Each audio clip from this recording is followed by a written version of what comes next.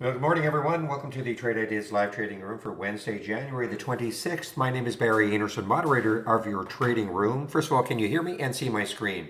And I'm a little bit early because I do have sort of a general announcement to make. Okay, you can see my screen. Okay, so we're having some issues. Our data provider, and it's obviously not widespread, but I guess there was some kind of an outage at New York Stock Exchange. So it is affecting some data providers. Unfortunately, ours is one of them. Because for some, for instance, I'm looking at my IB charts. My IB charts are fine. It's only NYSE stocks, okay? So for instance, Snap, AMC, you'll notice that it is stuck here, yeah, right there. This is after hours yesterday, but there is something going on, and unfortunately, I guess there were different data providers being affected, and we're one of them. So yeah, IB is good, but as Zach said, his isn't, and he uses center point. So I'm not sure who. It's kind of hit or miss. I know Thinkorswim is fine also. So just have to bear with it, guys. Nothing we can do about it, but just to let you know, all right? There's nothing wrong with your system.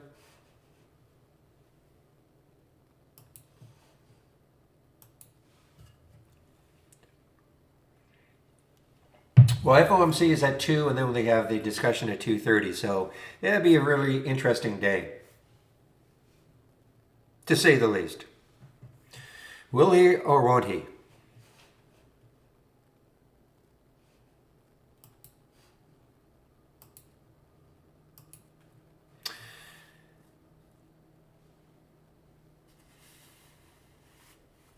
Nothing on my end, Rubber. I've had Windows 11 now probably for 2 or 3 months now. No issues whatsoever.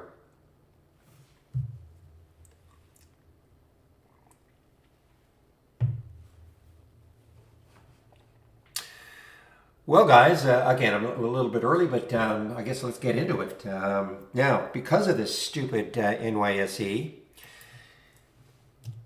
I swear I was going to short this CRTX, but we've been dealing with some internal stuff and answering emails from people talking about why aren't they getting data and all. So anyway, here's the CRTX. I was really, really interested in getting a short right around here. So this is one of those ones in which a clinical trial has been put on hold, okay, for CRTX, and they have trying to develop an Alzheimer's drug. So this is just obviously devastating for this company right now, CRTX. And this was right here. I mean, it's sat here for a while, 675 area. And there were a ton of shorts available, Interactive Brokers. Oh well, c'est la vie. Let me just do one other thing in one of my other monitors.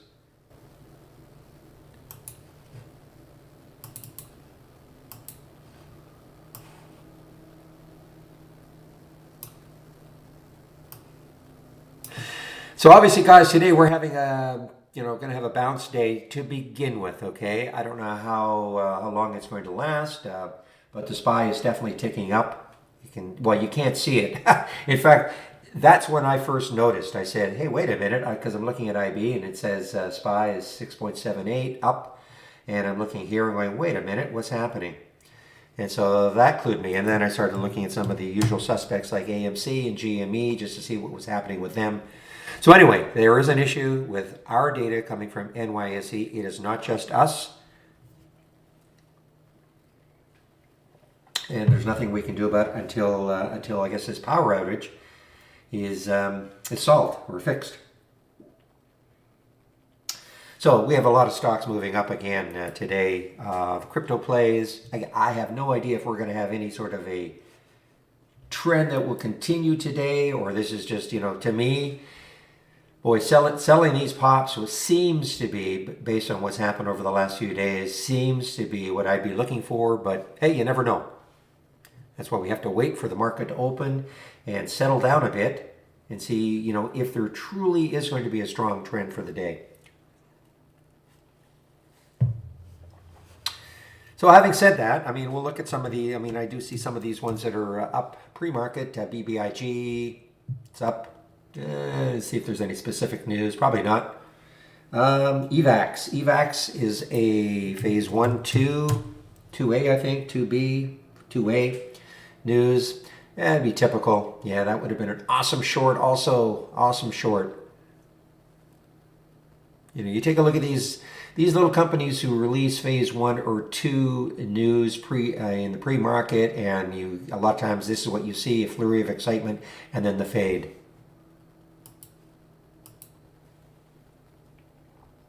MYNZ,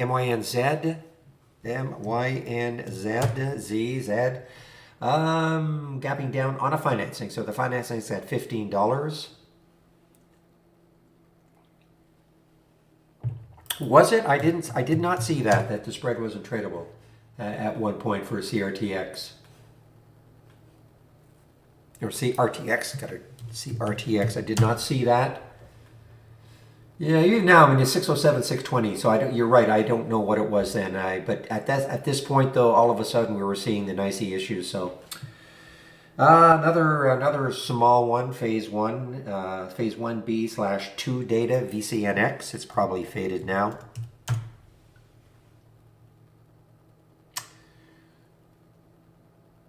Yeah, not shortable for me at Interactive Brokers, but that was, and you know, just look at these little bios, guys. They release news pre-market, and 9 times, well, I shouldn't say 9 times out of 10, but many times they just fizzle. Mattel.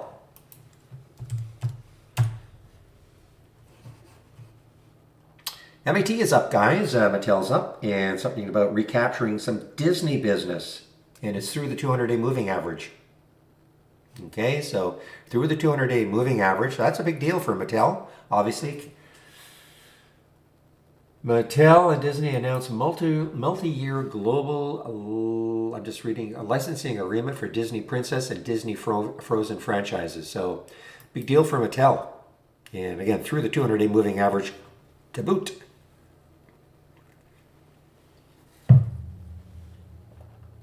ONDS, another one of these bios, I think. Oh, sorry, not a bio. ONDS gapped up a little bit here, and lots of volume actually. Pretty low float. See if I can see any news on it. 740 on this holding says American Robotics received new purchase order from Chevron, so they must have something to do with that company. Maybe they're a stakeholder in it.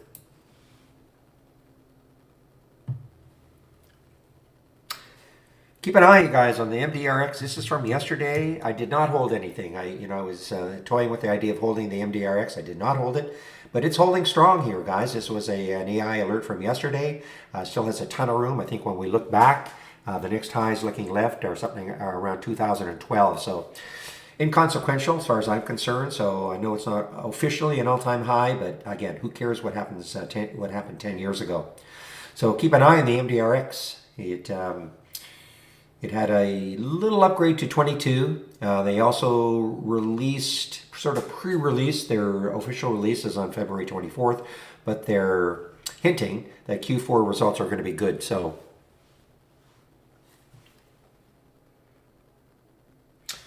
and then CLNE also popped in. I haven't seen this one for a bit. CLNE, Clean Energy Fuels.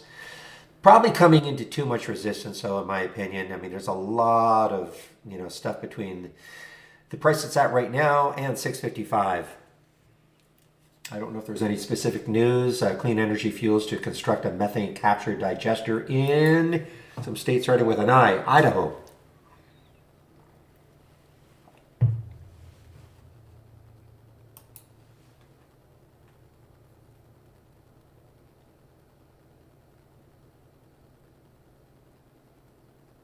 And yes, of course, Microsoft. Microsoft released earnings after hours yesterday.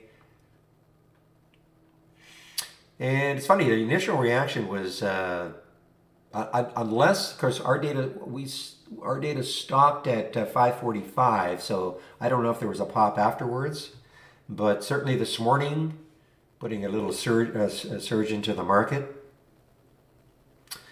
And by the way, guys, I can actually say this. Yesterday in their marketing meeting, I actually did see a chart where I think we're getting closer and closer to having data starting at 4, and probably going, well, I don't know about post-market, but I don't see why not.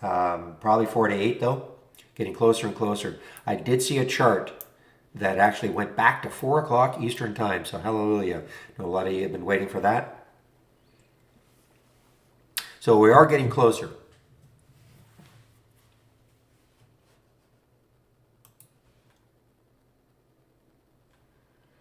And another big one in terms of price, FFIV, FFIV gapping down on earnings. Down 11%, $25. So FFIV gapping down on earnings. Now, I have to say something also here. Something's going on here because I should have some earnings here. They can't all be nicey. Okay, I don't think I should have some earnings plays here. So I don't know what's going on. There's something going on with the data though.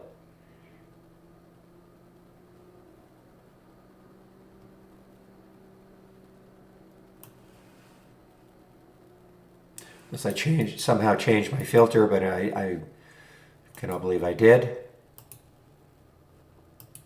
Yeah, minus 0.25, so that should be picking up. Yeah, I mean, that should be picking up anything that had earnings after hours yesterday and pre-market with that price range, up to $50.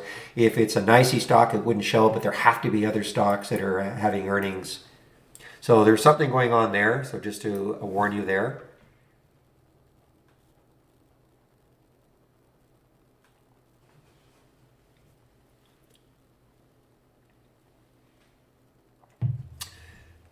MMMB. MMMB. Okay, let's take a look at MMMB. Well, Mama Mancini's, okay, or Mancini's. Mancini. I guess double C would be cheap. Anyway, Mancini. Yeah, I mean, it popped up to $2.95, came right back down. Shares up after Amazon Fresh authorization. Welcome, Jim. Or, well, Wildcat Jim.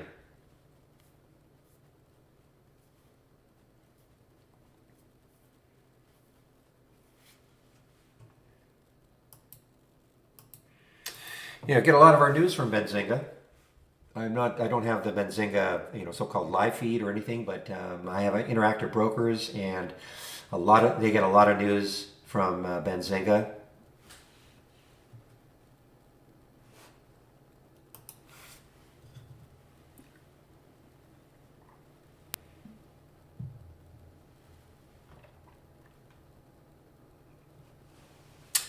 And let's see, anything else on my list? Not really. Again, everything is gapping up. Virtually everything is gapping up. Okay, it's not 11. Interesting to see what the analysts have to say today. I'm just going to go do a quick check to see what sort of upgrades and downgrades we have this morning from briefing.com. Let me just get my email up.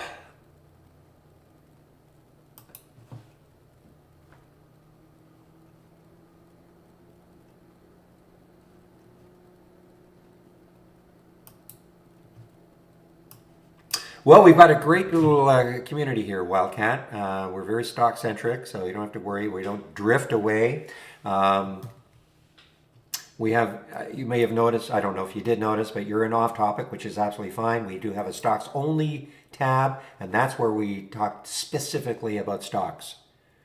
But also, this is not a room in which I, or anybody else, of course, is going to tell you what to buy or sell. We're going to have ideas. Anyway, let me get the, not a big list of either, really. Okay, let me get the upgrades in.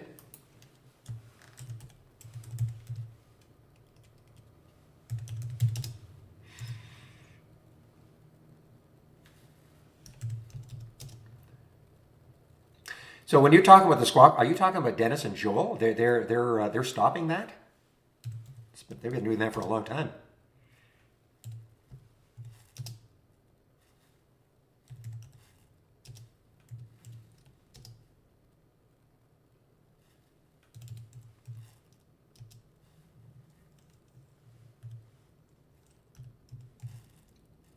Morgan Stanley with an upgrade for DraftKings, DKNG. Absolutely hideously beaten up over the last few months.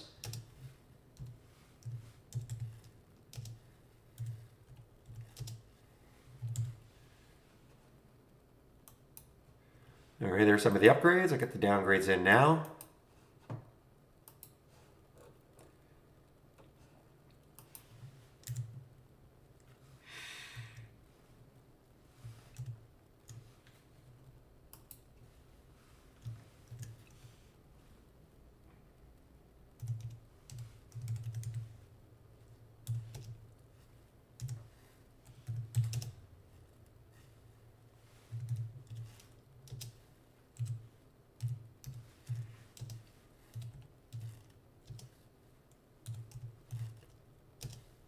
Just a few more to go. Not too many downgrades.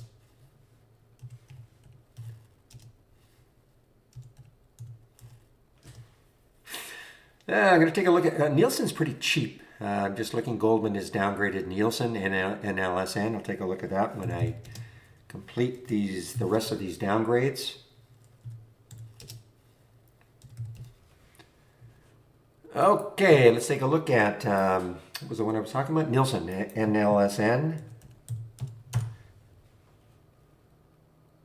No, it's a little more expensive than I thought. I thought it was in the under $10. So a little downgrade. But again, guys, you know, our data, unfortunately our data, what is it actually at? 1840. So this downgrade is actually taking an effect. This was after hours yesterday at 1915. It's a tough spread. I see 1840, 1881. Our NYSE data is kaput right now. Okay, so just have to wait. I guess there was a power outage, and it's affecting some of the providers. Unfortunately, we're one of them.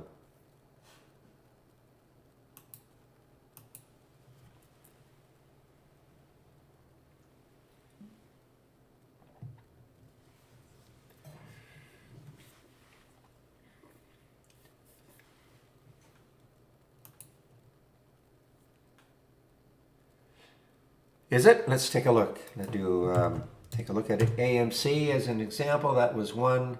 You're right. All right, we're back just before the bell. 15 minutes. Let me just let the guys at Trade Ideas know.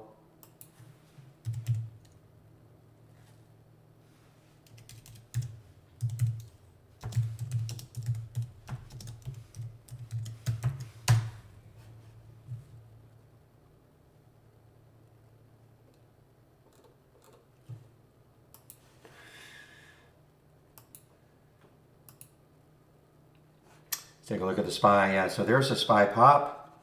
Hopefully we don't get, and that was rampant. That was not just Trade Ideas. I was worried yesterday, probably if you were trading yesterday, we all saw that big, huge bottoming tail for the SPY, which was, I don't know, what do we want to call it? Bad print, ghost print, whatever we want to call it. But unfortunately for us, it affected our charts, or the SPY chart all day long, because exponentially, we really couldn't see the moves. And our charts, we did not have a way to get rid of a print like that. So hopefully that doesn't happen. It's okay when it happens pre-market, because you can just get rid of pre-market. You know, just do a selection here, properties, show, well, it's off the screen, but in case this ever happens again, properties, and you just get rid of the show pre-market, and that would have got rid of that. But unfortunately, that happened when the market opened.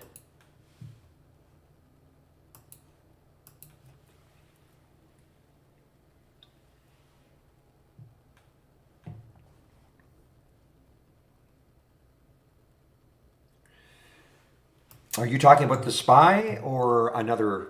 Because that happens at 8 o'clock. We see that at 8 o'clock a lot. On our charts anyway, we see that at around 8 o'clock.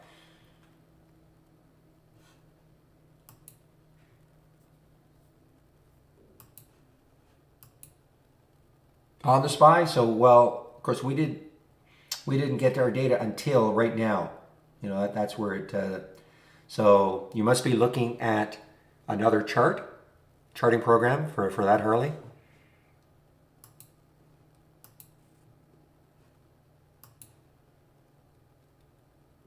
On TOS. Okay, I don't see it. For instance, I don't see it on my IB chart. I do. Oh, I do see it. No, it's yesterday. Sorry. No, I don't see it on my IB chart. You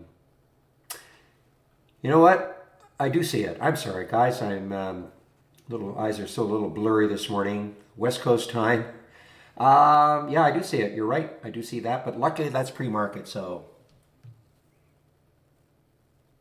even if we had it here, it wouldn't be as big a deal. All right, guys, give me a moment. I'll be right back.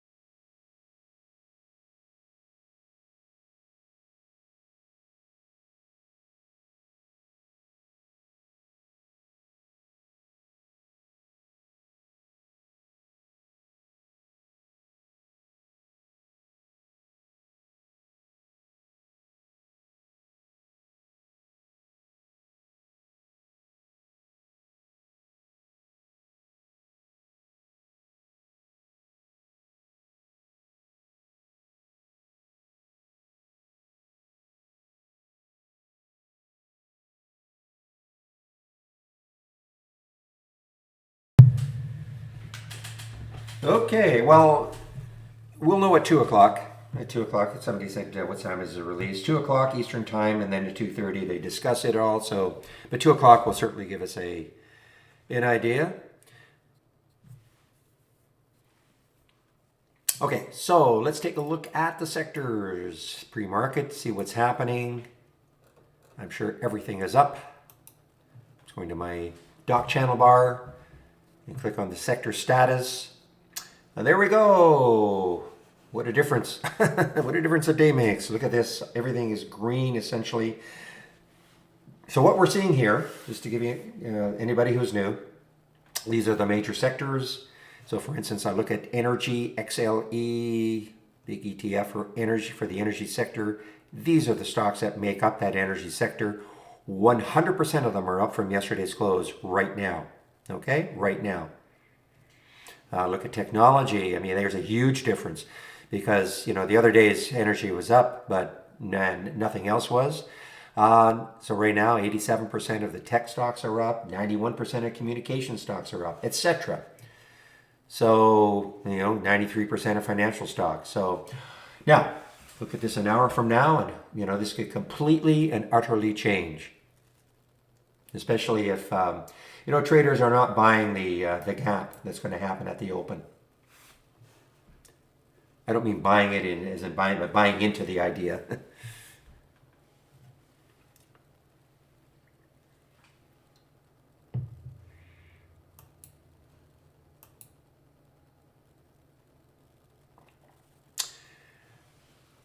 How do I filter the upgrades? You can't filter them. This is just a service, that I use from briefing.com. It's free, briefing.com. There are, many other websites out there, of course, which would alert you to upgrades and downgrades. So it's not a matter of filtering them. I post them.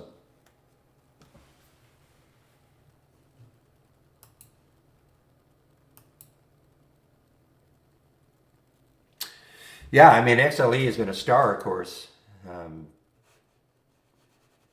Yeah, it was interesting what happened yesterday. We had this huge rally, and doggone it, William was right.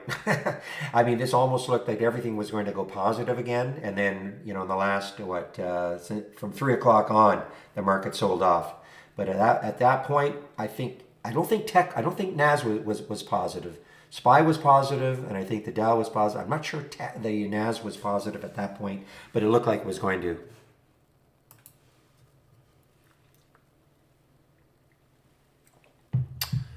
Yeah, VCNX repay. I mean, that's why, guys. I mean, you know, you really got to pay attention to these little bios at release news, if it's phase 1 or 2 in the pre-market. These can be just absolutely ripe conditions for shorting.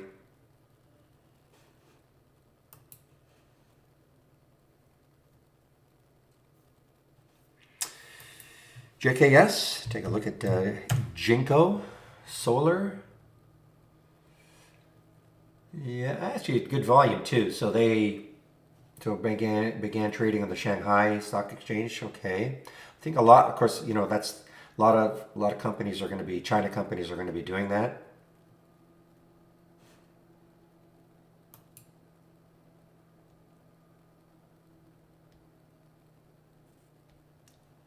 You cannot scan for positive consensus of earnings. Okay, not with us.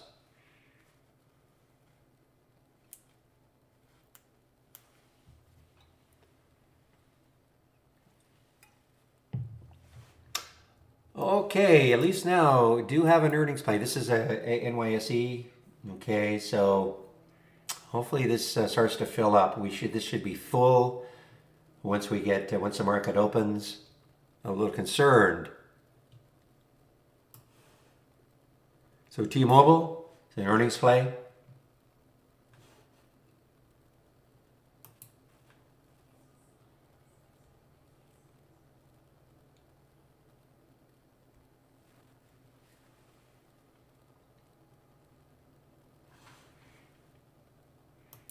Yeah, I'm just not going to go over all the Bitcoin plays. I mean, many of them are moving higher. Crypto yesterday was around 34,000. It must have popped. Must have popped off that. So because I'm seeing a lot of crypto plays, Mara, Bitcoin, BITF. Well, let's take a look at BITO as an example. So yeah, big pop for crypto.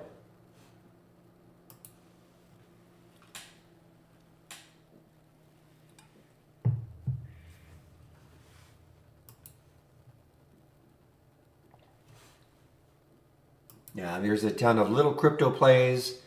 Another one, Can, so Mara, Riot, of course, BITF, Hut. But I just have my doubts that this is going to last. But hey, all we can do is trade what we see.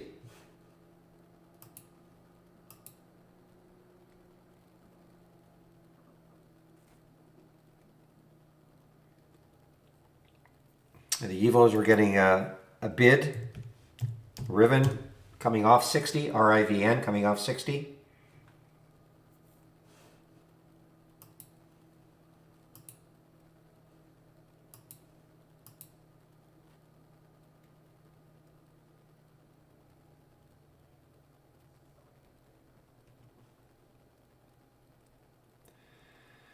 What are the China ETFs? Yin and Yang, I think. Is that not Ting? Yang?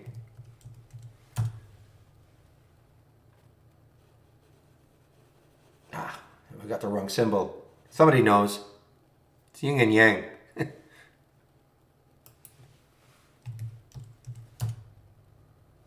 There we go. So there's the bear. There's Yang. Maybe it's YNN. It's something. It's somebody will know. Yang is the bear ETF for China.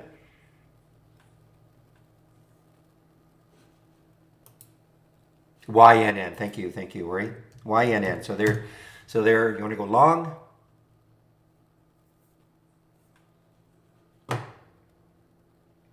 we're not getting any 15-minute data.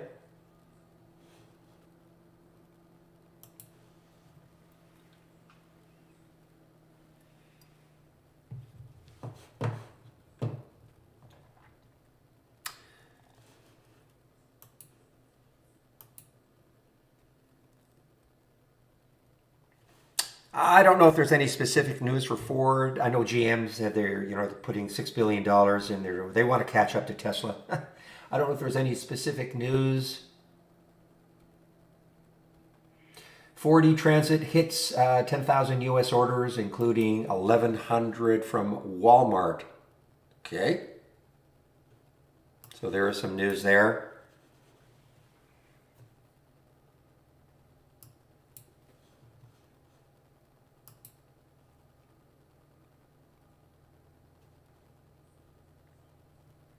All right, guys, one moment, please.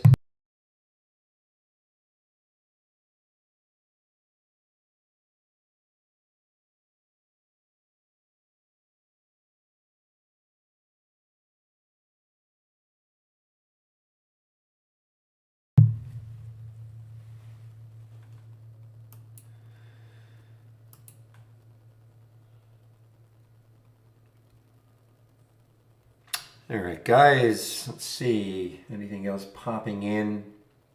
Yeah, Gato Silver. Big drop. Man, oh man. Saw that was downgraded.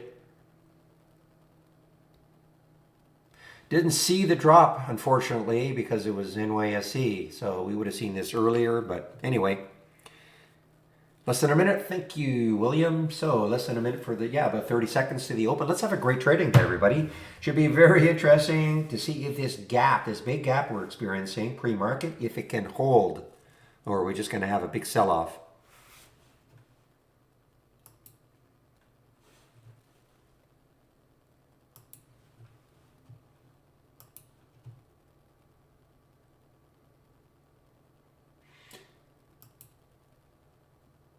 I know some of you are following this BSFS FC.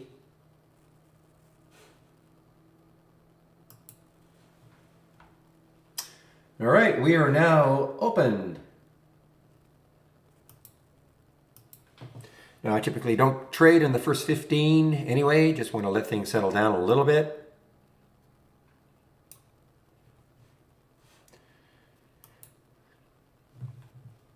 As you know, things can be extremely whippy in the first 15.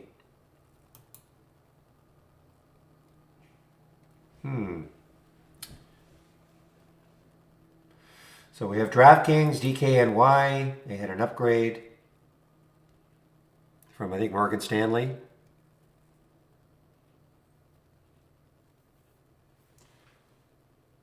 And we have our first halt of the day, BRFH.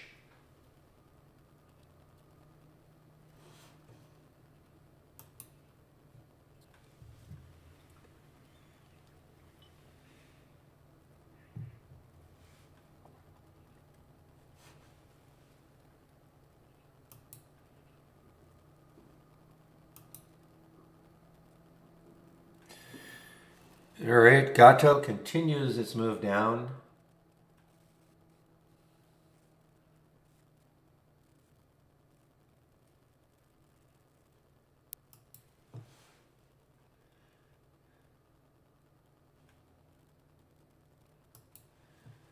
Boy, they're getting punished. Yes, I know.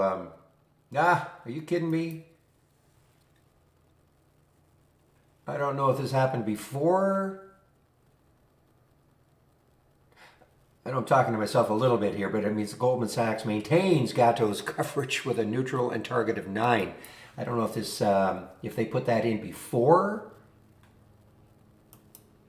the Gato's indicated the errors in resource report. Errors.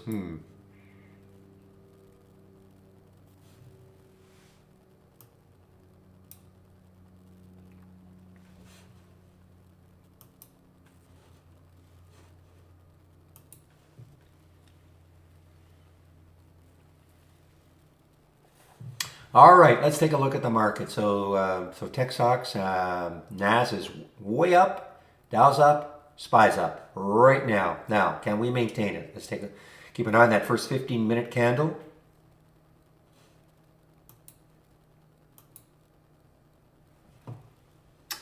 Yeah, LRN is an earnings play. I'm seeing it right here. LRN is an earnings play.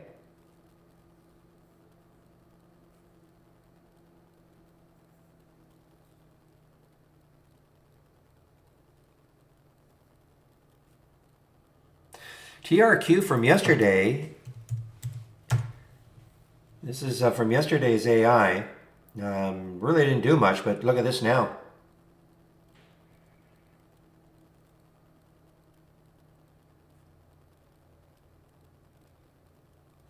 Again, it is early, and there's not much volume yet. It's early, just pointing things out.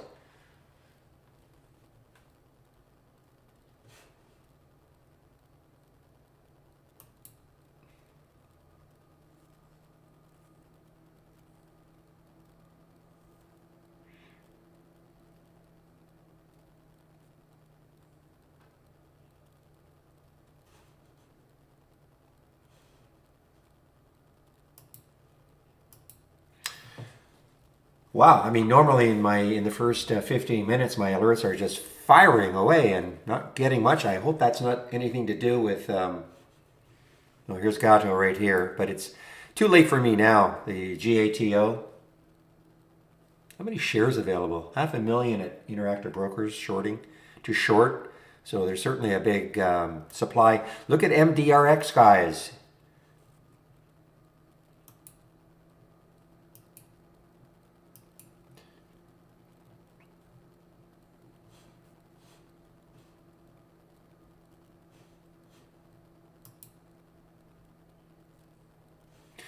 And look at MDRX. MDRX from yesterday's AI. Lots and lots of room.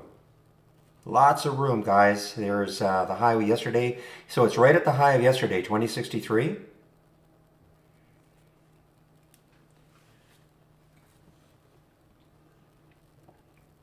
DraftKings, DKNG on the move after that Morgan Stanley upgrade.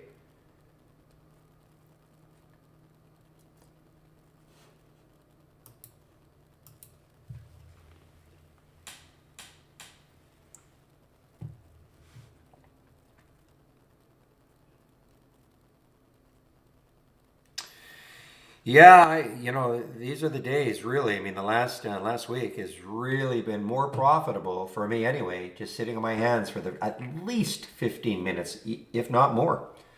Try to let things settle down a little bit. I'm sure people look at, DWAC looked pretty good this morning. But look at this. I mean, it popped up to 73, got all the way back down to 70. Now, ominous. Maybe a little ominous, guys. There's that first 15-minute candle. Still has 10 minutes to close, or 9 minutes to close, but right now it is red.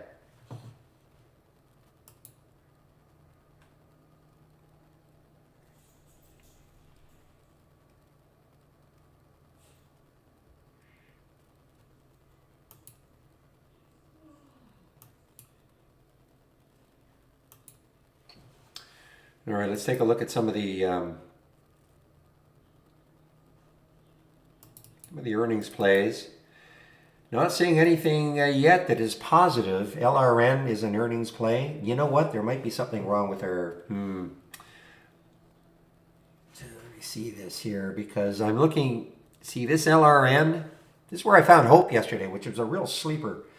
But this should be the position in the range. It should be like here. So there's got to be something going on. Is this it's an NYSE stock also. So that is I think we're going to have a little bit of problem with the NYSE data for a while, because this should be right over here, green, which would indicate that it's almost at the high of the day, which of course there it is. So. But there's LRN, yes, good earnings play so far. Huge relative volume, 66 times normal up to this point of the day, through the 200-day moving average. Well, I guess I could have hopped in Gatto maybe, but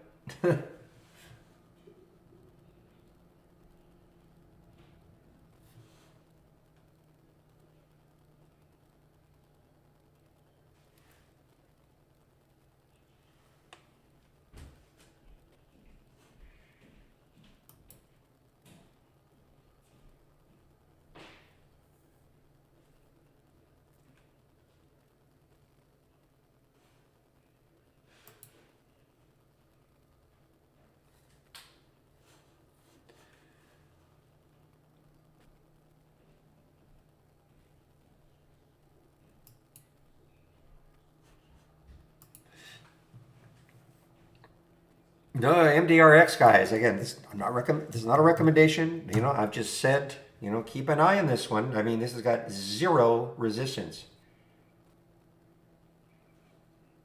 No, decent volume to start the day, 5.5 times normal.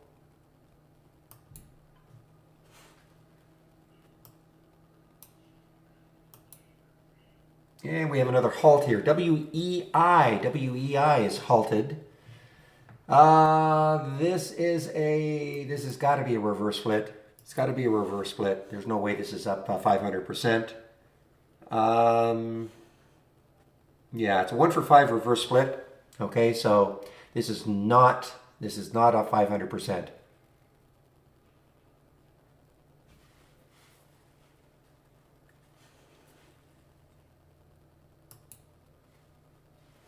But it is halted.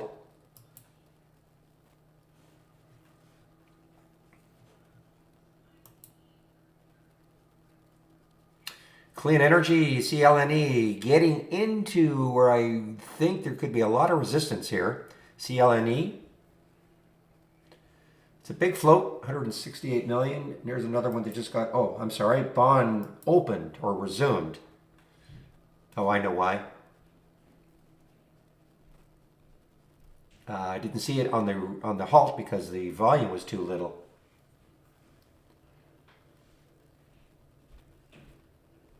Wow, look at MDRX, guys. I mean, this is, again, you know, just keep an eye on this.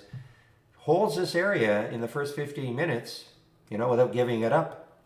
This could definitely have a continuation. Possibly a continuation. I don't want to be so emphatic about it, but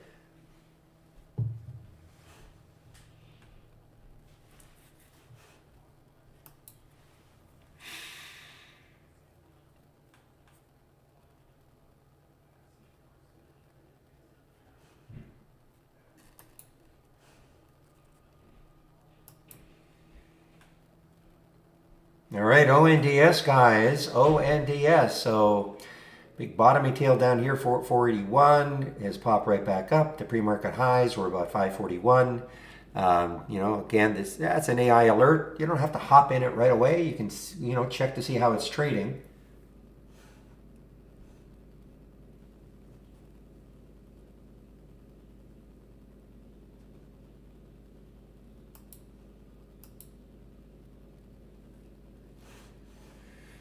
Wow, Gatto, 383, 351. So that's, you know, I thought it was, you know, maybe done by then, but wow. I outsmarted myself. Now, I don't know how easy it would have been to get, you know, with being down more than 10%, but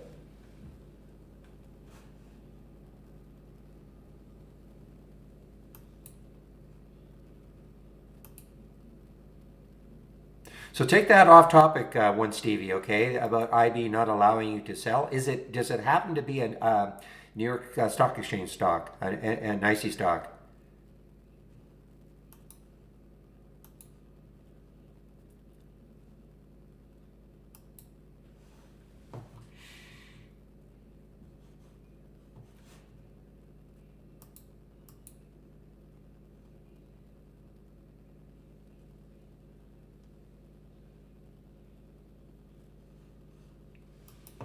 Yeah, FFIV was really gapped down on earnings today.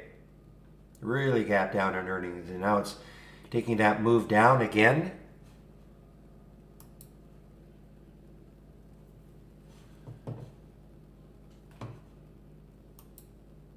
Brazilian energy play. Of course, all energy stocks are up, but of course, this is not part of the XLE, but PBR. But look at this. I mean, 1291 is the high over here. So the next high in the monthly chart is 15 something. So this got room. This is, you know, it's a huge, huge float. So Mark, is that a New York Stock Exchange stock, or is it, you know, I'd really like to know before I take a position.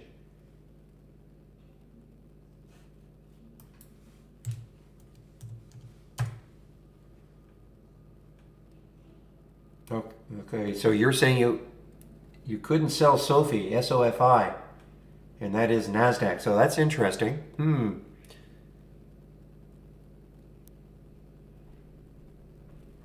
you just got a bulletin from IB. I didn't get it yet.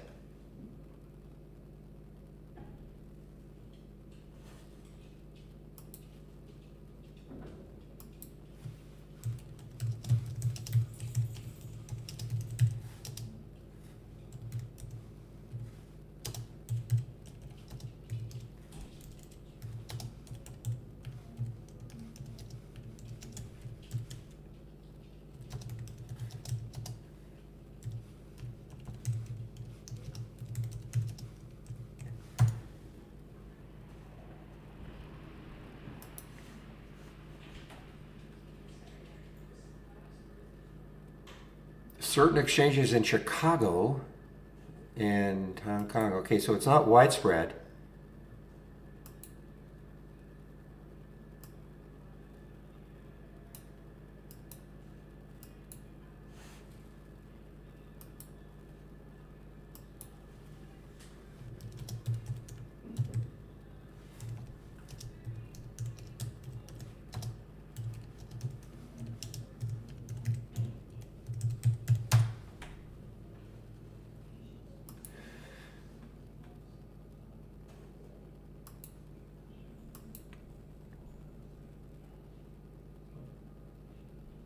All right, guys, sorry about that. Now look, see, look at the MDRX. I mean, that's why, wait, wait, 15. I mean, look at this. I mean, it got up to what, 2082, and it's pulled right back down.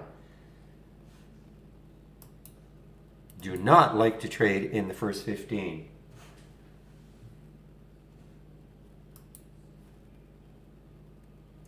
Will I miss the ones that keep running from the market open? Absolutely.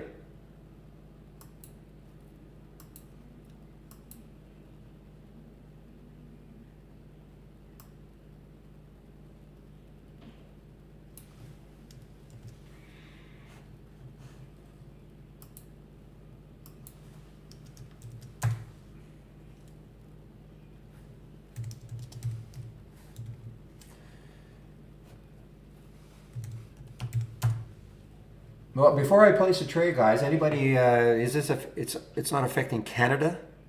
Somebody said Australia, so, of course I'm in Canada, so.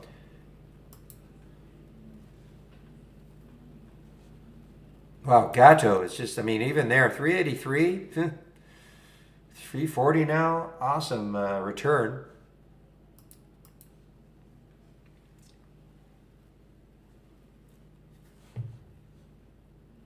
All right, Mattel, MAT. This could be interesting. Now, settling down a little bit. Big news from them regarding Disney. And, there's the 200-day moving average. So it's through the 200-day moving average. The next high in the daily chart is 2157. So you might want to let it take that out. What did it get up to? It got up to 2153. If it can do that, then the next high is 2242, which, wouldn't be too bad, almost $1 away.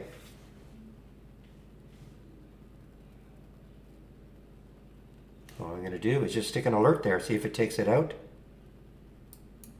You're around 2160.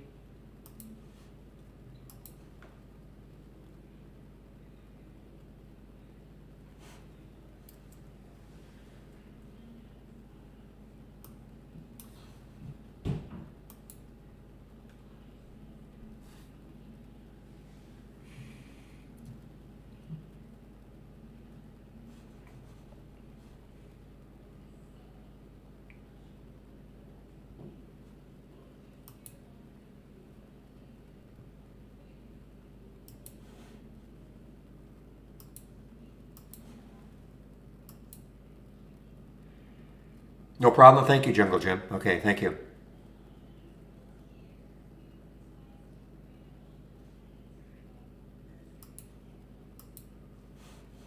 Man, oh man.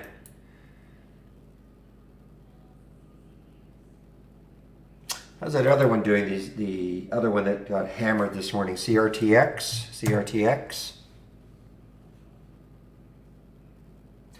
Seeing a little bit of a data delay too in our charts. I don't like that. So CRTX is starting to rebound a little bit. So Mr. William, you're our bio expert. So clinical trial on hold.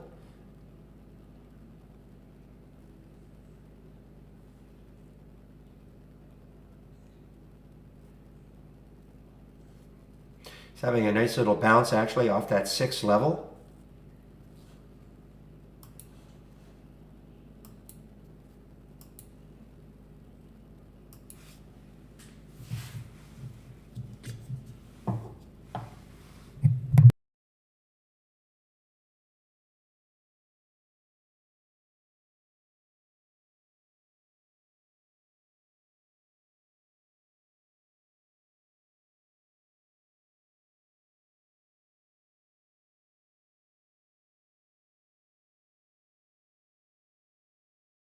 Guys, so I have my alert set here for DWAC. I just checked out, I think, yesterday's high.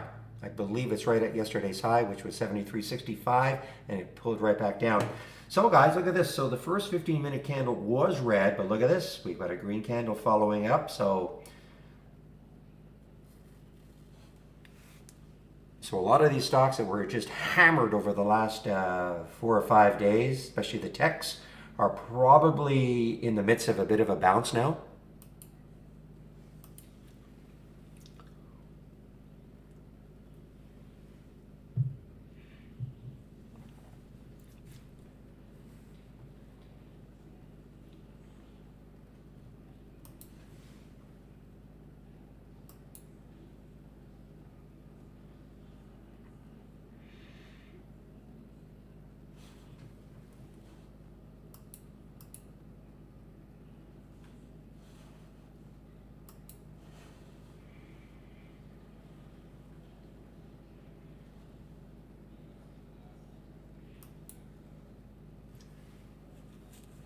Clean energy just made another new high, CLNE.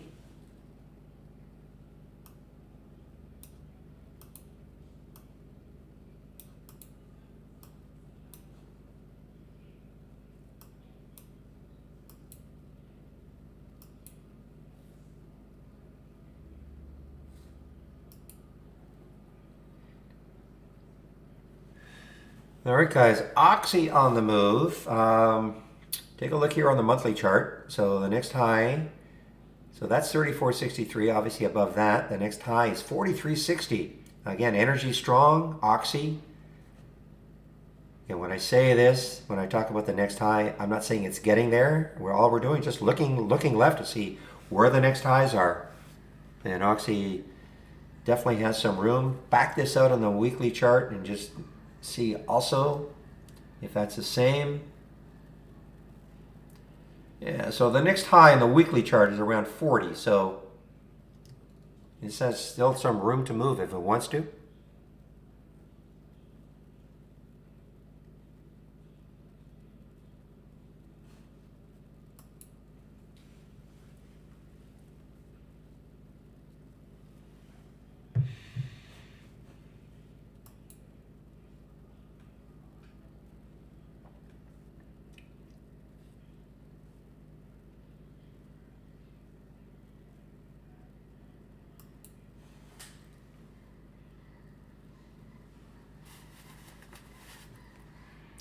Well, clean energy is CLNE, but it's getting really close to what I think could be a lot of resistance. Right in this area here on that 650 to 660. I could be completely wrong, but seems to be a lot of resistance here.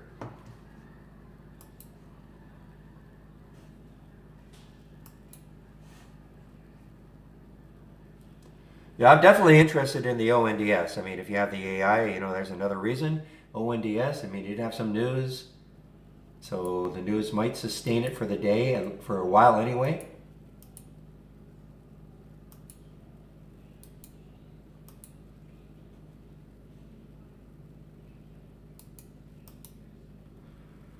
All right, now guys, I just tried to place an order and they wouldn't fill me.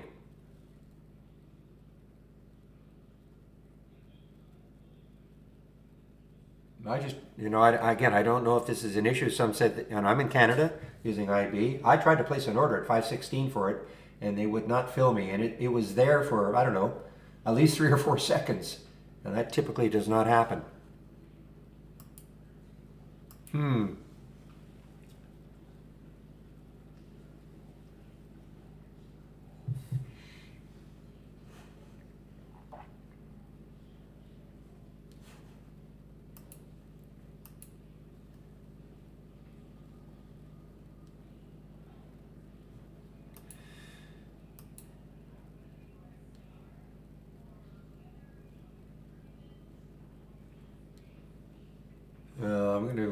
I got to be very wary about this now. I don't want to get nailed in something and not be able to get out of it like others have said. I know it in theory is not affecting Canada, but okay, here's Mattel, guys. MAT.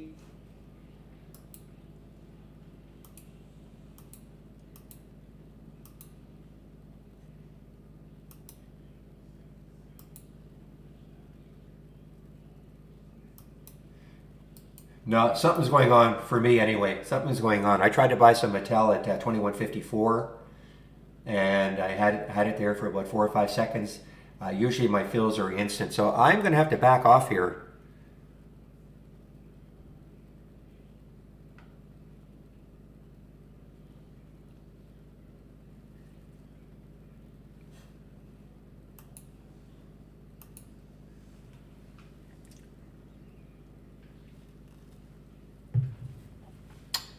Well, I certainly am not. I'm not contacting them.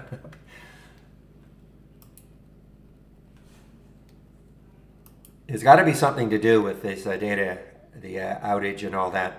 It's got to be.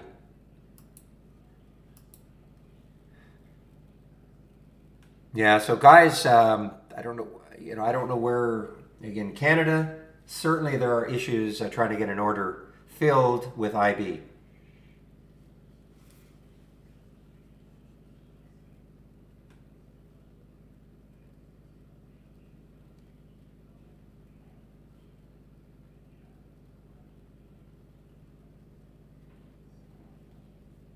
All right, good, interesting rubber.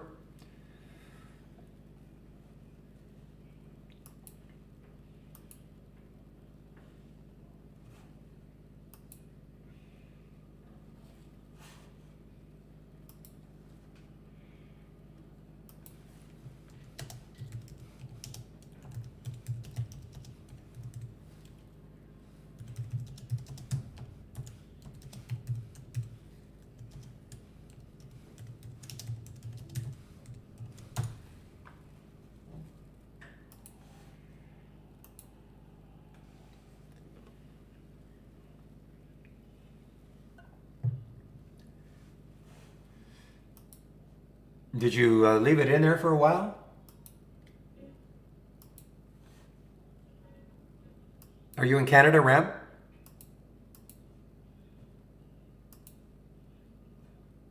Okay, yeah, and I'm talking. I don't think it's not widespread, but certainly it doesn't appear to be working in Canada.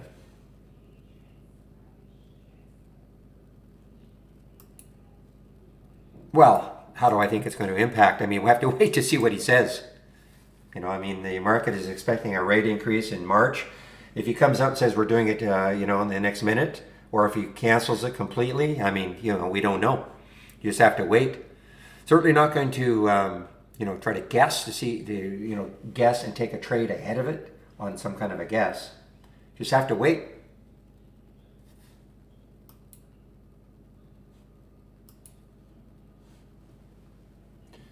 Well, Halliburton has just been ripping, ripping, ripping. I'm going to try one more time here.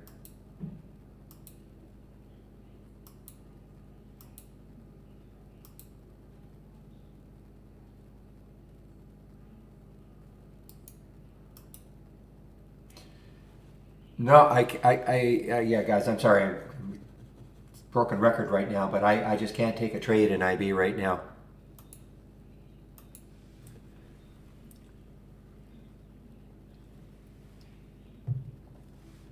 Shoot, I was looking at this one as that. Remember, we were talking about this bounce. Didn't get an answer back from William on this, but look at this bounce now for CRTX.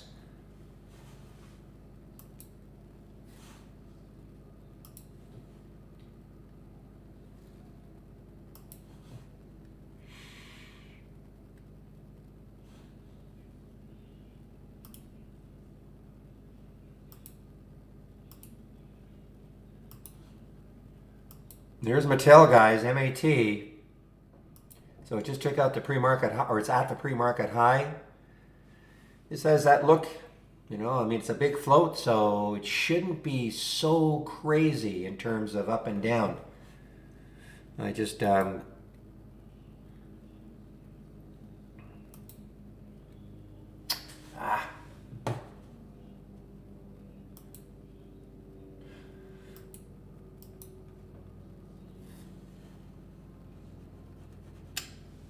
Oh, what I said about ONDS, well, first of all, it's an AI trade, it's an AI alert, but not able to take trades in IB. I'm in Canada, cannot take a trade, cannot, they will not fill me. That's all I'm saying, you know, but it's not just ONDS. Just have to wait it out for a while, I guess.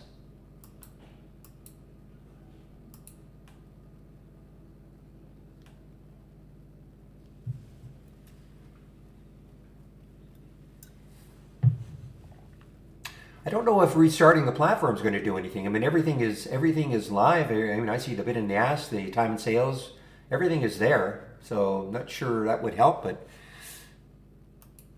if it persists, maybe.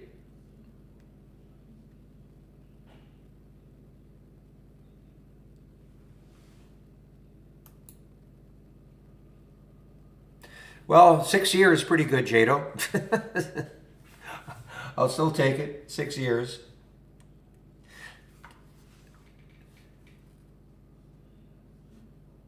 Keep an eye on LYFT, guys. So I have a scan that I've sort of resurrected, and I can give it to you. The problem is it needs a custom formula, but basically it's looking for stocks that have at least $2 to the next high or low. So you can see I just got an alert for a lift, and you can look left and 37.78. So this has to be at least 39.78. There we go, 39.93. So it's looking left and it's seeing where the next high is.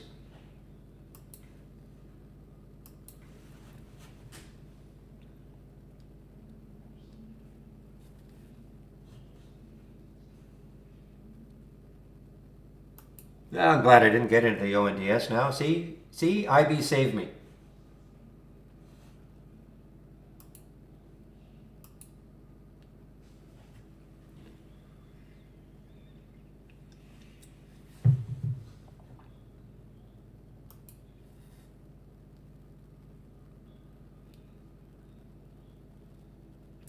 No, and it can't be because it's got a custom formula in it, and you know you have to add the custom formula. If I try to give it to you, the custom formula doesn't copy over.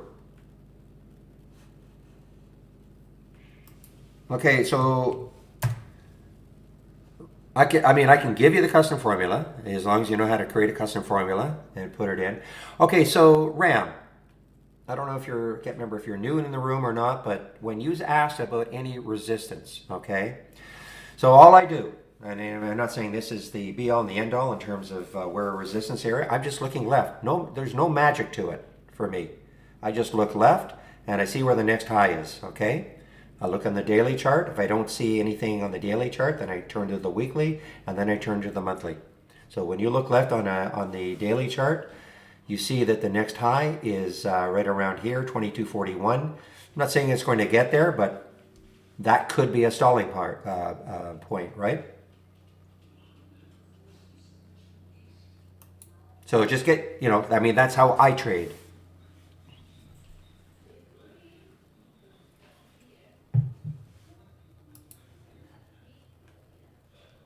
Again, does that mean that's the, you know, it couldn't stop, it couldn't pull back before then? Of course. All I really try to do is I try to take one obstacle out of the way, okay? Being chart resistance. That's all I try to do. Try to put the odds in our favor a little bit if I see, you know, enough room. You know, 100 other reasons why it won't keep going up, but I just want to take that out of the equation. Meanwhile, Gato, oh my gosh. Well, I probably couldn't have got it anyway, so I'm not going to cry about it too much.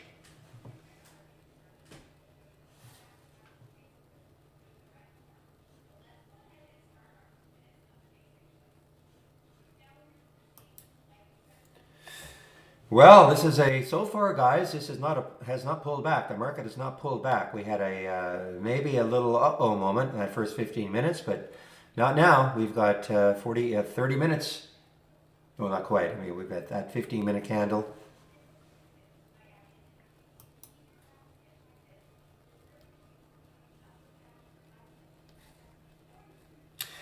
Here's an interesting one, guys. GLW. I mean, it's an earnings play. It's an earnings play over the 200-day moving average. And, where could it go? Well, look left. So I don't see anything on the daily chart. So on the next step, look on the weekly chart. Now, it looks like there is, what are we at now? 40.99. So the next high looking left is 41, just a little over 41. So that could stall it right around there. If it can see its way through that, then the next highs are, 42.56. So it may not have that much more to go. I don't know 100%, of course. Big float, 750 million in the float. So there is that.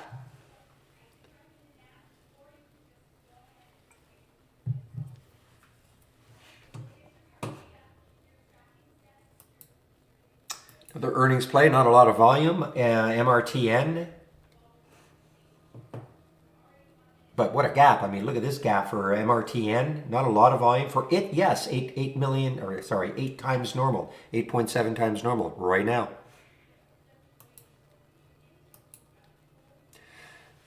Yeah, 2 o'clock and then 2:30, yes. Oh, yes.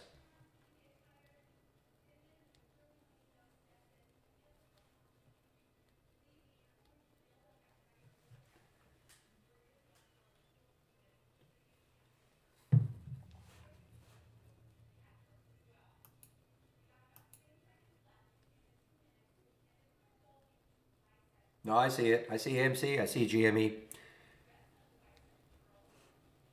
But until I'm able to take a trade, I'm just going to have to sit on my hands for a bit. NLST, net list. Let's take a look at this one.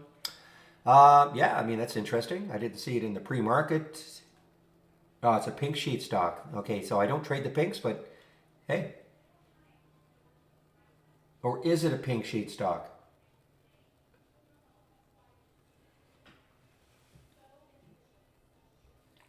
We have it listed as a pink sheet stock, but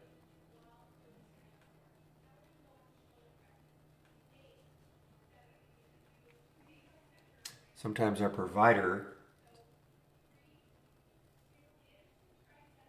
is incorrect. So, but look left on this one. I mean, now we got 491 is the next high looking left. So obviously it's got a ton of room. Big float, 220 million in the float.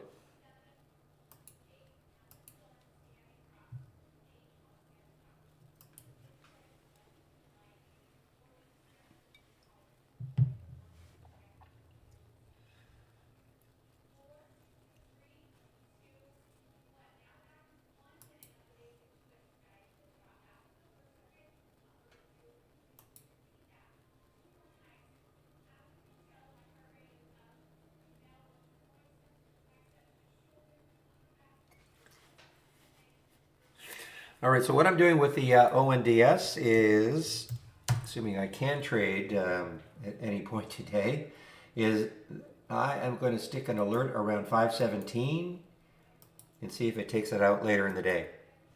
Okay, super choppy. Look at these topping tails, bottoming tails on the 15-minute chart. Super choppy. Let's see if it settles down somewhat later on and then pops through all this with volume.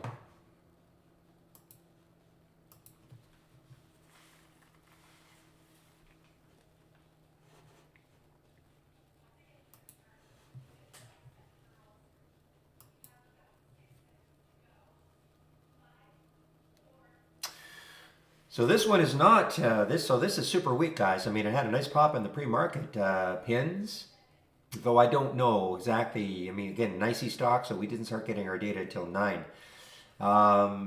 But look, market's open and it's gone negative. So this is definitely, I mean, considering what the rest of the market is doing, and it is a tech stock, it is not following what the rest of the techs are doing. PINS.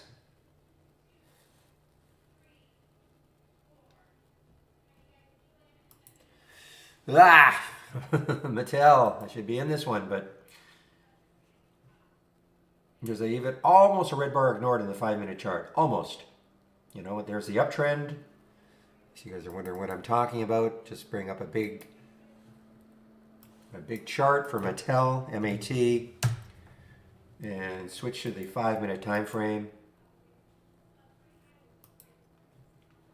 So you see that red bar? So you hear, obviously we have a nice uptrend, uptrend, uptrend.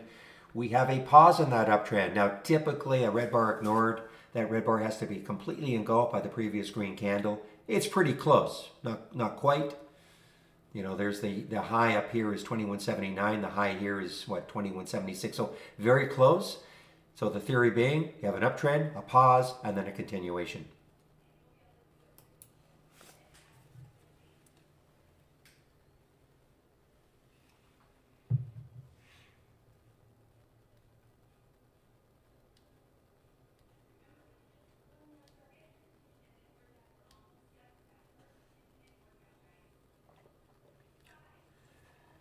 Well, I'm not a big swing trader, Rick.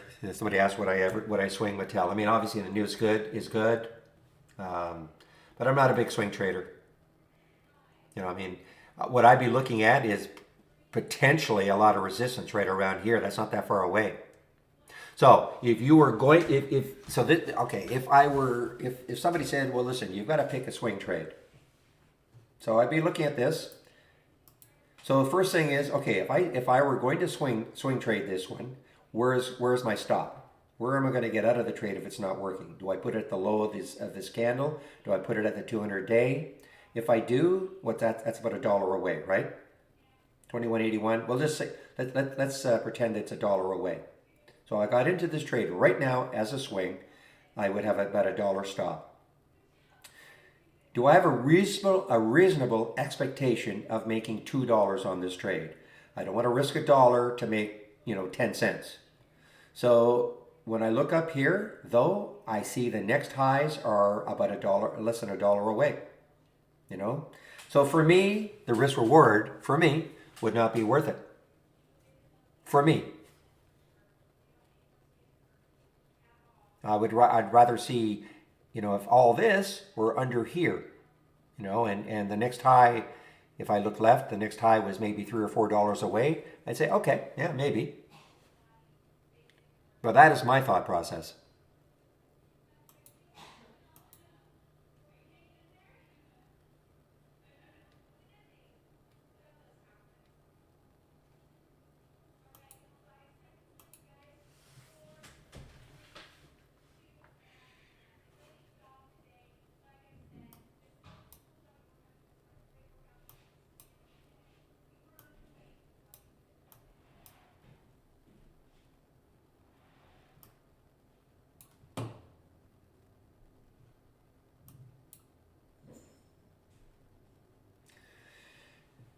All right, guys, a little frustrating here, but maybe try to place another trade, see if it goes through.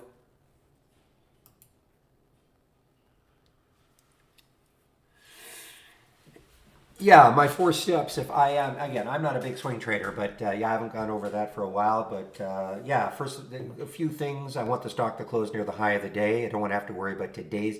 So for instance, if I were going to swing this one, I would want it to close near the high of the day. I don't want to see it, fall all the way back down and then have to worry about it taking out today's high. So I want it to be, near the high of the day. I don't want it to be, I want it to be far enough away from the 200-day. Obviously, in this case, it would be. It's underneath it. The 200-day is underneath it, so I don't have to worry. In other words, I don't want to see the 200-day lurking above it. But then looking left, I want to see, enough room for it to keep moving. And then the other thing is I never, ever take a trade through earnings. So if Mattel had earnings after hours today, for instance, I would never be taking the trade.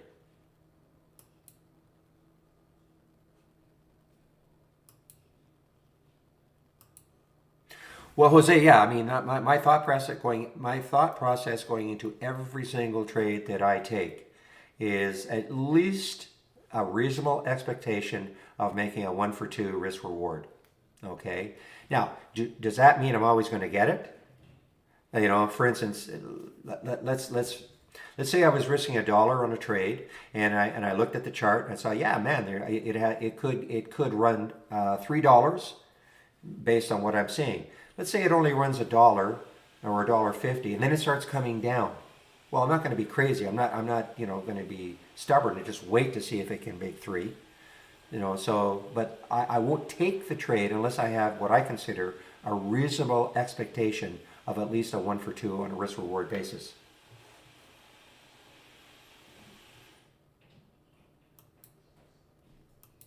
I'm answering somebody in our YouTube room.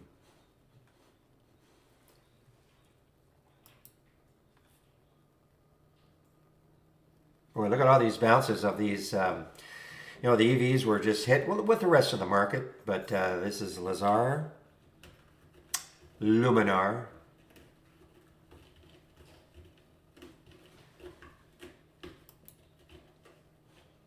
look left. This has got some room. 15.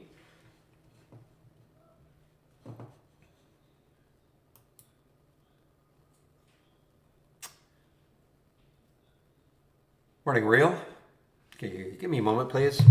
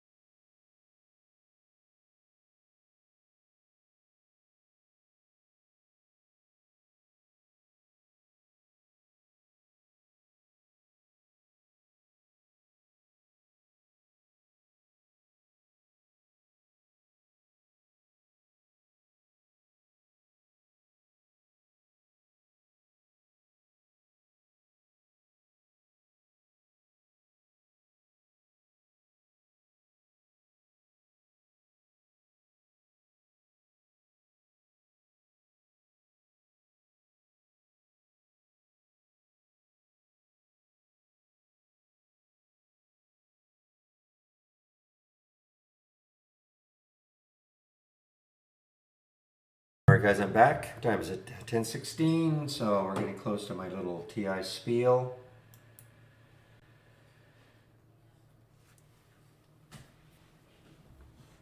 Oh, I have a stop loss. Yeah, so the question was, do I have a stop loss? I have a stop loss in every single trade I take. Yes, Jose. I'm going to go over this in a little bit. I'm going to talk a little bit about money management and all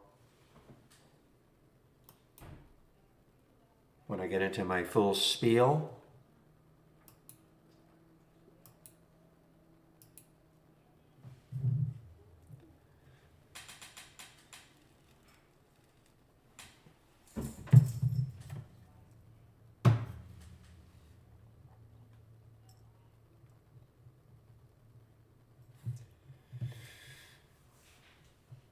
All right, guys, sensing maybe a little pullback coming here in the market. Let's just take a quick look before I get into my spiel. Let's take a look at the sectors now, see what they look like. Probably not a huge difference from what we saw 10 minutes before they open.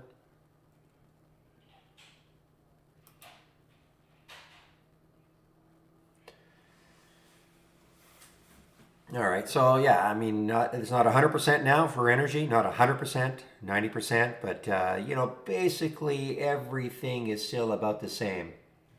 Even consumer staples, I think it was only about 40 odd percent, so it's at 62%. Yeah, so everything, communications, a little bit of a tick down. And again, these percentages, all that means is that 91% of the stocks that make up XLE are above yesterday's close. That's what that percentage means.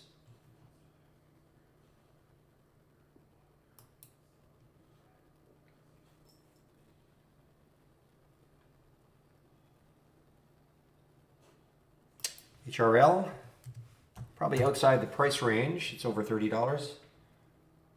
Yeah, but it's great. Absolutely real. Is it an earnings play? No, it is not an earnings play.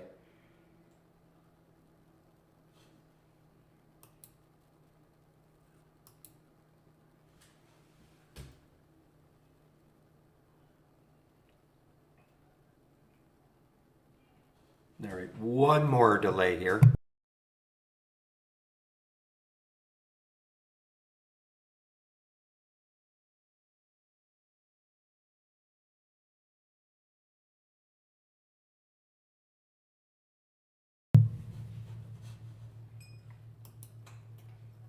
Lazar keeps moving. LAZR keeps moving higher. All right, guys, it's now 10:20, so I'll go into my spiel. So first of all, if you're new to the room, welcome to the room. This is the format, Monday to Friday between 8 a.m. and 3:30 p.m. Eastern Time, sharing my screen and live on the mic.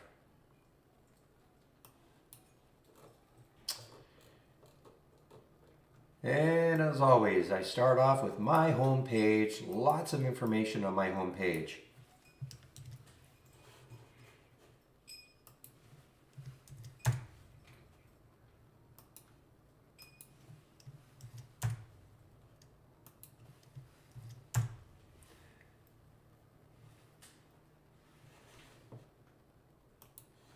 All right, so I put my homepage link in. You click on the link, and of course, in the main trading room, this link, my tab is there all day long, of course. So you can click on that, and when you do, this is the same link that you'll see. So I'm going to click on it here.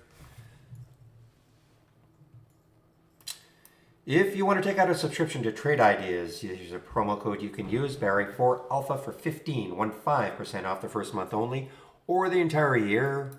You click on Get Trade Ideas, and we have 4 plans. We have an annual, monthly, premium standard, premium annual, $22.68 a year, minus the 15%. Standard is $10.68 a year, minus the 15%. The big difference is the AI, which I'll go over in a bit. You don't have to take on an annual subscription. We have month to month. 118, 228. The 15% can be applied to the first month only. Again, listen carefully. First month only. If you maintain a monthly subscription, this is what you'll pay going forward. You can always upgrade from a monthly to an annual, and we'll honor the 15%. 3 free sections on my homepage. Trade of the Week is sent to you before the market opens every Monday morning. I do a stock of the day video at noon Eastern, and our big education section is right here. We have a comprehensive user guide. If you are new to Trade Ideas, so just starting out, I would take a look at the 20 introductory lessons. Goes over all the basic features, top list, creating them, alert windows, creating them, all the way down to the AI, which we nickname Holly, and Brokerage Plus, okay? So I would take a look at this first before you do anything else. Daily support session. So I take a break at noon Eastern. One of the other traders takes over in our YouTube room between 12 and 1. Today's Wednesday, so it should be Steve Gomez. If it is, I'll confirm it, of course. And so before I do take my break, I'll put the YouTube link into the main room if you want to head over there between 12 and 1. And of course, Chris Varley is there between 3:30 and 4:30 every day, not every day, Monday to Friday. And daily webinars. Today is Wednesday. There's not a webinar today. This week we're on we're Tuesday, Thursday. Next week it's Monday, Wednesday. You can sign up for them all right here. And a back to basics. If you're new to trading, great little series. I mean, it's as basic as this. What is a stock? Okay, it starts off like that. So if you're new to trading, all free. And of course, this section right here are my scans that I am sharing. Obviously, you have to be a subscriber, but here are my scans that I share.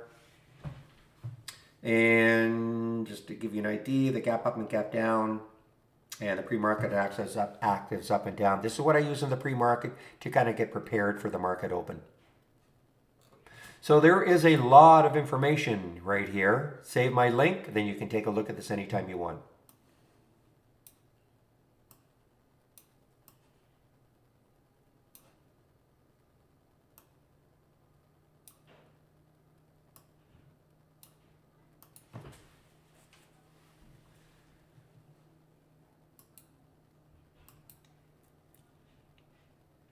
All right, now, so I'm seeing some drifting down now of some of the things I have thumbnailed.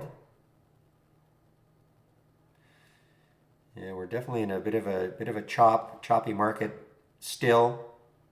Some things, of course, are probably trending a lot better than things that I'm looking at, but I have to rely on my scans. So, what is Trade Ideas? We're a scanner. That's what we do. We scan the U.S. stock market. Doesn't matter who your broker is, where you live in the world. You can use Trade Ideas. So, of course, if you want to build your own scans, you can. In the previous section, I was showing you the scans that I share. But if you want to build your own scans, of course you can. So, for instance, here's the 10-day daily breakdown. If I right-click on it, configure, summary, this is what this scan is looking for. All right. Not so important, what these values are, but when you build your own scans, if you want to, you always start off with some filters. So in this case, I'm looking for stocks between $2 and $35. Current volume is at least 8, meaning it's trading at least 8 times normal up to this point of the day. 500,000 shares minimum, etc. So if the filter values are met and a stock makes a new low for the day, we get a real-time alert. Okay, that's what this one is doing, and this is just the flip of it. So what this DR means, it means don't repeat. So I like to always be able to look back and say, okay, when was the first alert for Gatto? You see it was repeating over and over here. But I like to go back in time and say, great, I had an alert at 9:33. The price was 383. What did it do from there? Well, we can say that it obviously was awesome. Okay. So that's why I like to have the don't repeat, usually side by side, a lot of my scans, just so I can kind of go back and see what happened from the initial alert. And don't repeat is just it's just you go to right click properties and don't repeat. Okay, and then you check that, and then you have different time frames. Don't repeat for a minute, 5 minutes, 15, 30, an hour, or for the day.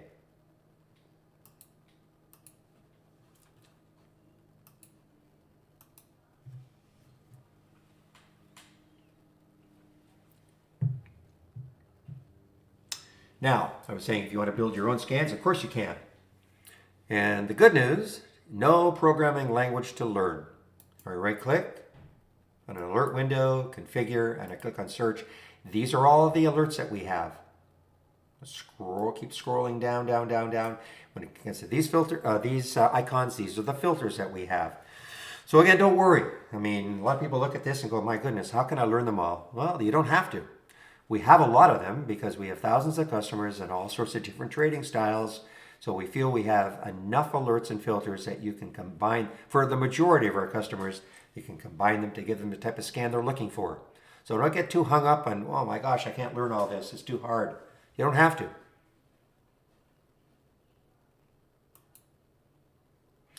Now, we also have a lot of other scans that we are sharing. If you click on New from our toolbar, click on New, and then the dock channel bar. These are all theme-based channels. Okay? So for instance, here is the momentum channel.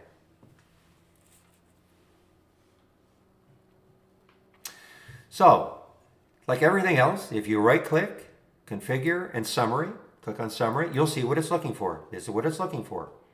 Just like my scans, if you didn't like the price range, for instance, if you thought, well, I like the concept of this scan, but I like a different price range, you just change it. Well, let's change it to 10 and 100. All right, click on the summary, and you can see how that has changed.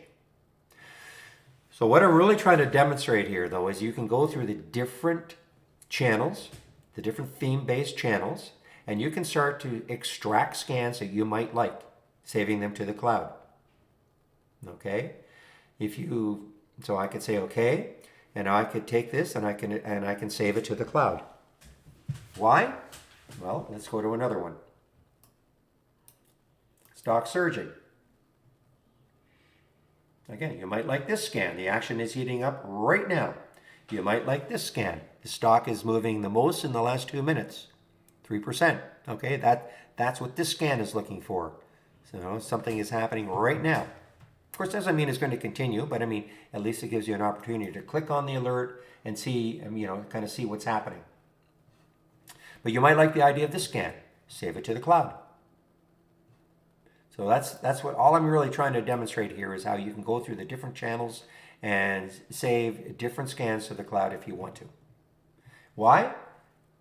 Because then you can bring them back one at a time and create your own layout. You can add some charts, things like that, but you can create your own layout without actually having to build any scan from scratch if you don't want to.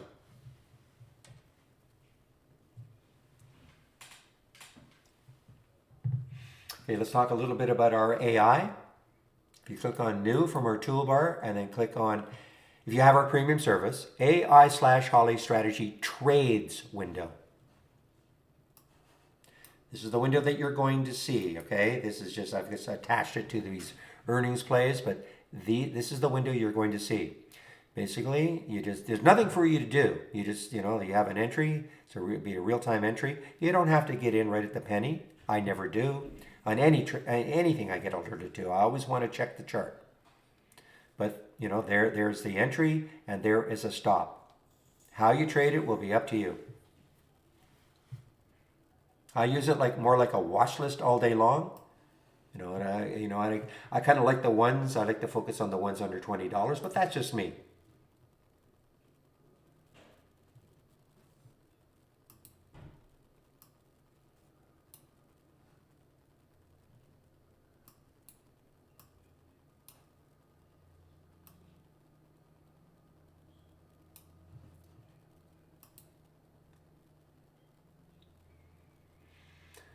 Okay, that's good to know. Well, not good. Trade 15. Where are you located? Are you in Canada or where are you located? Texas. So even in Texas. Yeah, there's an issue with IB today. And that's why I'm very, very reluctant to take a trade. I'm not saying this is widespread, but definitely, I was trying to take some trades earlier and I couldn't get a fill, which is highly, highly unusual. I'm not talking about shorting. So I'm just going to back off for a while.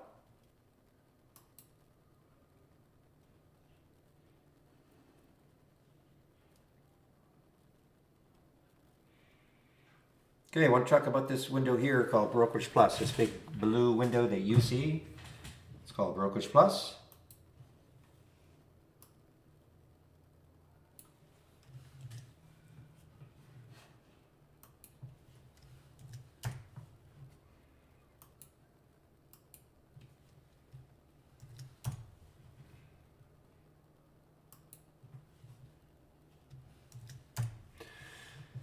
All right, Brokerage Plus. I just put the video or the link to two videos. The short video shows you if you have an interactive broker's account or an E-Trade account, how you can actually use this window that we call Brokerage Plus to trade from within Trade Ideas. Okay, only available if you're using our downloadable application, not available if you're using our web-based version. But please listen carefully. If you don't have an IB or E-Trade account, doesn't mean you can't use Trade Ideas. We're a scanner. That's what we do. We scan. We happen to have a feature here. It's an option that if you want to use it, you can. If you have an IB or E-Trade account. Okay, I just want to make that really, really clear. And again, the first video, the short video, you'll notice here. It says Brokerage Plus in the toolbar, and underneath it says Live and Sim. So Live, obviously, you watch that short video, shows you how you can connect to your IB or E-Trade account. Sim, though, is what I like to demonstrate. This is the simulator. Paper trader. Can't emphasize enough that if you're getting into trading, you're new to it, do not trade your real money until you practice trading. You can use our simulator. It uses our real-time data, okay? So you don't even need a broker's account. If you're still unsure about who your broker is going to be, but you want to practice trading, you need our standard service, and then you can practice trading using this simulator. Okay, give me one moment, please.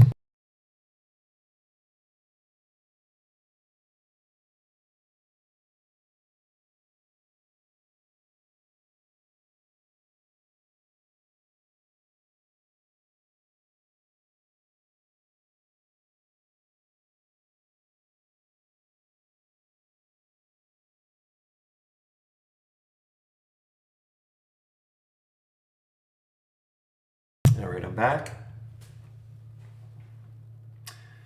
So let me, I'm getting a few questions about, risk reward and stops and things like that. So I'm just going to demonstrate what I'm talking about.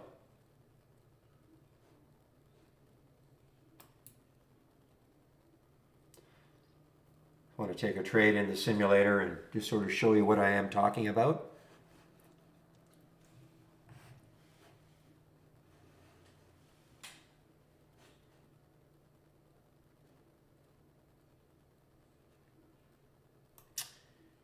Oh, another new low for Gatto. Wow.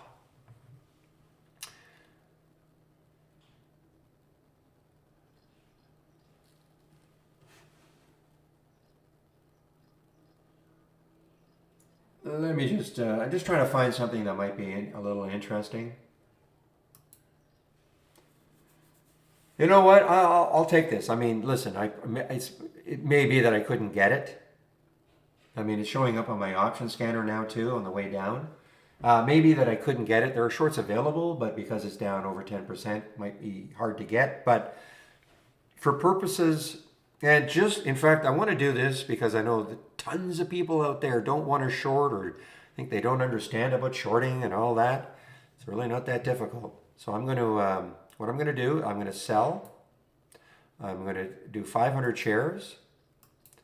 I'm going to do it at the, I got to do this too. Again, this is something we're working on, okay? If this is a development version of Trade Ideas that I have, so you won't see this exactly, but I'm going to send it. Okay, so it took the trade at 321, okay? 500 shares, you can see the minus 500, and it's basically that simple, okay? I am short at 321. I'm going to put my stop at 341. I'm going to explain why I'm doing this. And you'll see a red line will appear on the chart right around 341. Well, not right around, it'll be here at 341. And it should say approximately minus $100.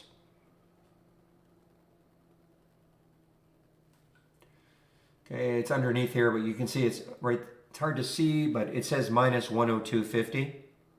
Okay? It's just because it's so close, but anyway, but it says minus 102.50. So, how did all that happen? Well, first of all, somebody asked in our YouTube room, do I always have a stop when I trade? And the answer is one big emphatic yes. Okay. When I take a trade, first of all, I have boxes that I have to check before I will take any trade. I'm actually looking for all sorts of reasons not to take a trade. All right? Unless I can check all the boxes, I'm not taking the trade. It's that simple. I'm pretty stubborn. So, the boxes that you're going to check, I can't tell you. All right? All I can say is this is how I trade. Most of the boxes are already checked based on the scans that I have. In other words, I'm never going to see a stock that's outside the price range that I like. It's always going to have the minimum volume that I need, say the minimum relative volume, and some other filters are already in place. So I don't have to worry about that. The next step is, of course, and then I'm clicking on the alert, I'm checking some things, how much room does it have, and then I can size up whether or not I want to take the trade. So that's the first thing. If I decide that I want to take the trade, then I'm always going to have a stop. Before I take the trade, I know where my stop is. I put the stop here 20 cents away just for make the math super simple. Because the next thing is, okay, if you understand and agree with the concept that there should be a price that you should be getting out of a trade, and how you determine that price, of course that's major part of trading.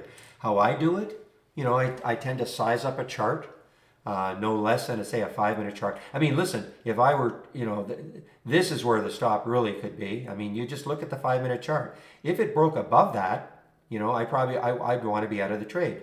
This looks like that's pretty strong resistance here. But if it broke through that, I want to be out of the trade. So that's what I do. Some might take the low of the previous 5-minute candle or a 15-minute candle. How you do it, you have to practice trading, okay? You have to get comfortable with how you're going to place your stops. No right or wrong way. The only wrong way, I would say, because I hear people say this all the time. Well, I have a 1% stop every trade, or a 10-cent stop, or a 20-cent stop, some fixed number. It's not based on anything, in my opinion, okay? So in the simulator, what I'm trying to do is I'm always risking $100 because that's the next step. If you have a $5,000 account, I'm hoping you're not going to risk $1,000 a trade. So in the simulator, I'm risking $100 a trade, and that will share size me. How? Well, as I said, I wanted to make the math super simple, so got into this trade at 321. My stop is at 341, understanding this is a short, so if it goes, I'm hoping the stock goes down in price, and I cover lower to make the money that way. So that's why the stop is above the price, 321, it's above it. So that's 20 cents away. So if I'm risking $100 on the trade, I divide 20 cents into 100, and I get 500 shares. That's where I came up with the 500 shares. So again, I hope you understand now that I'm not, first of all, I don't vary how much I'm risking each trade by very much. In other words, I'm not going to risk $1,000 one trade, $50 the next trade, $500 the next trade. I'm going to keep, and it's all based on your account size. So I'm going to keep that amount very consistent trade to trade. And that's how I share size. So I'm not taking 500 shares every trade. That's only because the difference between my entry and my stop was 20 cents. If it had been 15 cents, it would have been a different number of shares. Okay? If it was $1, it would be 100 shares. Okay, in the simulator.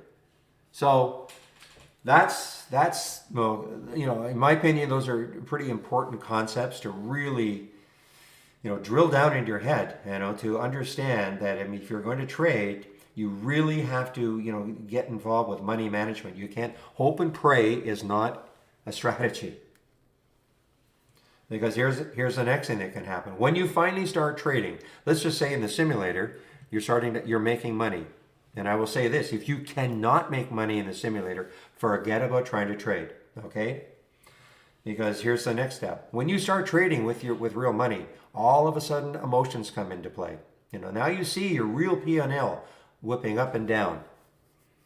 Sometimes, as I said before, you have a checklist.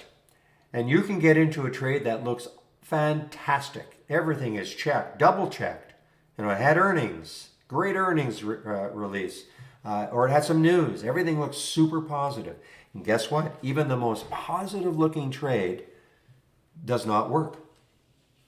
So the problem is, though, is that you can't believe it. You just don't want to believe that it's not working. So instead of allowing yourself to be stopped out for that manageable loss of $100, you allow it to go to $200, $300, $400, $500 before you finally give up and sell it, and just kick yourself for not obeying your stop.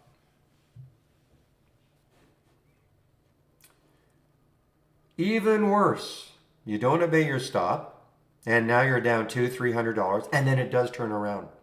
And now you're up $200, $300, patting yourself on the back. I'm so glad I didn't obey my stop because I knew it was going to come back.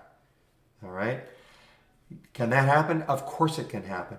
But I'm telling you, it's a great way to destroy your account by not obeying your stop. In my opinion, anyway, that's how I trade. When I get stopped out, it's just a nice manageable loss. I move on, and guess what? I could always get back into the trade. If it sets up again, kind of the same way it did the first time when I got into the trade, I can always try it again. Commissions, there's no excuse for not getting out of a trade because of commissions. So that's it, guys. Now I can start looking at the market again.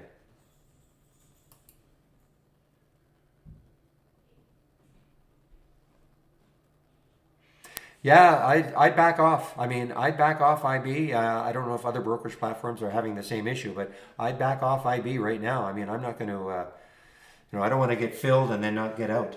So, listen, I've had tremendous success with IB for almost 6 years now. I've never had anything like this happen. So,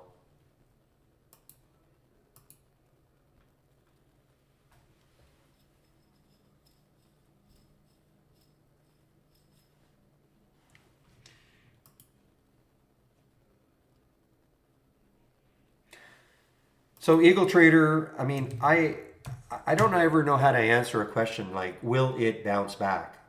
I mean, I don't know. What do you think? Do you think Gato will bounce back? You saw the news. Horrible news for it. Will it bounce back? I don't know.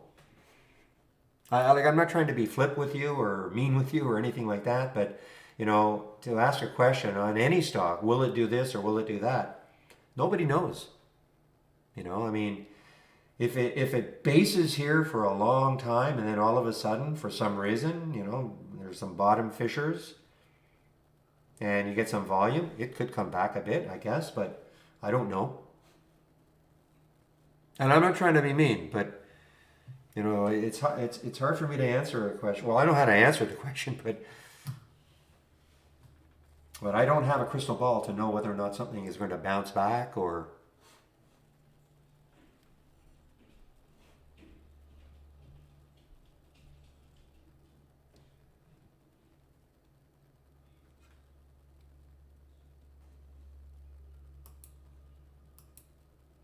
Will Gatto bounce back? That was the question. Will Gatto bounce back? I have to check the news. That's horrible news. Reminds me, for those of you who are going back a lot, 20 years, or even longer, when the first thing I thought of, Dak, you're in the room. What did you think about? What did you think about when you read this? There were errors in the technical support. In other words, the assay results or something like that. What did you think about Dak if you're in the room?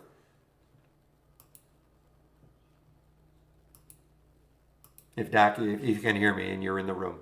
Or somebody else who may have been trading in the late 90s in Canada.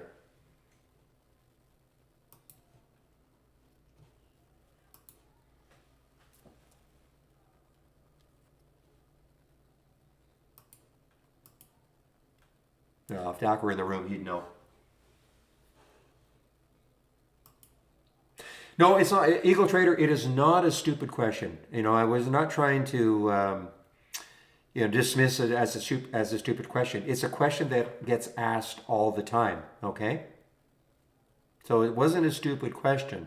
It's just understanding that nobody knows. You can go, like if you went on Twitter right now, you could probably find people saying, Gatto's going to bounce back, or Gatto isn't going to bounce back, or, ABC stock is going to do this or that.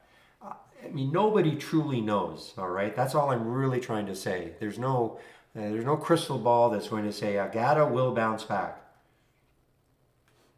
Or any stock is going to do one thing or the other. But it's certainly not a stupid question.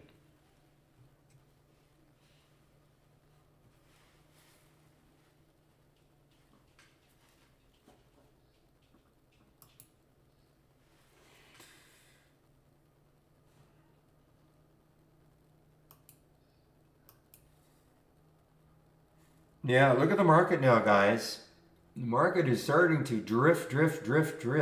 Okay, so we had that nice second 15-minute candle, green.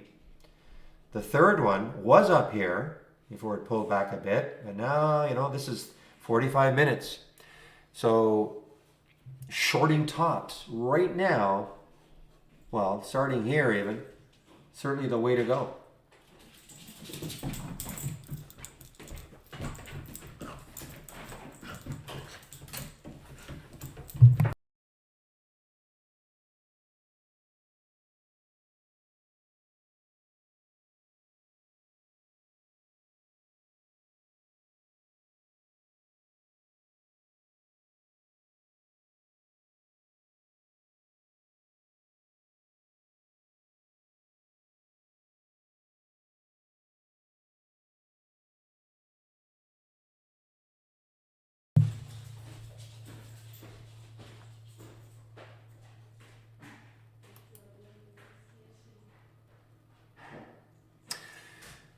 Yeah, there are some. My dog, yes. My dog greeting me in his enthusiasm every single morning. Her enthusiasm. Yeah, so HRL, I mean, this is fascinating. I mean, look at this. I mean, it's coming into the 200-day area. It's got another dollar or so before it gets to that area.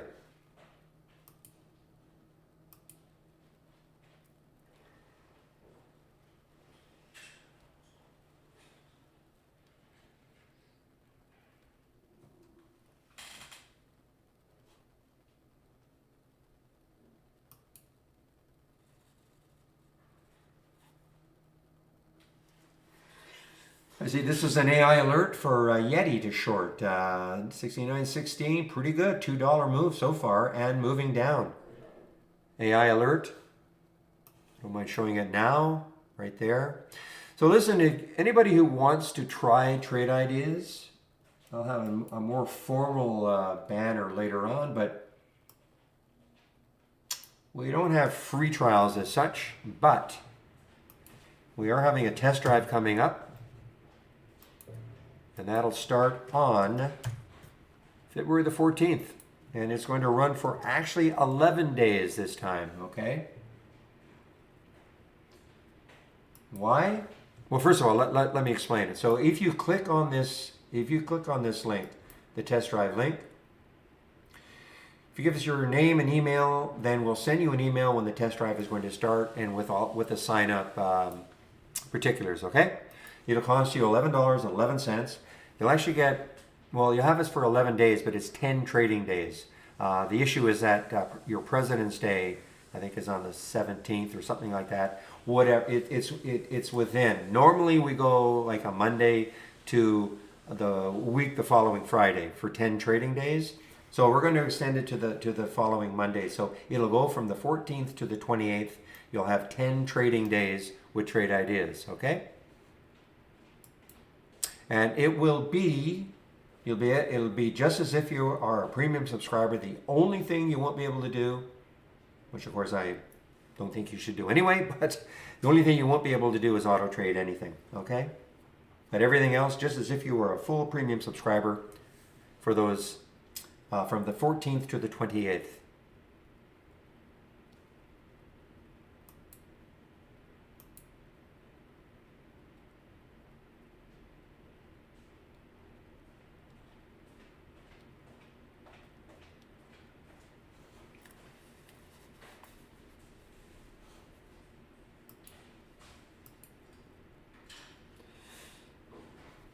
Yeah, highly technical term.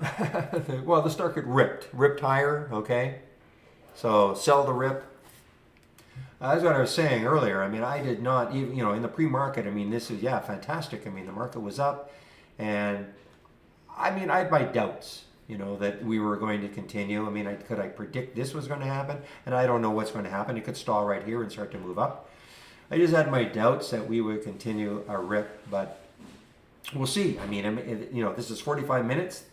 Maybe it stops. Maybe it starts moving higher again. Of course, all eyes at 2 o'clock, FOMC, and at 2:30. Okay, so what is going to be said?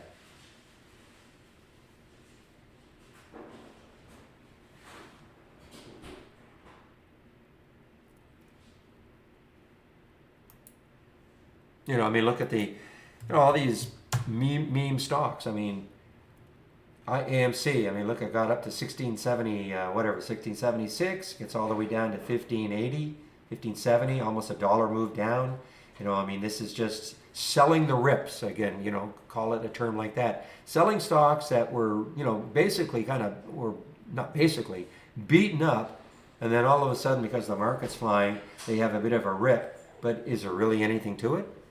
Probably not.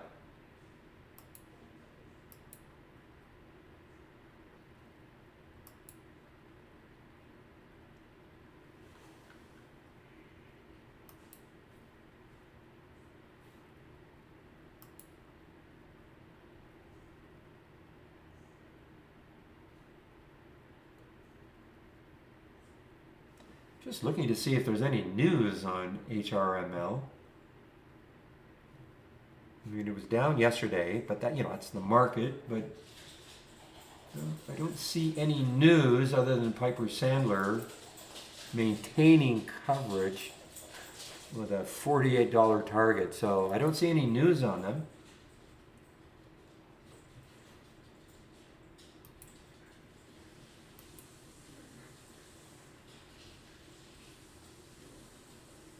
Yeah, I mean that 200-day moving average for the SPY. Yeah, I mean look at it, 442. So what did it do? It got a little bit above it, just a little bit above it, right here. What time was that? 10 o'clock. Okay,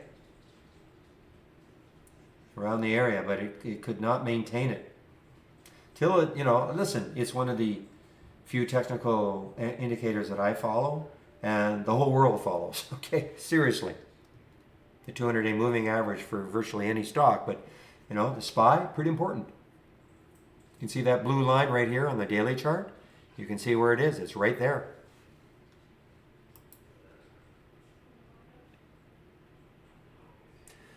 So the question I have is, what is the function of idea surfing? So yeah, I haven't talked about that for quite a while. I don't do it, but I mean, hey, it's a feature that's available. So what happens is this: if I click on idea surfing, okay, it's a toggle on and off. So what happens is every single top list window that you have up, it'll go through the here. In fact, let me see if I can. Just a minute.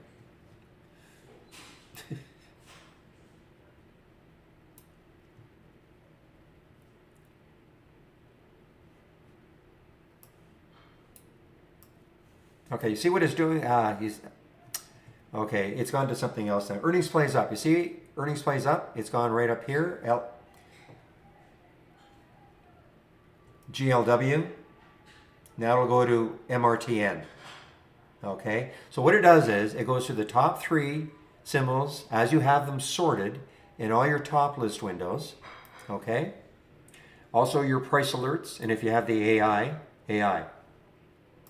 Okay, and it'll just keep cycling through them over and over and over again until you click on a chart, or sorry, if you go to a chart, it'll pause. So you might get a chart that's loaded, and you might want to take a look at it a little bit longer. Or B, it'll stop if you click on an alert, then the surfing stops. Okay, see how it stopped? It's put on pause. I'll start it again though. Okay, and again it's on HOV. So now you see, you just have to keep an eye on here. See, it says surfing. Now when I go to the chart, it says paused. So that's how you can, it might load a chart for you, and you might want to take a look at it longer. You don't want it to keep surfing. Okay, so that's how you can pause it.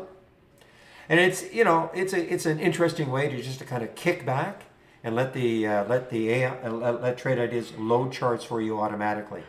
And you might just see, ooh, there's something I want to take a look at. There is something I want to take a look at. Look at this, an all-time low, ARVL. Okay, so that's what the concept behind idea surfing is.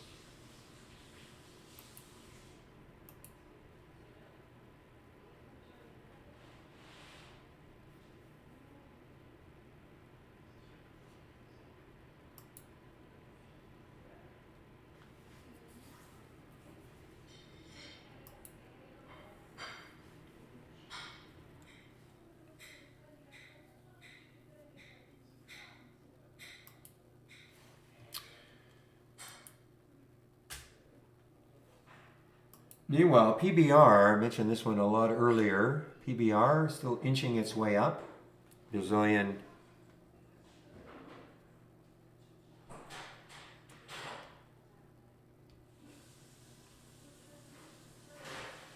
Well, these are individual. This is just a doc. I'm sharing earnings plays up. I'm sharing earnings plays down. Okay? I'm sharing them. Not in the doc version, but they're individual scans that you can have along. Well, then there's the AI. Okay? So if you go to my home page, you'll see earnings plays up, earnings plays down.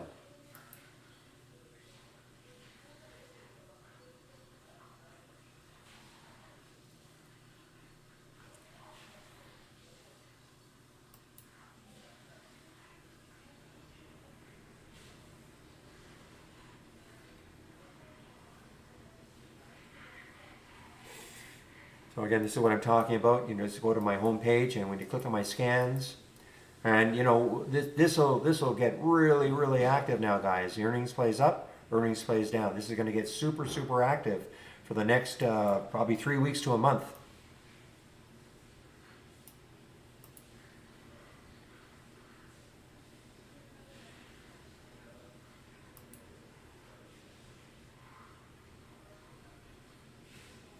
Okay, so you're asking about docking. So have you checked?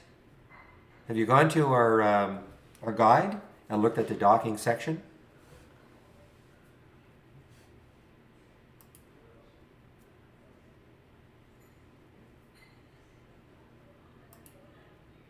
Okay, well that's how you do it. If you've looked at it, it should be. I think it's pretty clear in the video. Shows you how you can take individual windows and put them into, like I've done here. Here's some thumbnail charts that I've got.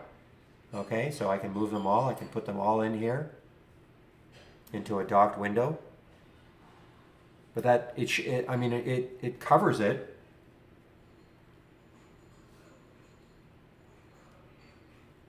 If you look at it again and you can't do it, I'll maybe demonstrate it in the afternoon if you're around, okay? But right here, education section, and click on the user guide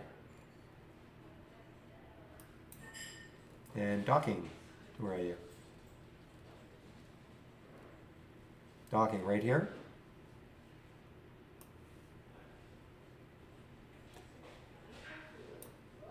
I mean, listen, docking is not for everybody. When I say that, it's not necessary.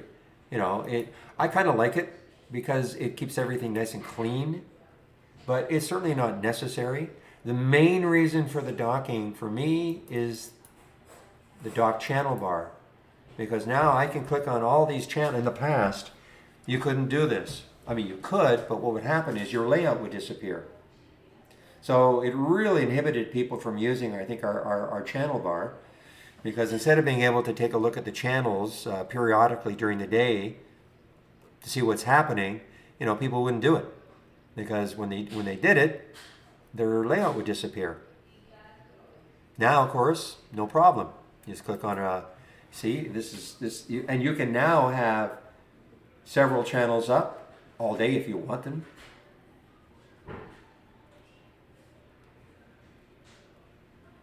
So I think some people might do something like this. Let me close this down. And by the way, notice how my layout did not disappear.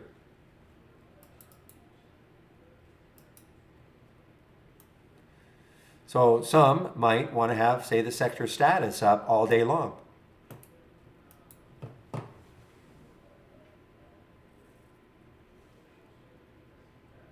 So you can have this up. You don't have to have it this big. But you know what? Depending on how many monitors you have, maybe you do have it this big. You just stick it on another monitor, and you can follow. Can track the major sectors, the ebb and flow of what's happening. But of course, you could shrink it down. You don't have to have it that big. But it's up to you.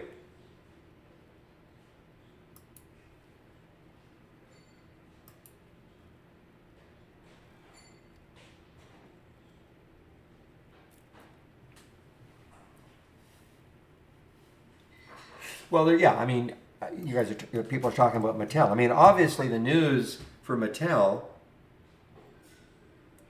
obviously it popped it. I mean, without that news, Mattel is not doing this. But I think what you're talking about more is, well, it's not going to, nothing ever just, I shouldn't say nothing. Rarely does a stock just keep going up and up and up and up and up. It could be a pause, and also what the market's doing.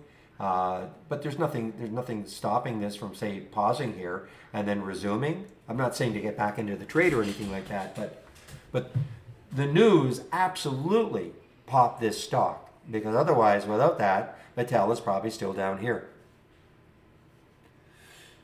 Well, it doesn't happen until 2 o'clock, Jen. 2 o'clock Eastern time. Okay, and then at 2:30, discussion. So not till 2 o'clock Eastern time. So we still have 3 hours.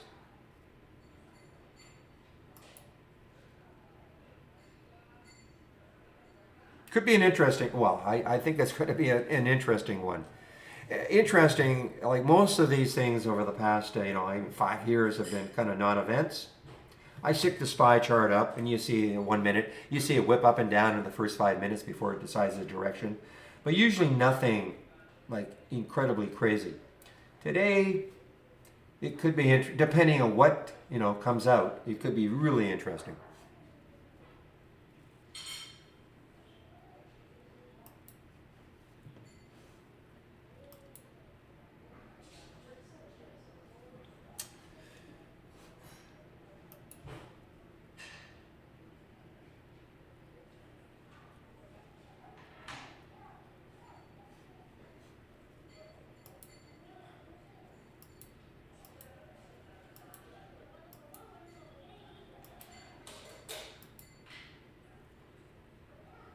All right, guys.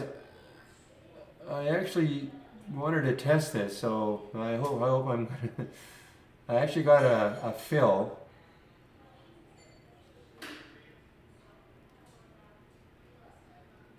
I should probably try to sell it right now.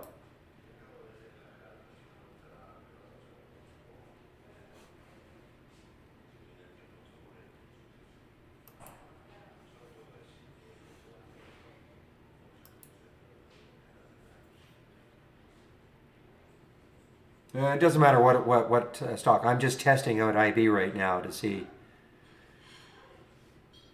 if I could actually take a trade.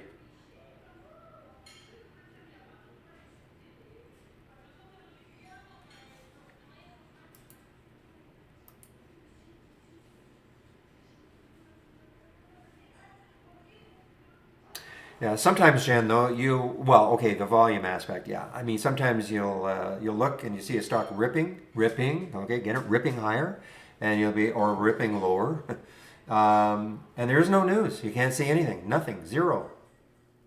This means that for whatever for whatever reason, traders around the world have somehow hopped on that one. Maybe it's a Reddit forum that's got a hold of a stock and just decided, you know what, today's the day for this one. There's no news, but that's the news. That would be the news.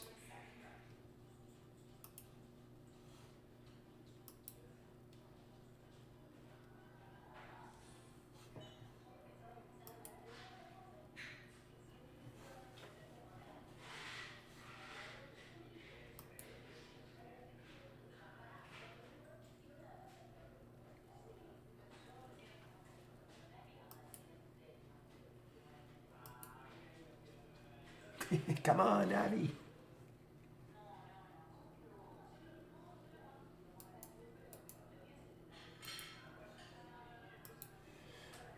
All right, guys, I'll be right back.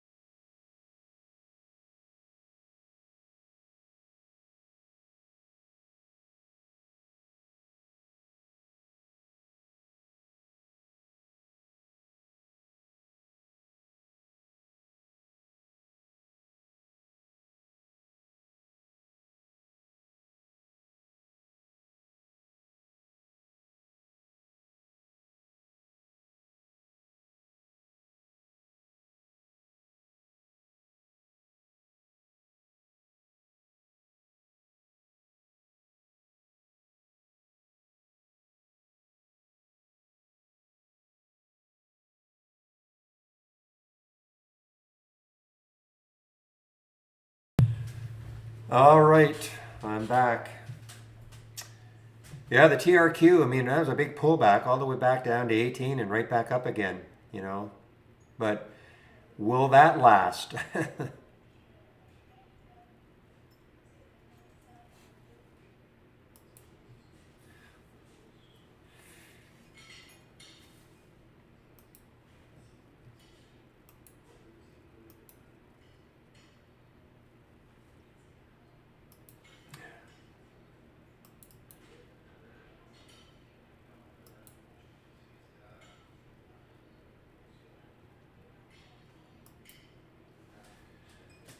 Aha!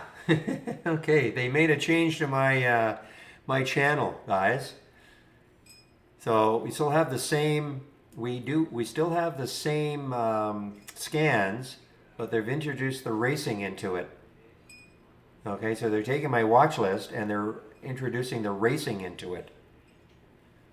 You know, and this is you're gonna see a lot more of this racing. Let's see what happens here.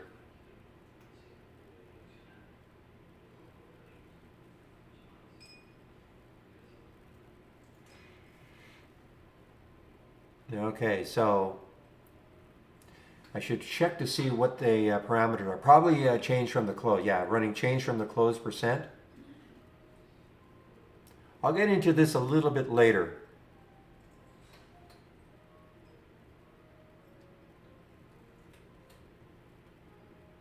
So this is the sort of, it's kind of a visualization of a top list. But you know what's happening right now. As you know, our top list, well, maybe you don't know, our top lists update every 30 seconds. That's the function of a top list, okay? But this is sort of telling you in this top list what's happening right now. So right now, FATH. I mean, let's just take a look at it to see what it's doing. Okay, so it's starting to move here, okay?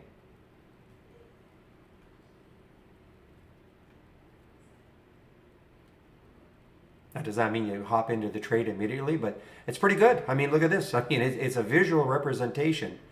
And so this has been added today. And we talked about this in the marketing meeting yesterday. And so this was added today. Well, that's kind of cool.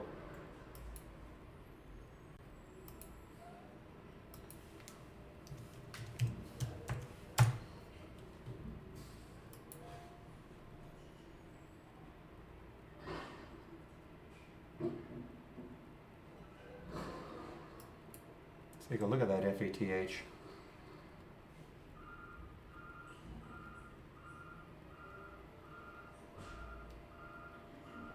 Okay. So one of the reasons that's not showing up, okay, is that because the relative volume is so low.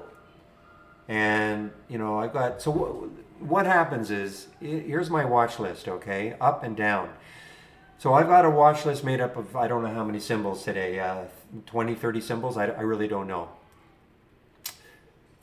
Something will only appear here though if certain filters are met. One of the filters meaning at least a relative volume of 1.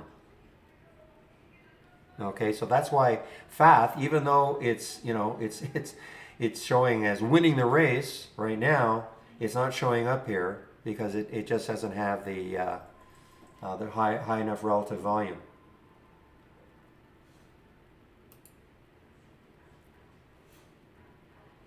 Yes, so far, Jungle Jim, now I haven't got out of the trade yet, okay? I haven't got out of the trade, but I was able to take the short instantly, okay? And I'm still in it. I want to see if it, I'll tell you, it's Navi, okay, NAVI. So I just wanted to really test it with a few shares just to see if I could actually take a trade.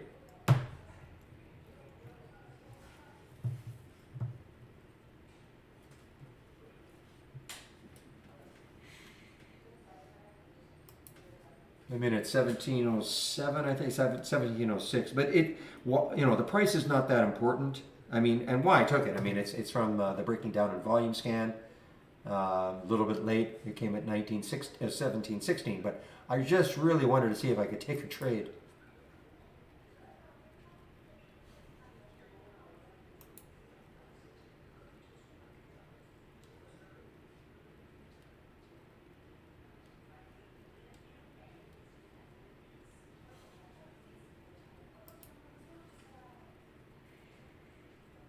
And I'm really watching to see if it can take out 16 or get underneath the 17.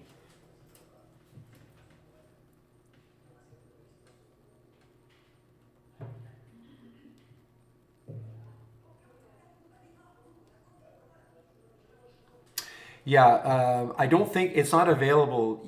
Well, let me ask Dan. I don't know if it's available.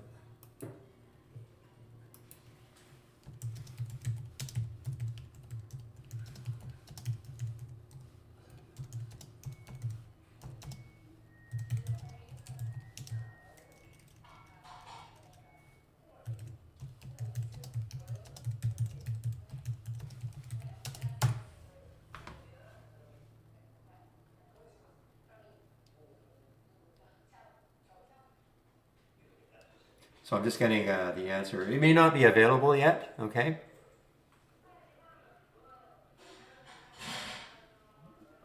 I'll get an answer soon.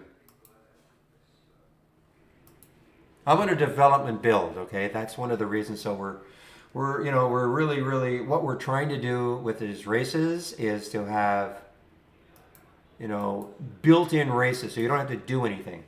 When I say that, you don't have to change any parameters or anything.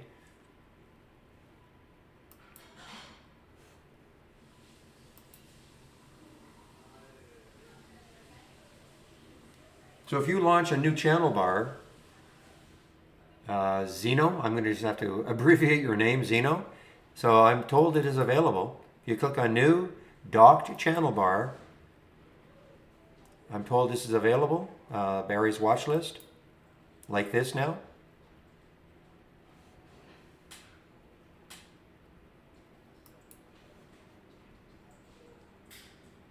And so what's happening right now? Gentlemen, start your engines, okay? And in 20 seconds, the race will begin.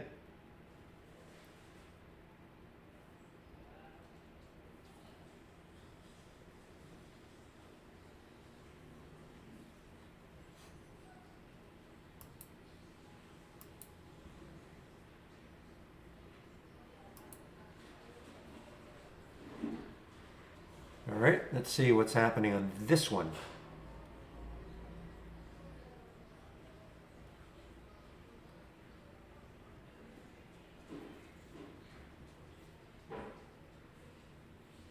Now, again, this is all customizable because you can run a race based on the change from the open or option volume increasing. You can change the time of the race. I think these are 1-minute races, but if you want to run the race for 5 minutes, 10 minutes, you can pick how many cars you want, things like that. This is in its in its infancy right now.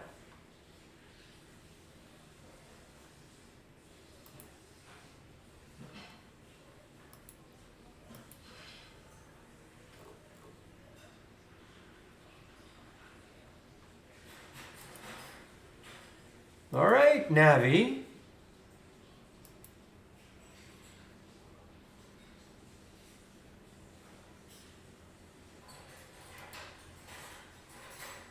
Now, the key is, how do we use this to make money, okay? I mean, that's really what it's all about.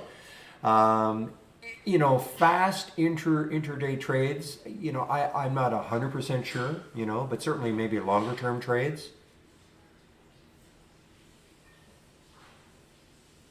It's just another way. See what happened with Martin? It pulled right back.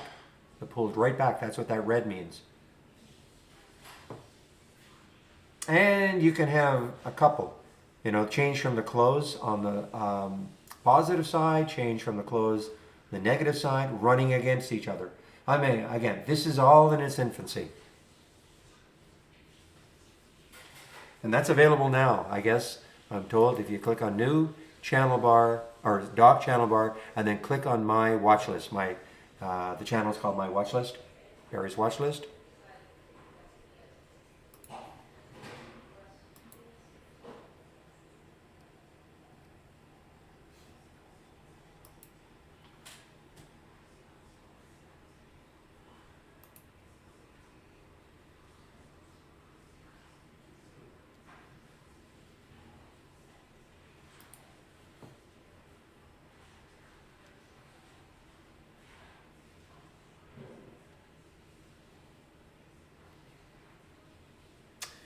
Okay, okay, I want to make sure.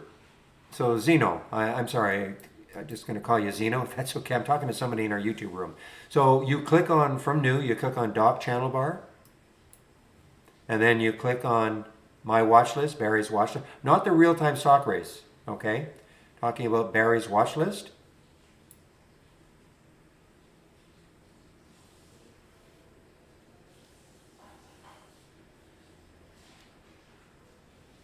And is this not happening?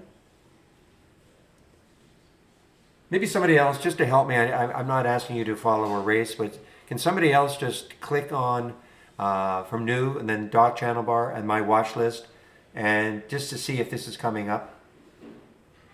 Okay, thank you, Pepe. Okay.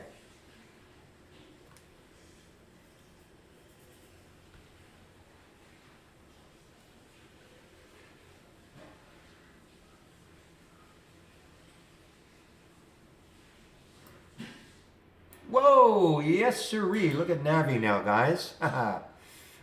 Now, can I get out of the trade?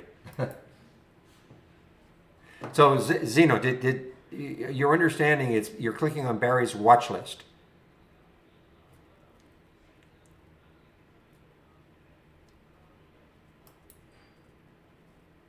The real-time stock channel really doesn't have anything in it yet.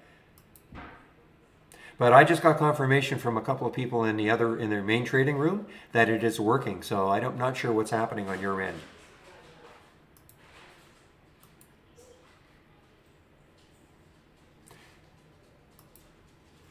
Yeah, I have confidence now.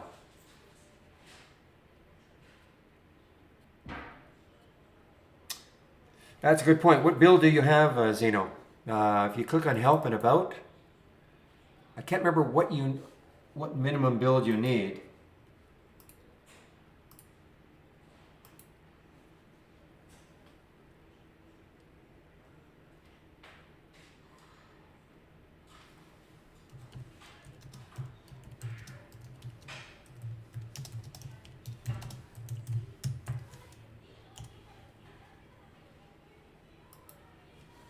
It might be the build you've got, Zeno.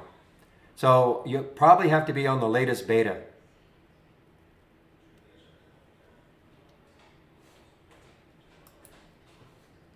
So if you're not on the latest beta, but if you click on help and about, that'll help me, help and about, and it'll tell you. Now I'm on a development version. I'm not even sure what the latest beta version is, but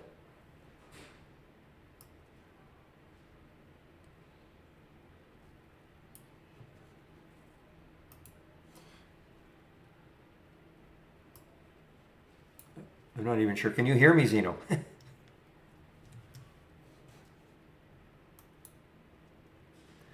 All right, okay, but let's make sure you're on the latest beta, okay? So if you click on my home page, yeah, I'm talking to somebody in our YouTube room, okay? So if you click on that link that I just put there, first of all, before you do that, click on help and about. Help and about.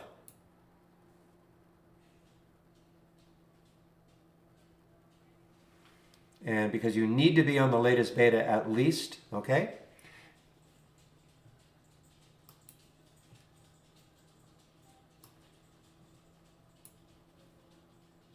Yeah, you don't have to do it now, obviously, so you could do it later on. But if you're on the latest beta, I've just had too many confirmations saying it is working, so it's got to be that.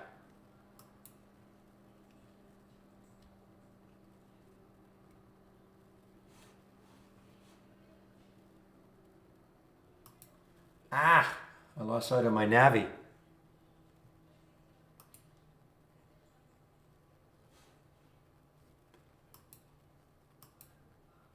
Yeah, it's right back up where I shorted it. So. And the market's turning around, so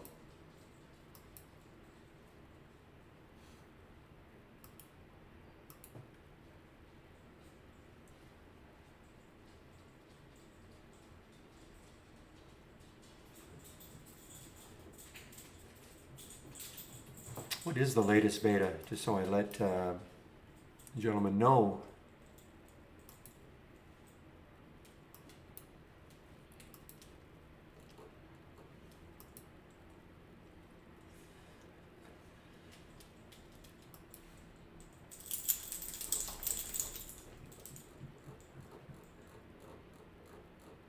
Okay, just so you know, you have to be on version 5.5.52.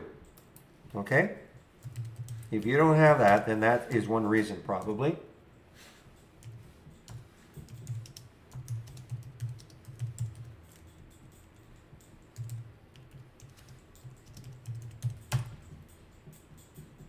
Okay, so you need to be on this. So I don't know. All you have to do is click on help and about. And I mean, if you're on this one and you're not getting it, then there's something wrong.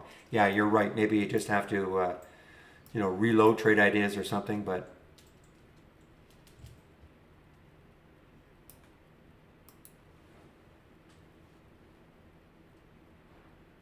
well, the latest beta is here.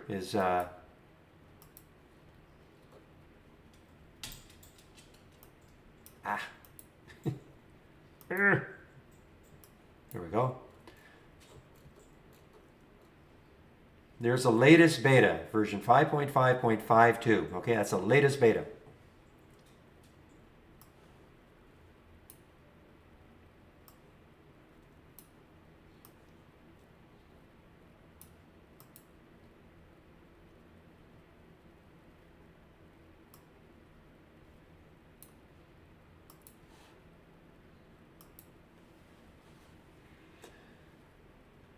All right, guys, 11:26, so about half an hour I'll be taking my break. I'm just keeping an eye on this Navi, see if it takes out 17 again. Now that I've got confirmation that there's nothing wrong now in getting out of an order at IB, it gives me a little more, I can calm down a bit.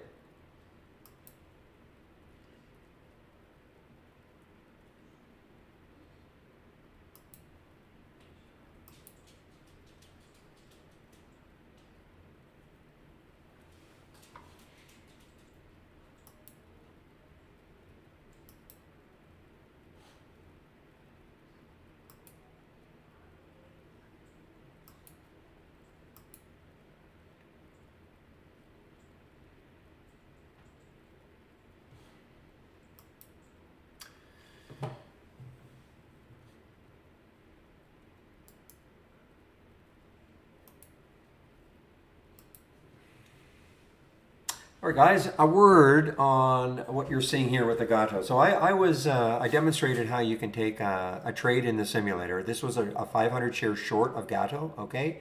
So at one point I was up $72, okay? That's what that max P&L means. I think these are good. These are 4 good columns to have. You know, obviously today's profit is what is happening currently. Then you have your closed, your max P&L, and then the distance from the exit price. This will give you a good idea about how good are your exits. So for instance, not that this was, unbelievable, but imagine if that max P&L had at one point been say $400 or $500, and then I've allowed that to turn into a $20 loss. Obviously that's not the way you want to trade, right? Okay. So I'm going to get out of this trade now because I just want to, and these are hotkeys. I can flatten the trade. Flatten means get out. I could get out of half my trade or I could double my trade. Now why I want to show you this, because now this is the other cool one to watch. Now it's going to look a little bit different because this was a short, but we'll have to pretend that this was a long trade, okay, a long trade. And if you saw a nice big negative number on the distance from the exit price, that would mean, hey, great, pat yourself on the back because where I got out, it's way below. That's what you want to see. So these can be good gauges, okay, to give you an idea. How good are your exits?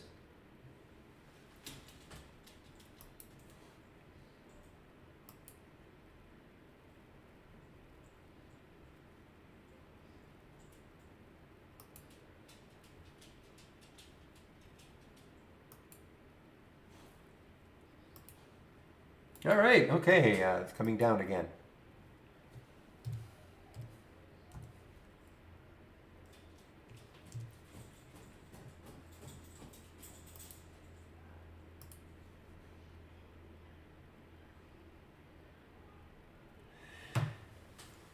Okay, well, the rate hike, I mean, that is projected in March, right? Isn't that what everybody thinks is going to be? So obviously, if it came out that we're going to have a rate hike next week, I mean, that market won't like that, obviously. If it comes out that, you know what, we're going to postpone or delay the March, the market will probably like that. I don't know. I mean, we don't know what they're going to say. I mean, you can go to many different websites and you're going to get all sorts of different opinions. Best thing is just, wait for it to happen. I would not want to be in any major stock probably ahead of it. Major stock meaning something that is going to be affected by the overall market. Facebook, stocks like that. Because this is the first time in a while that I think the what is going to be said is going to be really paid attention to.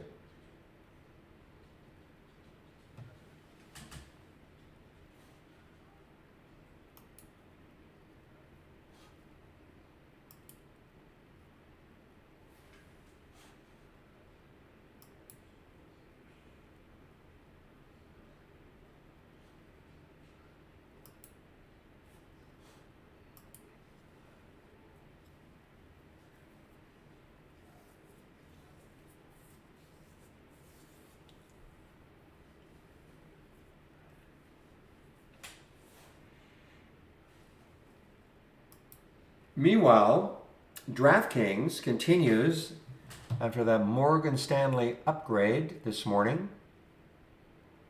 So it really it did not do this. It is trading on its own. It really is. It's trading on its own. I mean, it based here for a bit as the market was doing this, the 45 minutes down, but it based. So that's that's a pretty strong sign.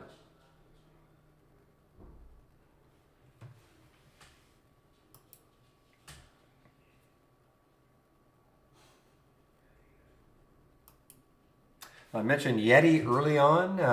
Great little trade from the AI. I'm not in this one, but if you have the AI, I mean, this has been a pretty gentle trade. I mean, look at it on a 2-minute chart even. When I say that, I mean, you don't see giant green candles, red candles, green candles, red candles that can just whip you out of a trade.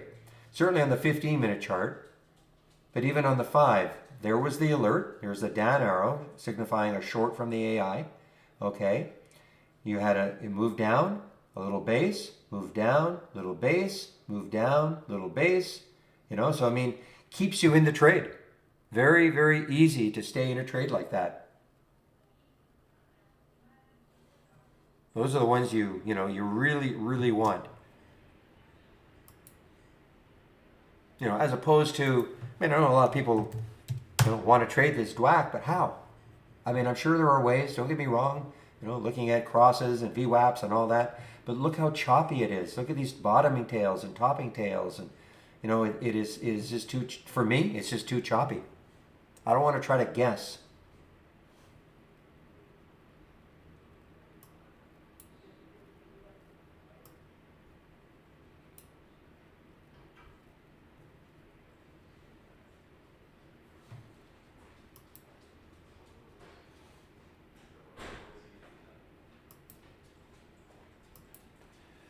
Dak, were you around when I was talking about Gato and what it reminded me of? Were you around in the room when I was actually trying to talk to you?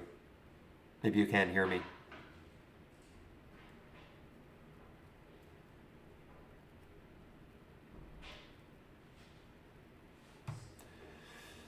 Okay, so now obviously you can hear me now. So when you saw the news for Gato,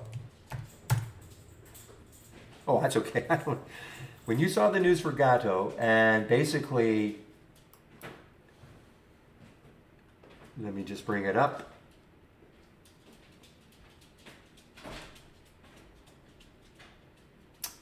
Okay, when you saw this, errors in a technical report, wink, wink, assay results, what did you think of? You've been around long enough.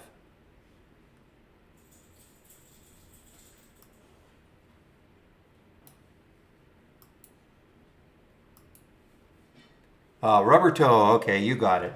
Absolutely Briex. Absolutely. You win the prize. There you go, salting, exactly. We don't know that's it, but oh, really? From your hometown? Really?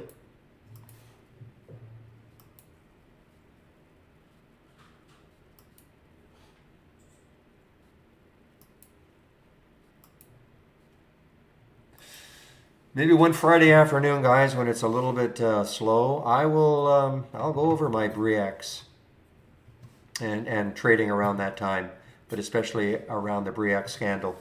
One Friday afternoon when it's pretty slow.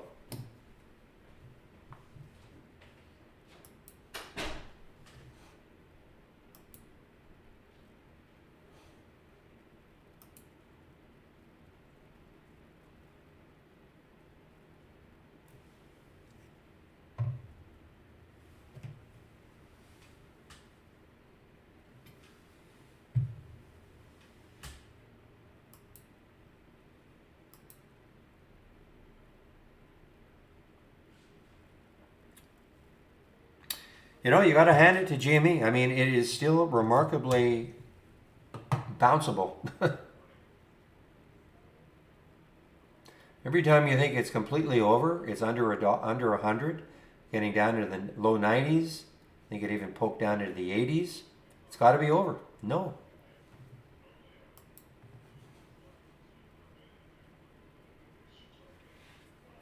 I was just going to wonder about a movie about Briex. Yeah, no, I haven't seen it.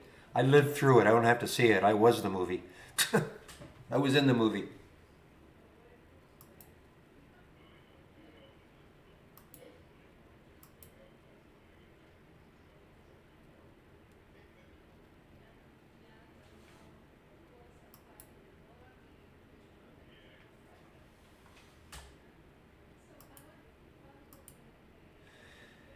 All right, guys, 11:37. So I am still in this Navi short. Again, I took the short just to test to make sure I could actually take a trade. Still in the Navi short. Why did I take it in the first place? Because it was on that breaking down on volume. The first alert was at 10:43, and at 17:16 was the alert price. That's not where I'm in. I'm in at 17:07. And again, I just took it to make sure I could actually see if I could trade. And there was issues with IB and maybe other platforms. I don't know. We definitely had an issue with the NYSE early in the pre-market. Luckily, it got solved. There's some kind of a data outage.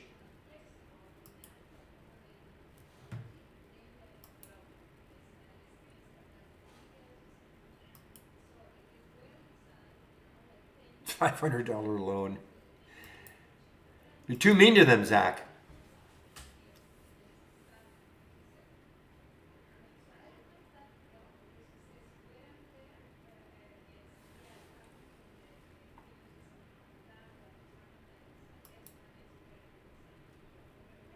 And I didn't even realize it. So it is actually an earnings play too. Okay, it's an earnings play. Released earnings after hours. So it should be active. I'm hoping that turns into a nice little green bar ignored on the 5-minute chart.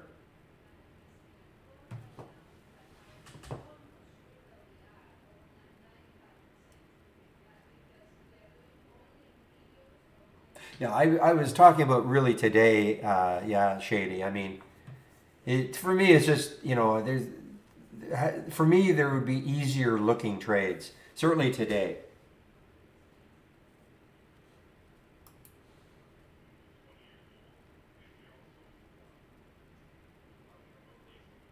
Oh, you're not kidding. I thought you were kidding, Zach, in your own kidding way. Oh, okay.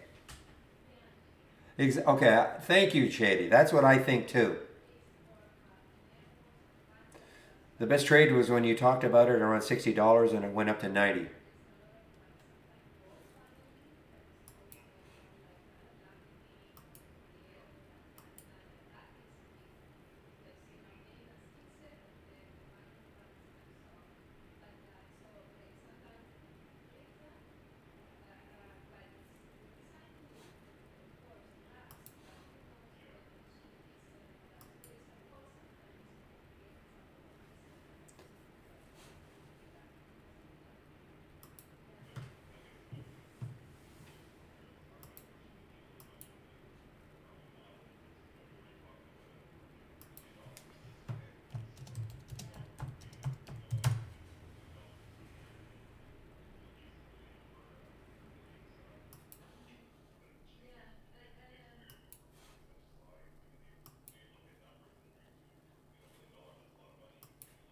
Meanwhile, DraftKings continues.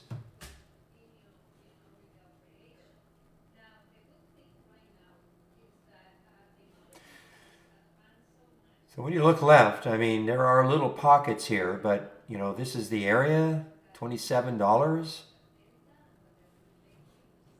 Again, I'm not saying it's going to get there, but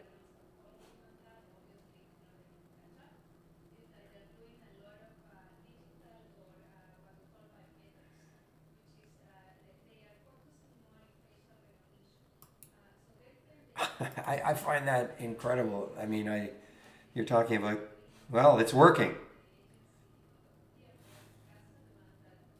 The GME, it's working. Not so much on the, well, even the AMC now.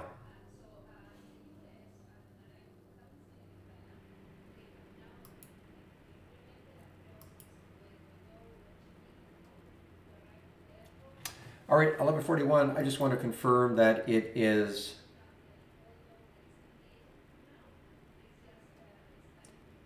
Steve today. Just give me a moment. Just want to confirm that it is Steve.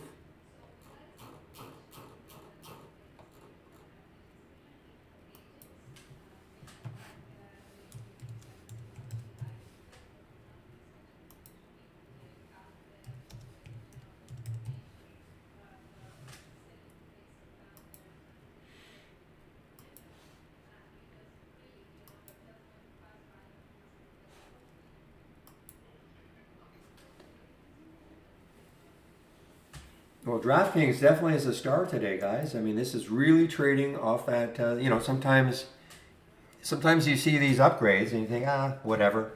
But no question about it. I mean, it's only one reason that this is doing this, and that's the Morgan Stanley upgrade. Has to be. I'm not saying it wouldn't be up, you know, because of basically what the market's doing, but that's what I'm talking about. Trading higher after Morgan Stanley upgraded the stock and announced the $31 price target.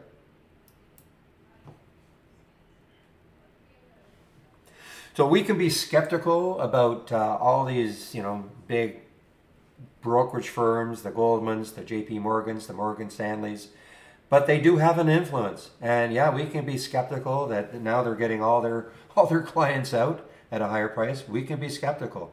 All we try to do is take advantage of the situation while we can.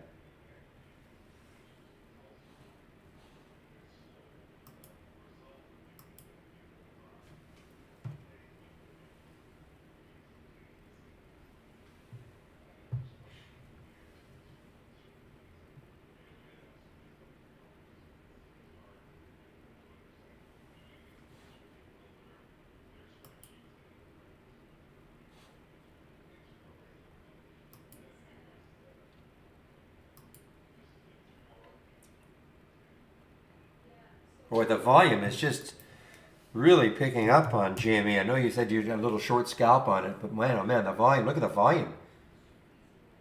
Volume begats volume begats volume. I mean, look at this. Because the volume bar of the day.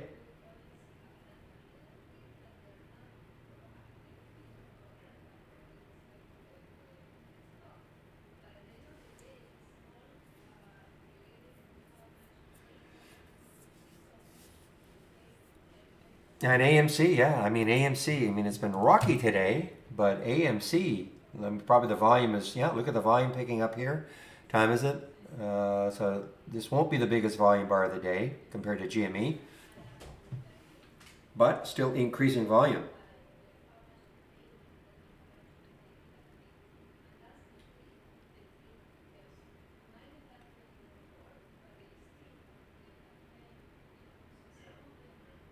GME is definitely, there's been more people piling into that one. You just look at the volume bar, biggest one of the day. Again, that's, you know, usually the biggest volume bar of the day. Most of the time it's that opening 15-minute candle for most stocks. Of course, you know, you can get some enthusiasm during the day for some stock, but typically the first 15-minute candle is the big one.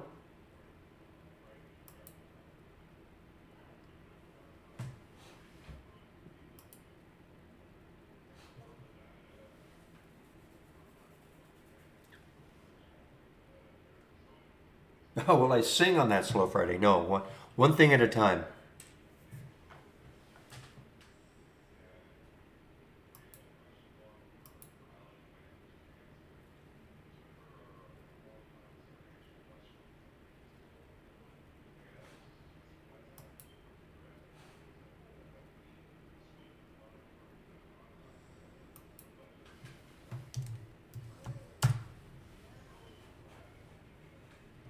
All right, so Sierra, I guess they did a financing, right? You said they did a financing, Zach. So this is actually now.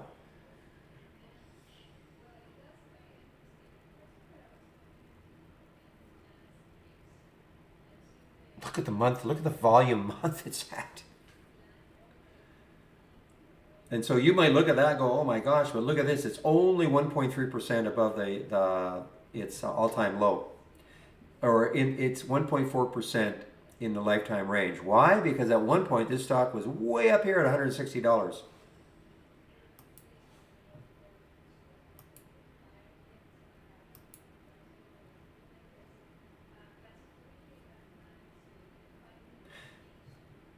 And maybe even before, maybe I have to go back. Yeah. I was just going to say that didn't make sense. Look at. I mean, this has done reverse splits. Probably I don't know how many. At one point, if you take out the reverse splits, this was a $1,300 stock. I wonder if it's even higher.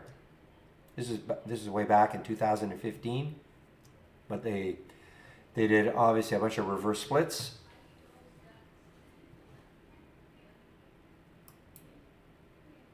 So $100 million financing. Wow. Well, the market is shrugging it off.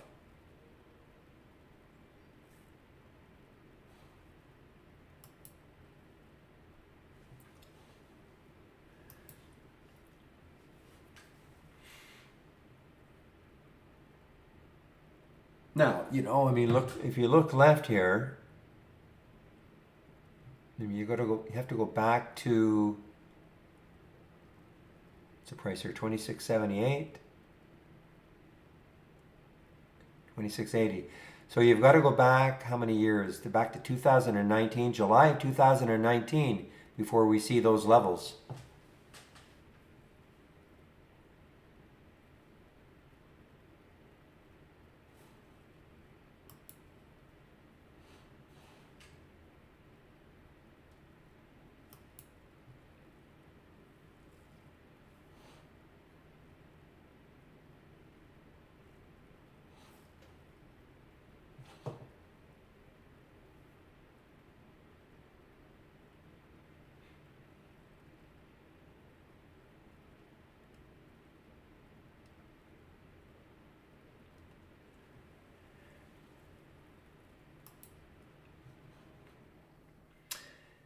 It's interesting, nothing in my watch list up today. Nothing made the cut. Interesting to me, anyway.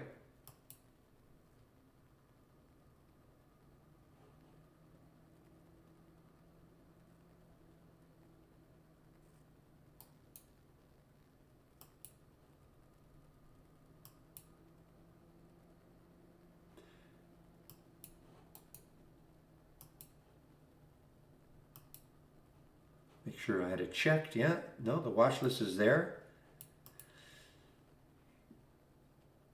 The problem with most of them is that maybe the current volume is under one.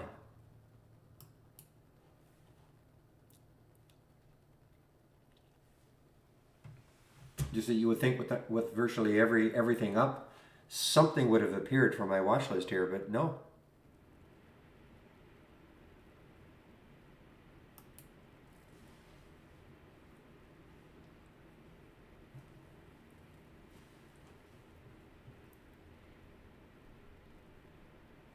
So there was the alert for pins to short 28.36. That was the alert price. So there was a candle. Now it was pretty choppy because it actually popped up here, but at one point it did get down to 27.68. But it's been kind of choppy. I wouldn't call that beautiful.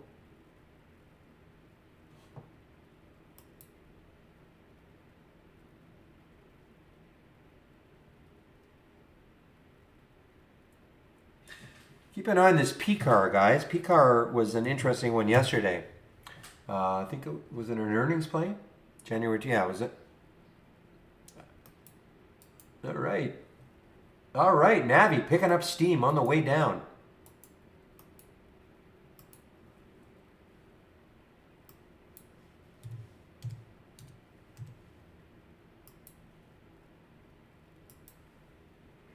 Unfortunately, I could not. No, I didn't. This was just. I didn't take that many shares because I wasn't sure if I'd be able to get out. So with the IB problems, but hey, starting to work now.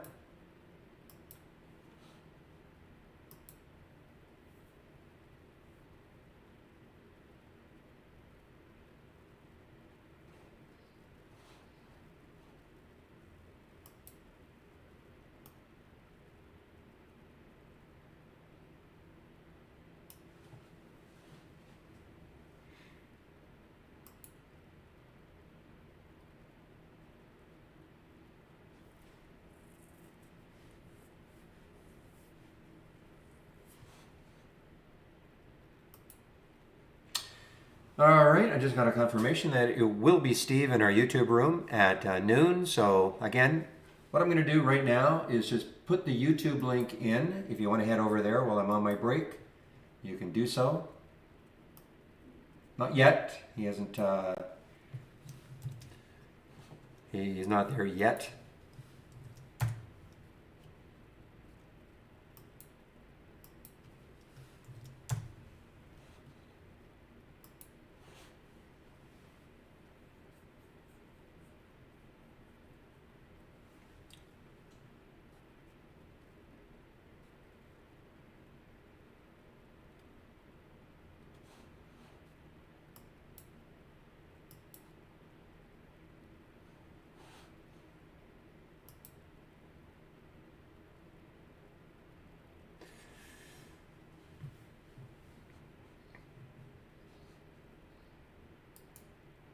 Zach, are you in your Navi?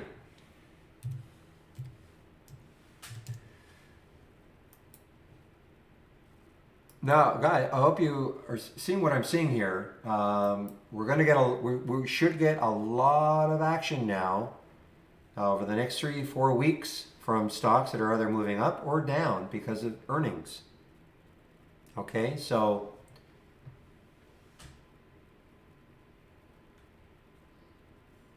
and why that's good is because, you know, a stock that has earnings is typically active all day long.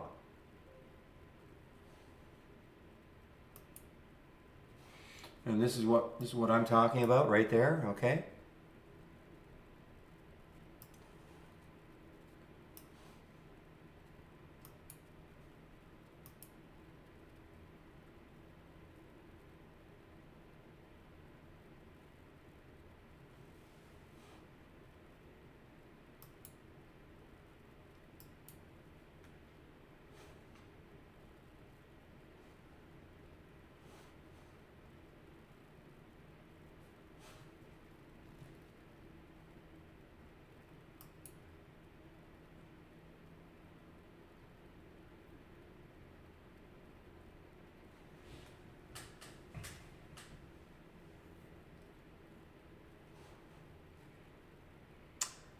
I can give it to you if you want.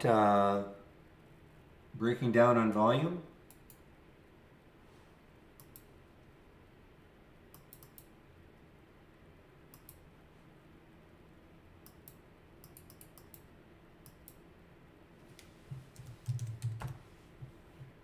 Breaking down on, oops. Breaking down on volume right there. Share it.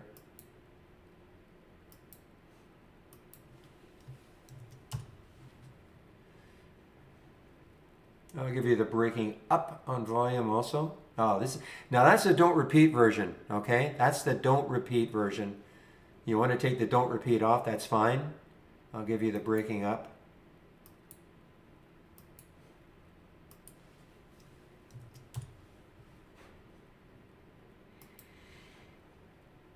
So I gave you this. If you don't want, if you want the repeat version, just go into properties, right click on it, go into properties, and and then you just uncheck that. Okay. If you want to see it over and over and over and over again, and I think I have a sound alert on it.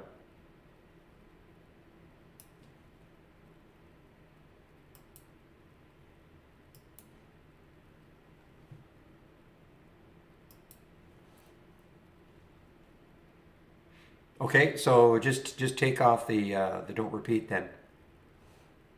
I have them both. I do have them both, side by side. But I just like to have it. I definitely like to see the don't repeat, so I can again go back in time, see well how well did it do from that initial alert. So this is what I mean. So I have them side by side, see it over and over and over again.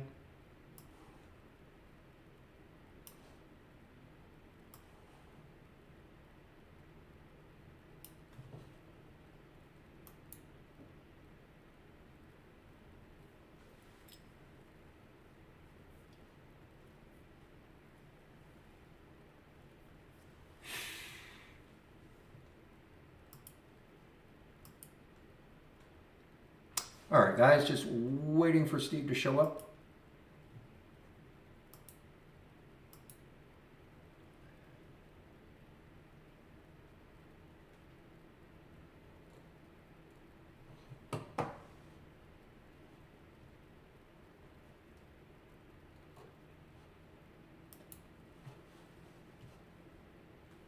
All right, I'm just going to get my announcement in.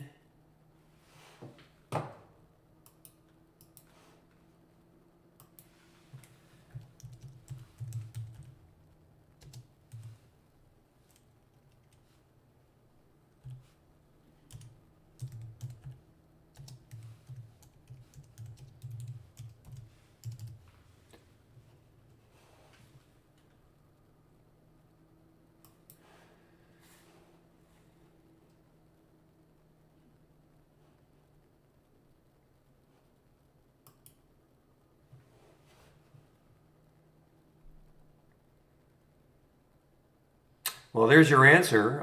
Yeah, GME through 110 now. Wow.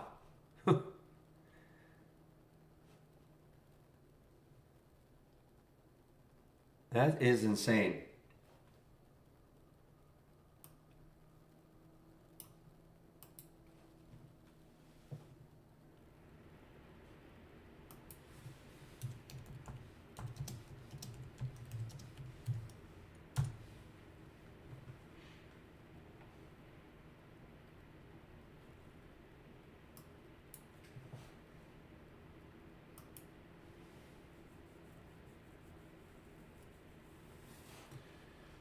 Well, guys, I know I've been repetitive on this. I'm not in it, but look at DraftKings just continues to just inch its way up and up and up.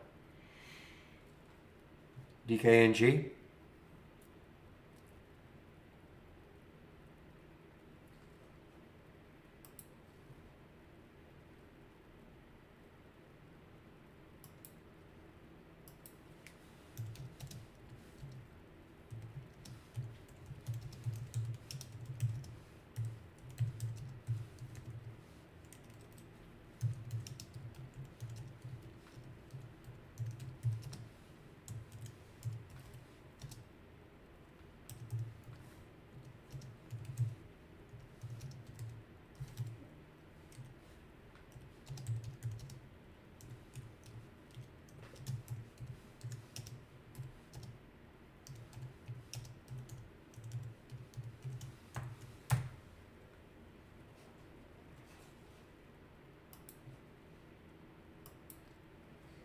All right, guys. So while I'm on my break, I'll be doing some my little exercise routine. But what happens is when I'm on a break and I'm doing my exercise, what I do is I take a giant chart, and I'm not too far away from my monitor, so that's what I'll have, a giant chart for Navi, and just keep tabs on it. And I can always hop off and decide what I want to do.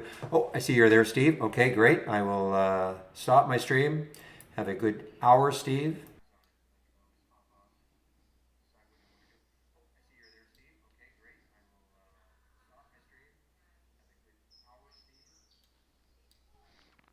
All right.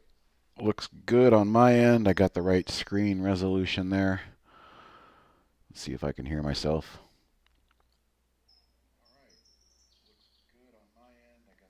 Good. All right. Hello, everybody. Hello, Wednesday crew. Interesting. I heard Barry talk about his lunch routine. He goes and works out and then puts a giant chart up on the screen on the wall so he never loses track.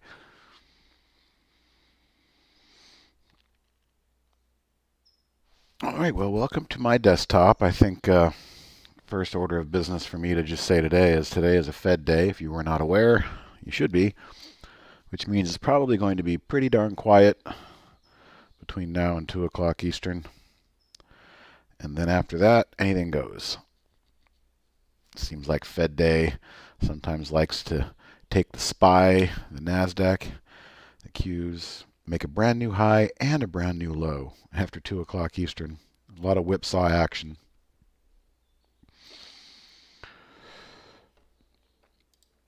AI was rather short today. The shorts seem to have done the best earlier in the morning, but now I think we are in that holding pattern here.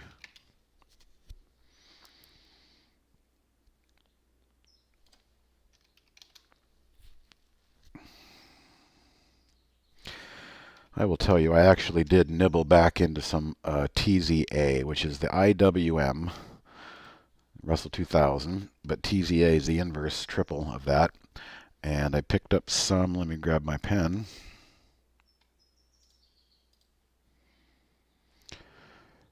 Picked up some at 34.80, just like a half size to kind of keep on the board, like right about there. And on the daily chart, right above its moving average. So participated in that move, sold them on Monday, and bought them back this morning. And it's kind of a gamble because the Fed could say anything or do anything or project anything. But that's why I only nibbled and bought half size. And we'll see how the day closes. But I don't know. I just got a feeling that that last correction we had is not over. Maybe I'm wrong. I've been wrong before. Looking at the SPY, you see technical reason right here for the selling. 200-day moving average acted as support for so long. Didn't even get close to it for so long, but now we've broken it. Broke through the other side on Monday, and we've bounced up up underneath that 200. So I'm seeing this as a real critical area for anybody that really wants to wonder like where we are in the moment. That's what I think. But I am here for you guys to answer questions that you want to see or need explanation for, first and foremost. Because, yeah, I can always talk for an hour, but it's nice when you guys have questions or you want me to look at a chart or you need help with a scan. This is your time.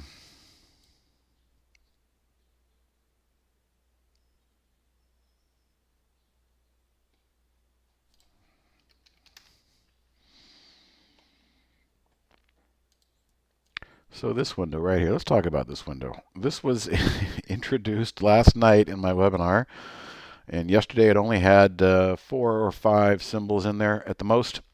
And what it's looking to scan for is what we call a pro gap.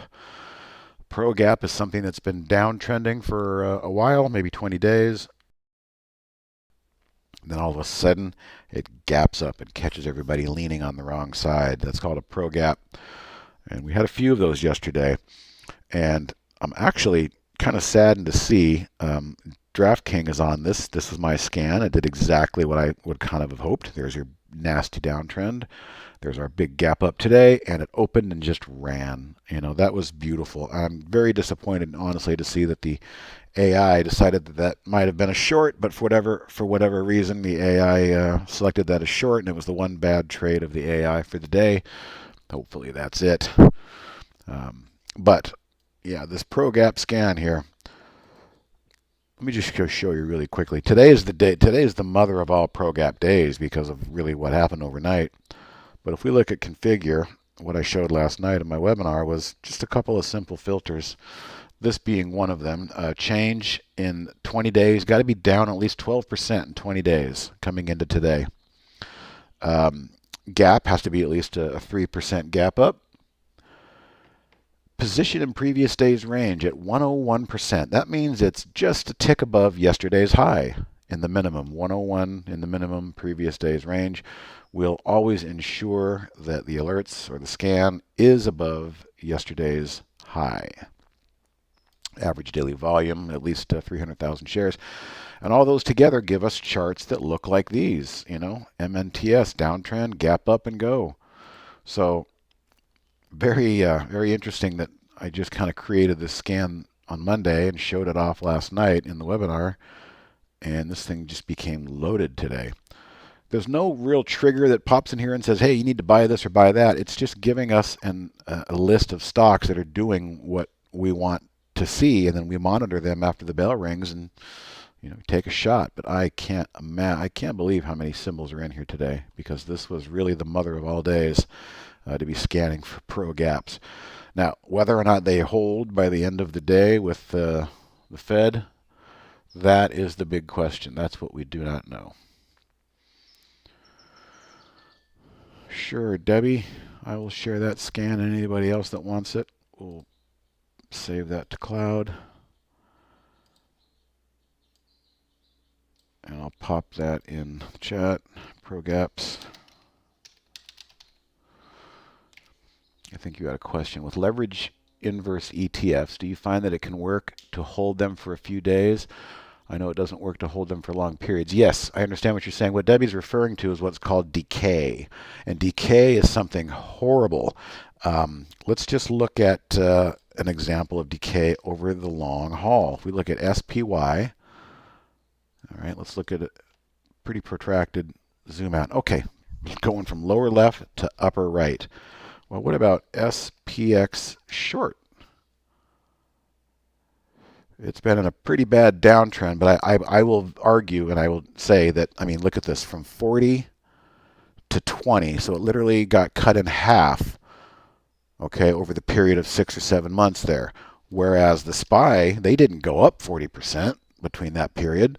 They went from 400, they went up 10, 15%. So that's an example of decay. One of the worst examples of decay out there is the VIX. Look at this. This thing if the market isn't cratering or if there isn't fear in the market, this thing resets every day and just continues to bleed lower. And that's really what the decay is. These ETFs are based on daily change, and there's just something that happens to them overnight where they just lose a little bit and they start the next day and they've had some decay overnight. So to answer your question, yes, I do this all the time, Debbie. I'm not afraid of inverse ETFs, triples, because I'm looking for this sweet spot move, and that's what I got. It's been a long time since I had that move. I've tried many times, okay? I've tried a few times, maybe more than a few times to nail that type of move. I probably did it here. I probably did it here. I know I was doing it here, and I had to cough it up as a flat trade there. I don't think I participated in that one. I think I tried in this one, but this one finally stuck. And you get much more bang for your buck when you get those 5-6 day moves, because you're not really going to have to worry that much about decay overnight, Debbie. So I have reloaded. I mentioned I'm back in at 34.80 this morning. Let me say something else. Because of the decay, I'm going to turn that alert off. Because of the decay, I will not base my technical trading levels and technical trading decisions based off of the ETF itself. Because as you saw, all of this movement, is not really the exact inverse of all the dailies. It only really works for a few days when things are moving in the right direction. And so, I lost my train of thought. Yes, we're going to look at the IWM. This is the inverse. So I would base my trades off of the underlying index. So in this case, part of me really wanted to wait to get short the IWM again here at that declining 10 SMA. But I hate missing out. Fear of missing out sucks. And so that's why I bought like a half position. And I'm willing to let the FOMC meeting maybe jack this up into the declining 10 period, and I might add to it. But the point I'm trying to make is you're welcome. You're no problem using those inverse ETFs like I've been doing in TZA. you just want to base your entry points off of the underlying index, not the actual triple leveraged ETF, because it's like looking at the same thing through a funhouse mirror. You're going to have elongations and weird parallels that don't jive. But for your typical 4 to 5 day big move, they're certainly nothing to be afraid of with those things.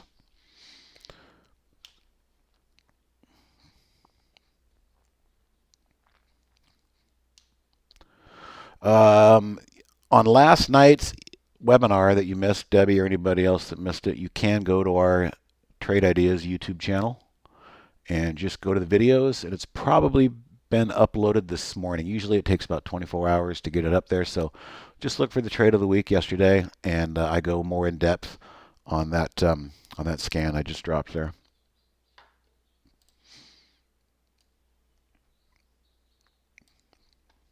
Now see, the market's getting a little firm. My TZA is starting to get a little weak there, but that's okay.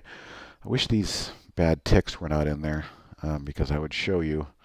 Well, you can see it basically even with the bad ticks. My 130-day, 5-day average, 130 candles equals 5 days of perfect average. So this is a 5-day moving average on my 15-minute chart. And look at how this thing comes into play sometimes. All right, it acted as resistance this morning, and now it was picked up by my other indicator, the 10 SMA. So we've got a real pinch going on here now. This is what I'm observing. And again, I don't use that 5-day moving average to tell me to do anything. It's just a level of interest. And right now, the level of interest is very visible. We've got a really good wedge, kind of painting the price into the corner as we speak here. My God, it's a very interesting setup right there. My 10 SMA just under the 5-day, and you can see the price action literally respects both of those indicators today. Interesting. I try to highlight that when I see them so you guys can see why I so religiously use those and really nothing else. That's funny, the bad tick. Let's get that out of there. Here we go. That's much better.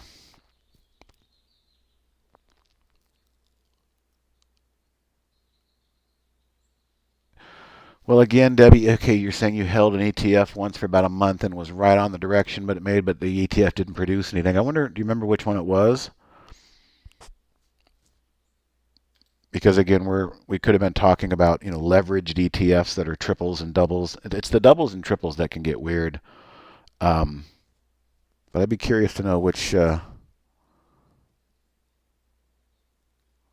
one you were talking about.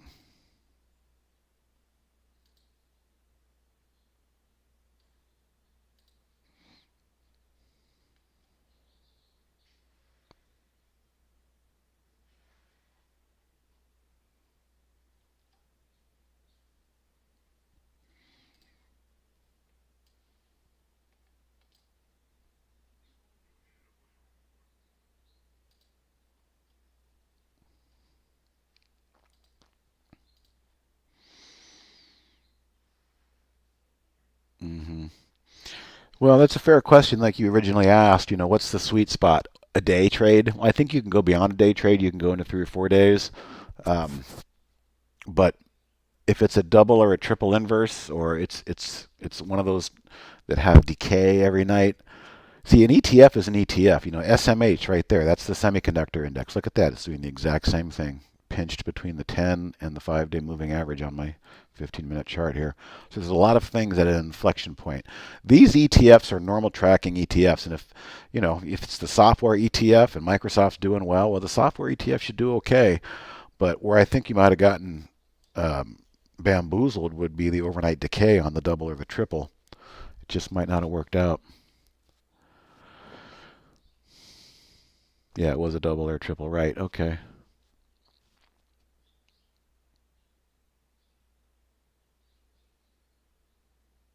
Okay, Gilbert has a question. How do you reset in Brokerage Plus original one short strategy? Are you talking about... Let me bring up Brokerage Plus. So are you talking about the Holly AI, or are you talking about your own strategy?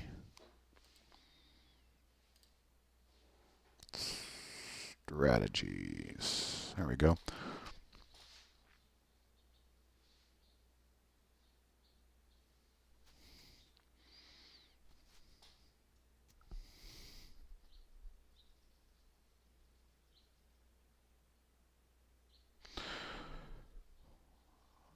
Yeah, just give me a little bit more detail there, Gilbert.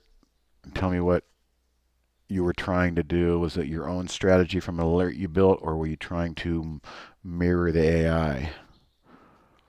Oh, yeah, were you trying to use your own strategy on this page right here, or were you trying to mirror the AI, or what were you doing for the most part? And then I assume you're talking about trading instructions.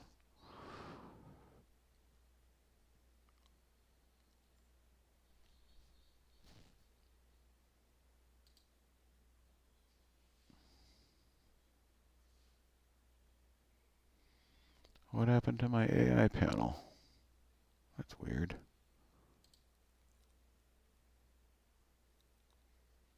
All the AI tab. Huh. Oh, discretion. Okay, I think I know what you're talking about. Here we go. So let's go to strategies. Okay, so I think you're talking about this. You've got one long and one short discretionary long, and they're always on. They're always turned on. So everything below this line are things that I have created. Everybody is going to have this. And why do they have that? Because when you want to manually execute something through the trader panel, long or short, these are essentially the strategies that will allow you to manually, instead of calling it discretionary long or discretionary, call it like manual long, or think of it as manual short. Because when you're doing a manual trade and entering, um, that's what you need to have on. And these are always on. So if you're talking about these, there's nothing that you need to do to reset. To start from scratch. Okay, so you want to just start. So what you would do then is, I would say, on your strategy panel, let's go in here, and you would just come, all right, highlight all of the ones that are not discretionary long and discretionary short. You should be able to do that, right? Okay, there. And you can delete. There's the button right there, delete selected. So highlight all the ones that are in there if you want to start from scratch and reset them and start over. Shade those, highlight them, and then hit the delete section. I'm not going to do that because I don't want to delete them. That should get you back to scratch, as you say. And also, if you're using the simulated trader, the AI sim trader, we can also reset that for you as well. If you're doing sim trading, if you're doing real trading, that doesn't help. I can't reset real dollars for you. But if you do want to start from scratch with, I think it's $100,000 cash, which gives you $400,000 in buying power, you can have a little fun with that. But if you want that done as well, Gilbert, just let us know, and we can do that for you as well.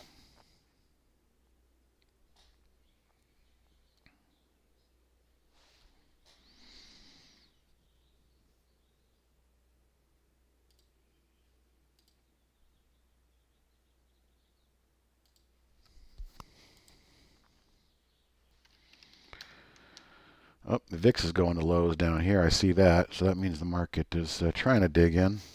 Let's see. Still crazy. Yeah, there we go. So there's our picture. Super wedge. 2 hours before the Fed meeting. Market painting itself into a corner, waiting for some sort of direction. And that's why I use those indicators, guys. They line up a lot of times. They do line up.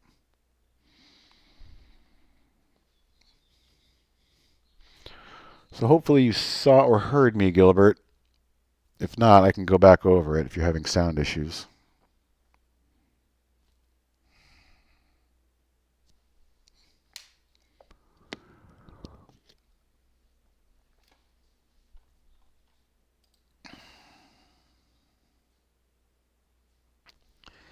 Well, I guess Game and AMC decided today was the day to try and put a stop to that downtrend.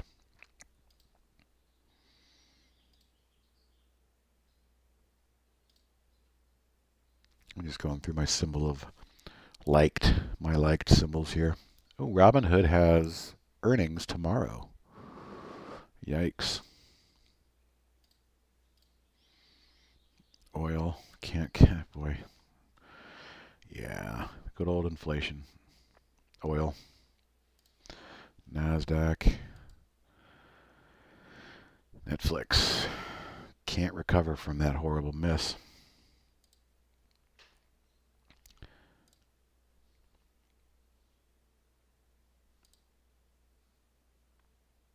Pfizer and Moderna, I think they're done, quite honestly. They're on the other side of the mountain now.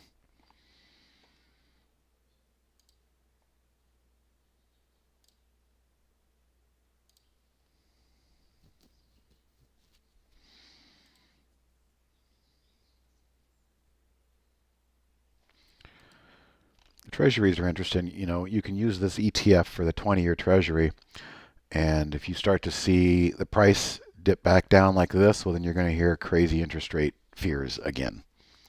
So, you know, when the bonds go up, when the price goes up, the interest rates go down. When the bond prices go down, the interest rates go up. So keep an eye on that.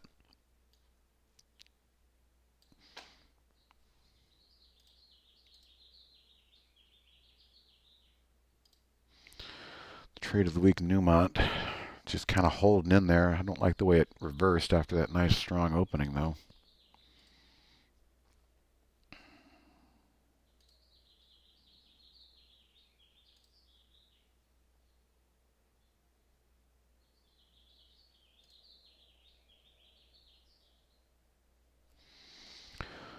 All right, guys. Well, I'm here to talk about whatever you want to talk about. If you have any questions or if you want me to look at a chart, we can always do that.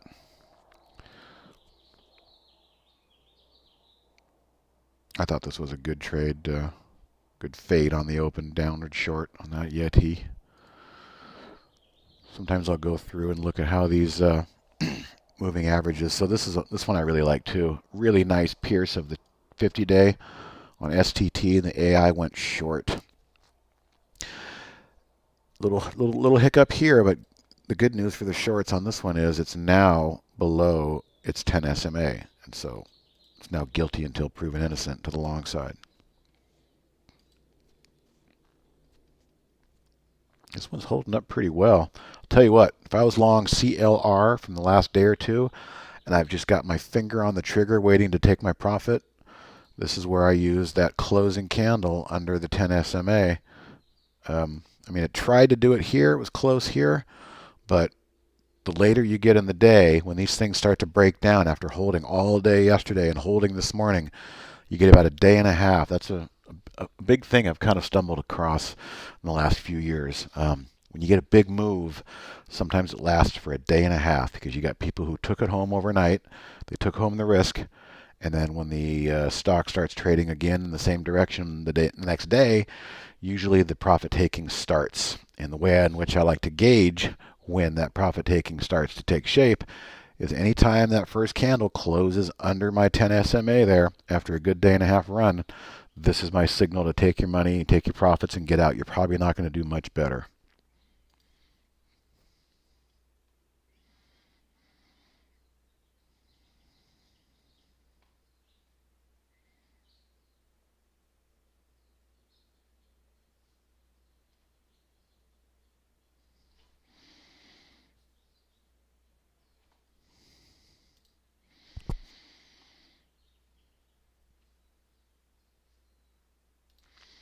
Iris, the only new scanner I've got was the one that I dropped earlier. If you scroll up and if you watch, last night's webinar, it's this Pro Gap. And I was telling the crowd here earlier that I've never seen so many symbols on a scan like this. There was only 4 or 5 yesterday, but today the market gapped up bigly after a lot of things were getting beat up. So this scan looks for things that are trending down, like DraftKings was a great example. Just a horrible downtrend, and then boom, big gap up and just took off from the open, still holding that moving average. But if you're not able to see it, I will share this with you. There's nothing that says buy or sell in any moment. It's just a top list of ideas that give you something to watch for the day and participate in if you like your entry. So that's called Pro Gaps.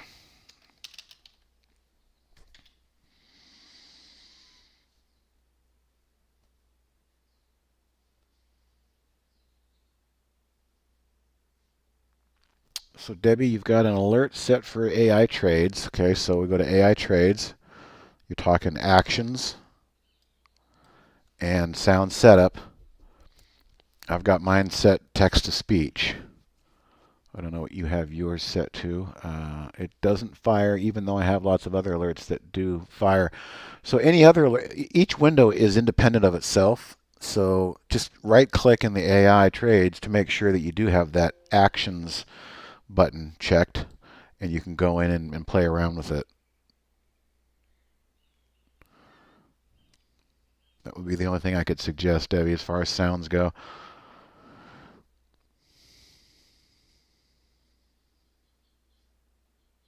I'm assuming you mean the audible alert. Yeah. Is it a custom sound rather than... Nope. Nope. Just make sure you've got it set for actions and sound setup, text to speech. Testing. I hit play and it says testing.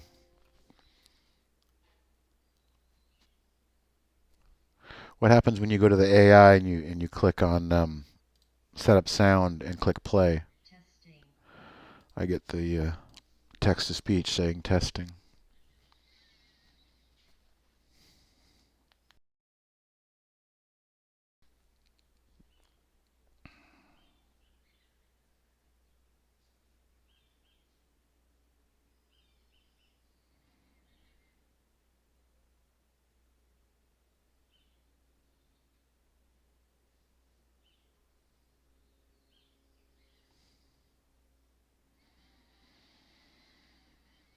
Barry's got all kinds of crazy sounds.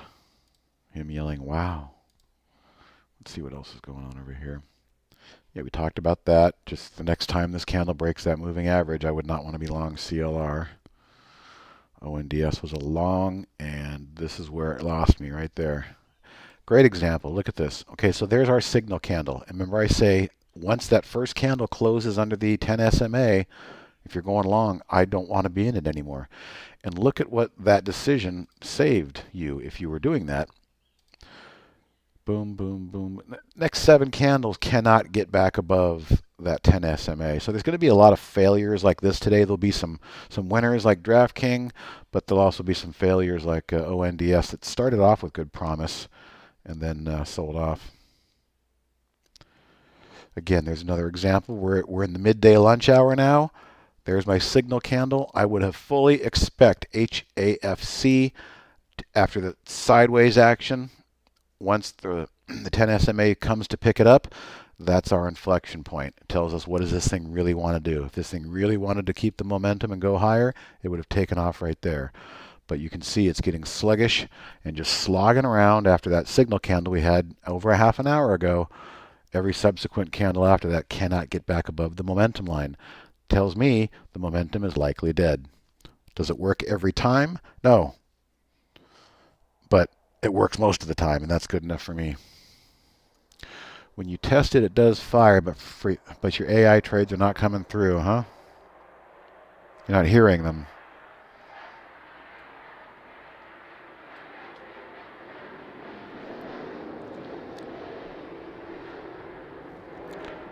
There's a jet going over my house.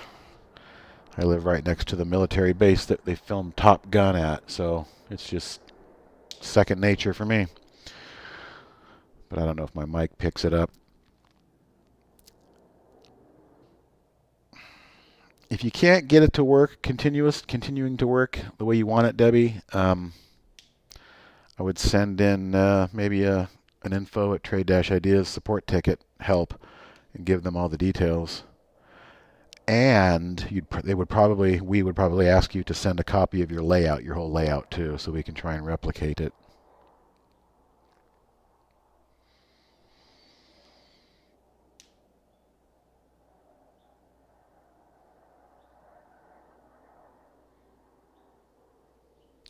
That would also be a good thing to know if you're using the beta, if it's not working. So if you can't track it down, yeah, send us your layout.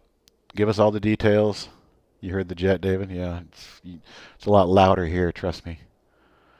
I get like literally downwind of their exhaust when they make a left turn.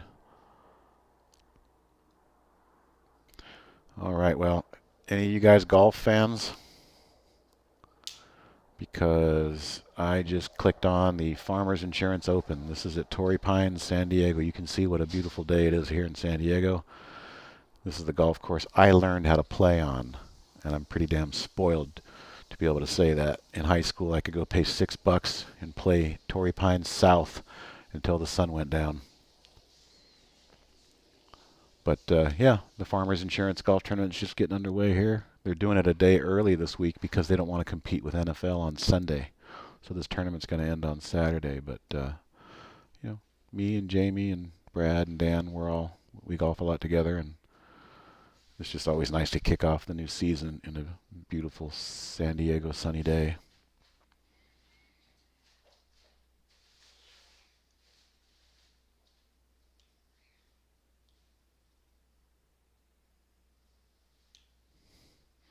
All right. Any charts you guys want to look at? There's that DraftKings doing well.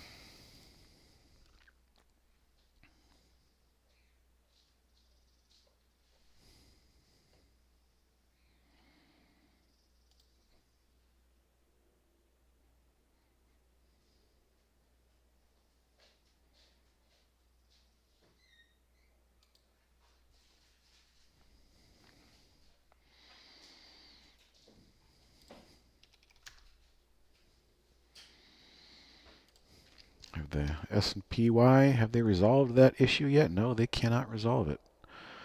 Really just putting on the pinch here as we wait for the FOMC.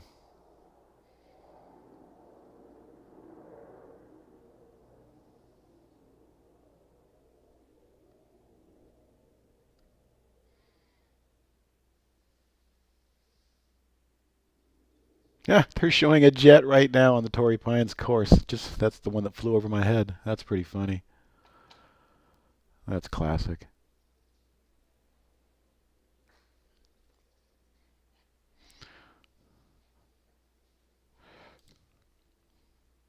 Well, it certainly does feel like we are in a holding pattern here with the Fed today. It's just not a whole lot going on. A lot of back and forth. Actual, just a complete doji there in IWM yesterday and today. That signals indecision.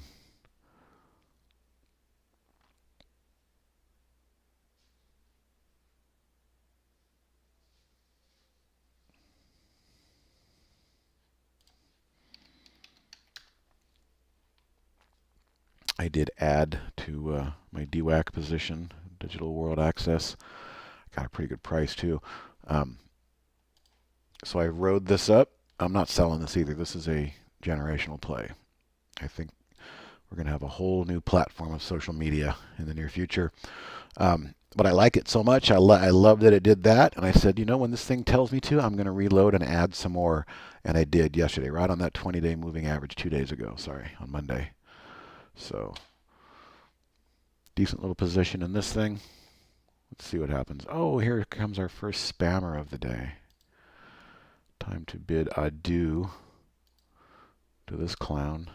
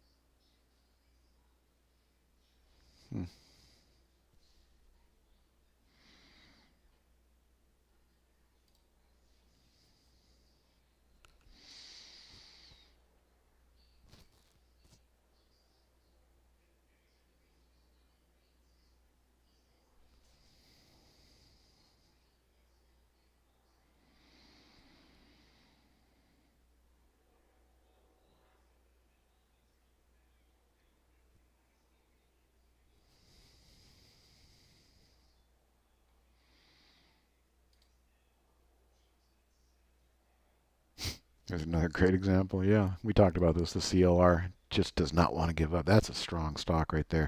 Look at this. It regained the 10 SMA on Monday, held it all day Monday, held it all day Tuesday, tested it here, tested it here, tested it here. I feel like this is an airplane starting to buffer and maybe getting ready to stall.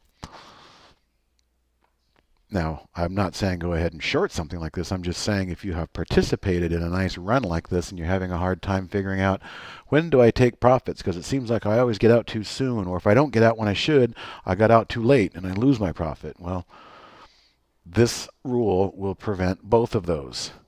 As long as it's above the 10 SMA, don't get out.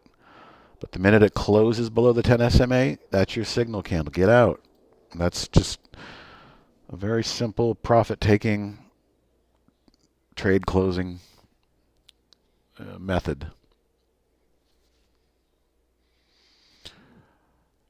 The CLR is from the AI, Debbie. So I was just kind of going through, looking at charts, and that CLR, it's a topping formation. So we can see the strategy is topping formation. It's a short, okay, and it's doing okay. It can't get back above its entry point, so it's below its entry point. So I would say if you're in this short, stay with it. I guess I didn't mean to say don't go short earlier, because I shouldn't say that because the AI has called it short. But I guess what I'm saying is I don't go around looking for setups like this to short. But since the AI called it, if you're in it, what you really want to pray for here and hope for is a good red closing candle below that moving average, and then I think that's where the profits would start to come in. But yeah, this came in from the AI. When I see examples like that, I love to show how you can keep it as simple as just using a 10 SMA, and of course I use that 5-day as well. A little bit more complicated on my daily chart. There's more things to look at: the 200-day, the 50-day, 20-day.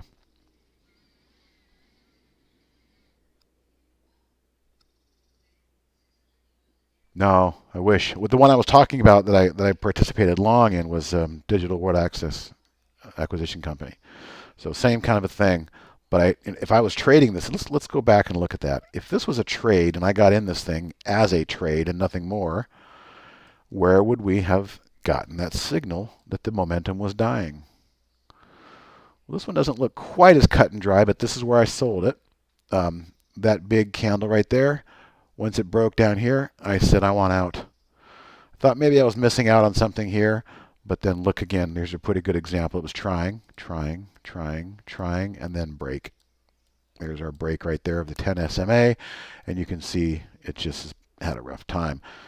Then it popped back up, and I think I bought it down here on the 20-day moving average. It was something, I think it was something like this, and then it regained its 10 SMA, held, getting a little sloppy here. And they will do that. All the 10 SMA shows you is momentum.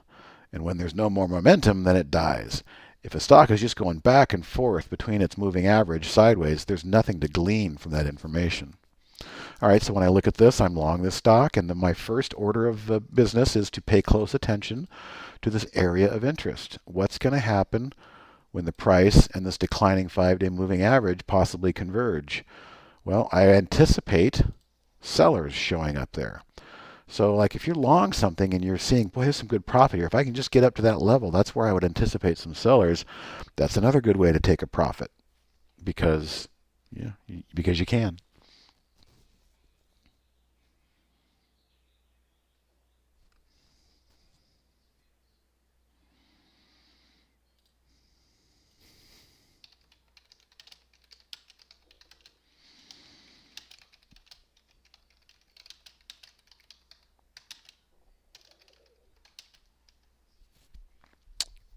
There you are. You're late. Perfect circle.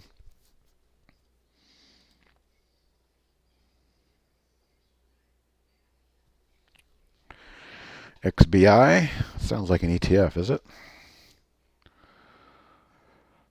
XBI Biotech. Oh, I always forget about that one.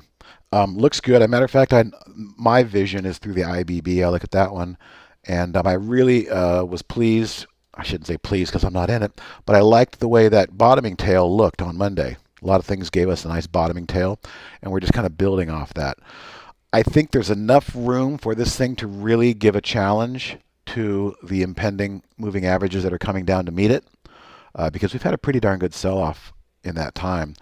And that wick, that bottoming tail candle on Monday, certainly gives you a little extra confidence that maybe this could be a reversal. Those have been called reversal candles in the past, probably still are. But XBI, pretty similar. It's lining up a little. Yeah, so XBI is now running into its declining 10. So just based on that analysis there and juxtaposing those two, IBB is kind of lagging XBI. So with that said, still the backdrop looks good, but you're now at hurdle number 1. You're now at meeting the boss of level 1. And then up here, you might have to meet the boss of level 2, and so on and so forth. But I would give this thing a chance. It's saying right here, don't give up on me. I didn't break my intraday moving average. Look at how it busted above the 5-day and came back and found support at the 5-day. So this thing very well could get back to 100. I would say so. It's just got to clear those hurdles first.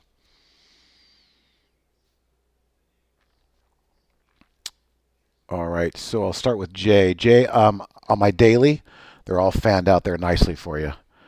200, 50, 20, and 10-day. On my intraday scan, it's a 15-minute chart. That's all I use.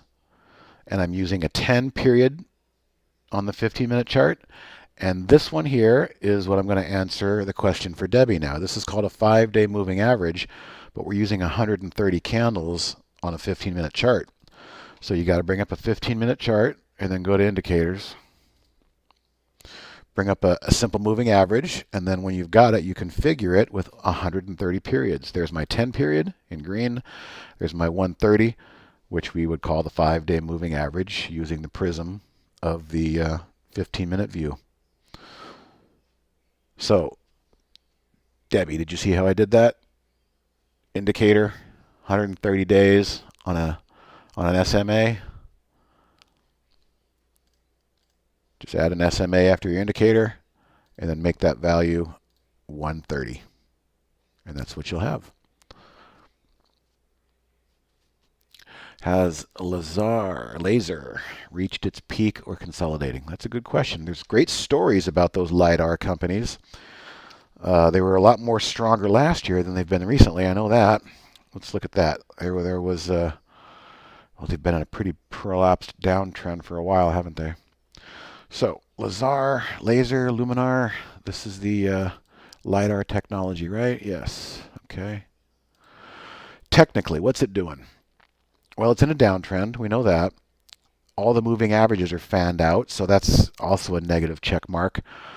Nice bottoming tail, which again, that was Monday. We had pretty much a lot of things doing that on Monday, giving us a nice bottoming tail. And today it decided to build on it.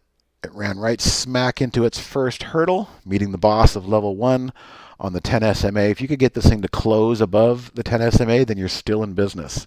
What I don't want to see is this thing give up at the end of the day and wick and close back down under the 10 SMA, just like it did this day, and definitely that day. We don't want that. We want green. We want green to push through that declining 10 SMA to at least signal that maybe the beginning of a change of momentum could be happening.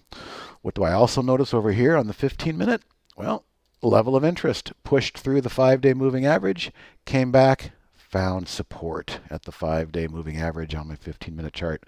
So I see correlations all day long, and I try to point those out when I do see them, just to kind of bolster, again, why I use these limited indicators. Now, I will use other indicators, okay? Like, I'm trying to think. What could we look at? Let's look at XBI using RSI, because I will have been known to use that. Click over here. Here's my RSI chart. Well, I didn't really see anything of note in the RSI chart, meaning divergence, meaning the price going lower with the lower highs in the RSI. We didn't really quite see that. But I will use RSI occasionally, especially looking for maybe something that's getting too heavy on the top end. Let me just see if Tesla was giving us a signal way back when. Yeah. Eh, close enough. What I'm gonna draw here is a perfect parallel at 1200.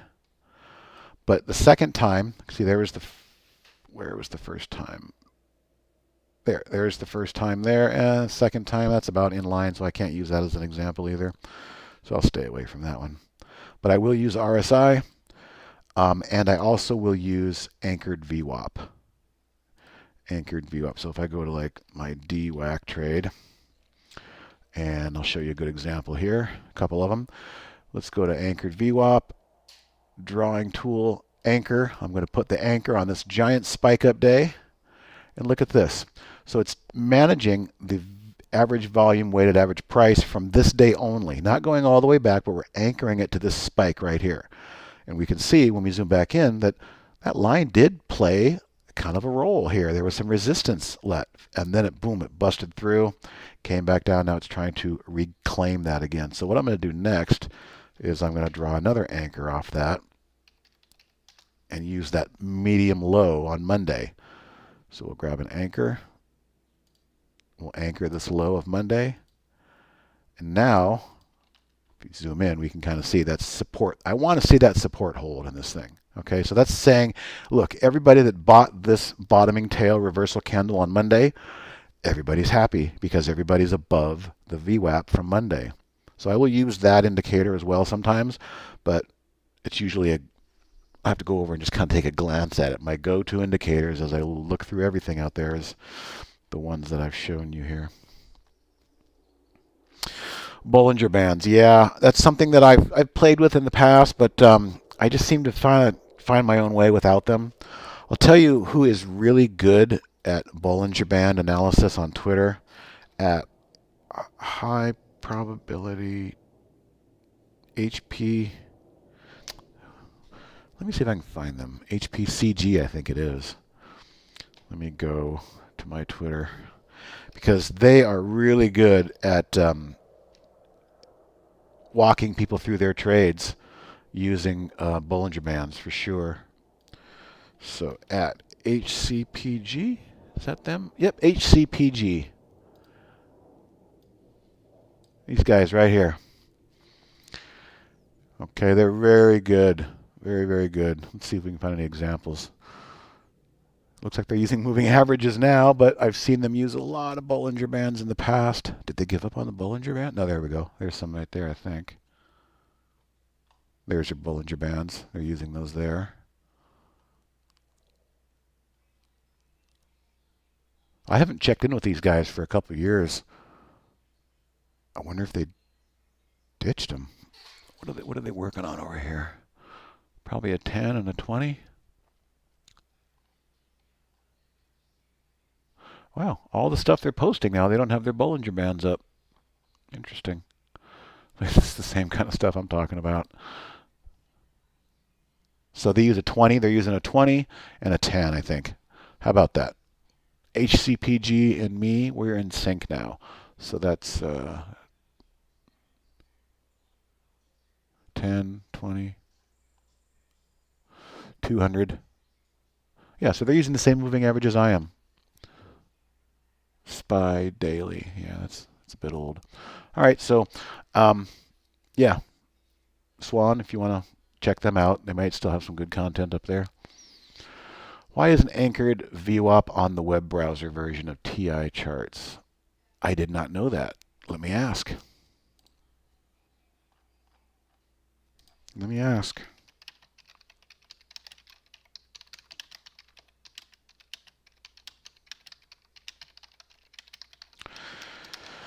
I think, from my limited knowledge of development, they use a different charting tool on the web version versus what we're using on the app version here. But I've asked the question, and we'll see if I get a good answer.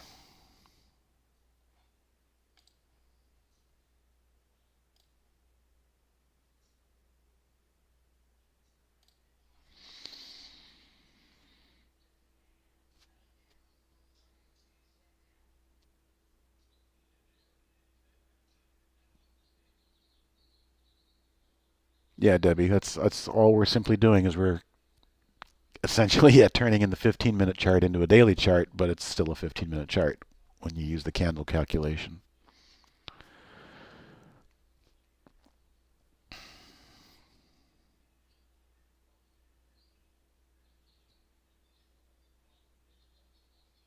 I didn't even see you ask that question, Perfect Circle, but I went right into it anyway. The anchored VWAP.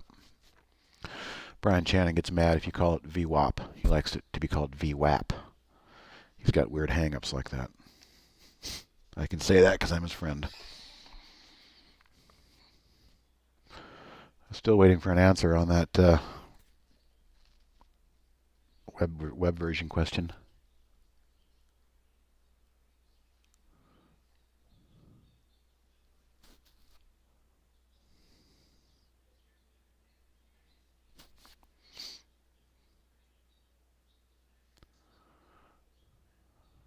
So far, no good answer.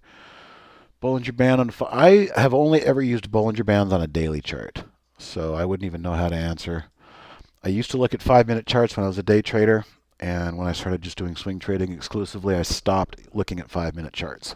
I get all the information I need on a 15, but that doesn't mean it's right for everybody. If you're a scalper that likes to scalp off a VWAP for the day, well, you're probably better off using, a 2 or a 5-minute chart.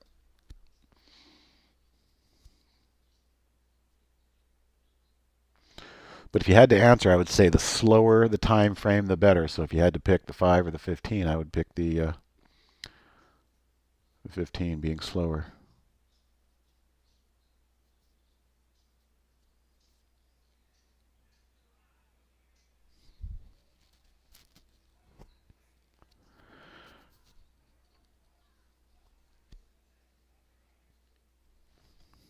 Am I on mute? No, I'm not on mute. I'm here, David. Just a little slower flow of content today.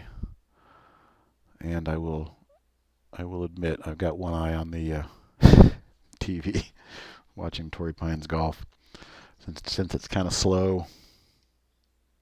But yeah, hopefully you can hear me now. I'll be here another 5 minutes. So if anybody wants to look at anything, a scan or a chart, just let me know.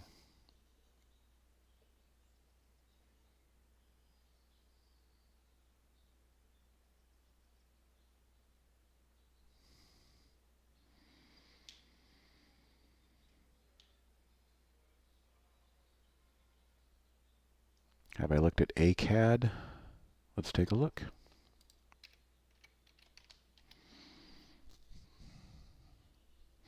Nice day today. Again, I'm going to call it out. Look at it holding that 5-day moving average at the close and the open today. Definitely worth noting. Daily chart, it's fighting. It's definitely fighting. It does not like being below its 200-day moving average, as we can see here. So that's really the bedrock foundation of support here in ACAD. We pushed through the 50 and the declining 10. Look at the declining 10 SMA, except for that day there. All these days kept closing at or below the 10 SMA until yesterday or Monday. And then it looks like the subsequent day, yesterday was Tuesday, doji, and then we're back above. So you've cleared a couple of hurdles already. And it's looking good intraday. It's not looking bad. I can't really say anything bad about this at all. No, sir. Just based on the information we've got here, it's consolidating nicely, and it's at the high end of its consolidation. The key is not to get it to trade above, but the key is to get this to close above. Get a nice big green candle closing above that moving average. That's kind of put people on notice because they haven't been able to do that very much. Got it at 22.49. All right, so you're pretty much right here. You're taking a shot. I would say the low of yesterday, or even a closing price below 21.95. It just might just drop back into the zone and just stay range bound if it can't clear. But it seems like it's revving its engines a little bit here, trying to do something.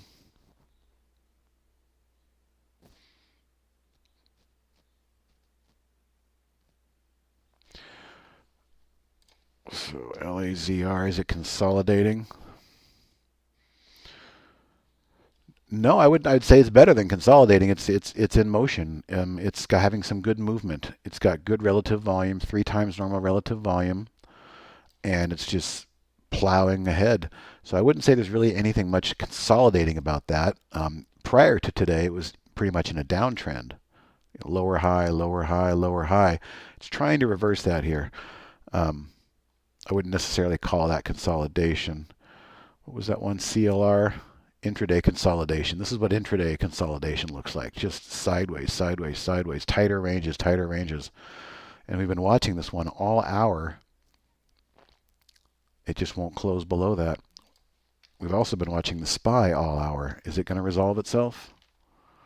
Okay, it looks like it's trying. It posted a close above the 5-day moving average. It's building a new candle above the 5-day moving average.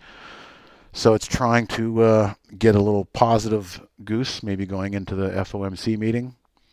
But today doesn't matter what it means right now. The only thing that matters today is how we close when the market has 2 hours of new, fresh FOMC data to chew on.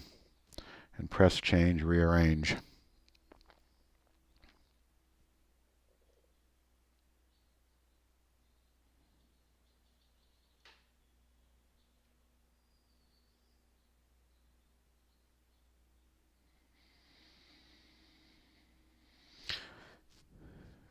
If you have a Bollinger Band on there, let's see what happens if I put one on.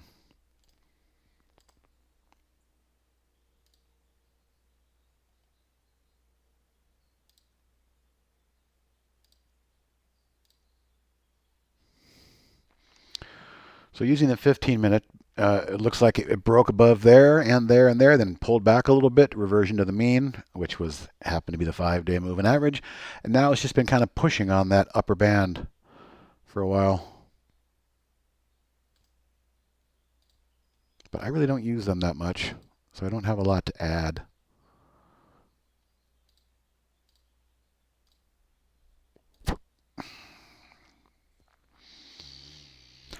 All right, guys, got time for one more question if you want, and I'm going to bring Barry in here in a minute.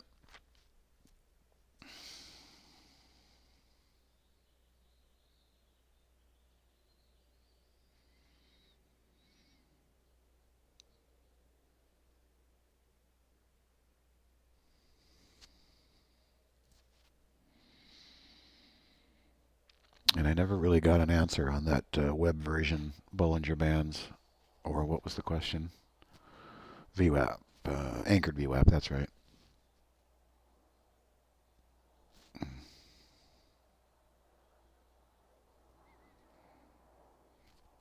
Yep, unfortunately no answer. Now I know we are doing some modifications. Maybe if you didn't hear last night, or Barry mentioned it, maybe he didn't, but I'll go ahead and say it.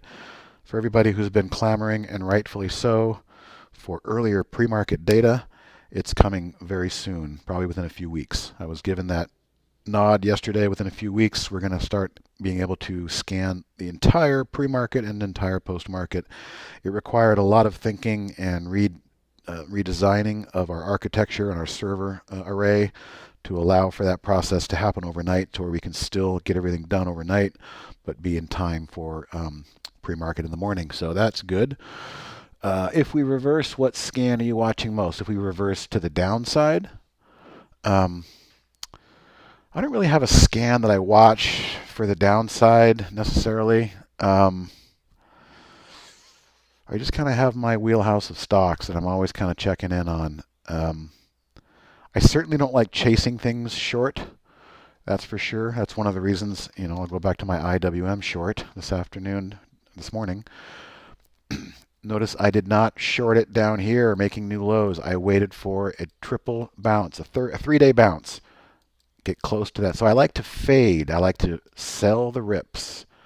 When you sell the dips, you get bounced out as a short trader. So you've really got to pay attention to your entry as a short seller. And if you short in the hole, chasing new lows that are breaking down from yesterday, it's usually a matter of time before the market action bounces you right back out. So I prefer, just like you buy a pullback in a bull market, I prefer to short bounces, sell the rips in a down market. All right, guys, I got to go refresh my coffee and get up and walk around a little bit. Thanks for your time. I will let Barry know we're ready to go back in here. Hopefully he had a good workout. And yeah, I will see you guys next Wednesday.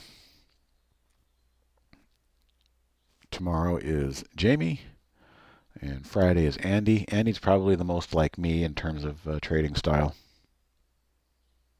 All right, Barry is rolling, so I will disconnect. Oh, not yet.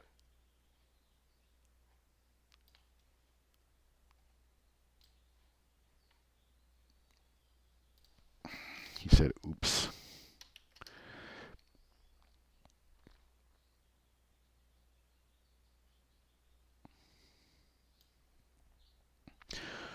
Yeah, thank you.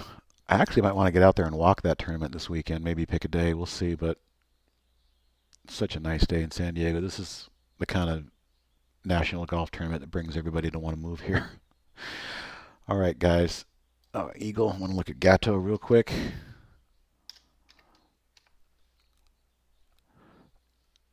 Oof. Bad news, obviously. Something bad happened. You want to give this maybe a couple days to wash out the weak selling hands that aren't selling yet, and see what happens on that. Navi.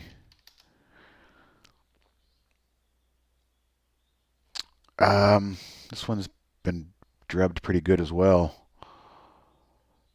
I would say watch for a reversal of the intraday 10-period moving average to see if it wants to do anything. I don't know. Hang on 1 second. All right, let me just make sure Barry is in.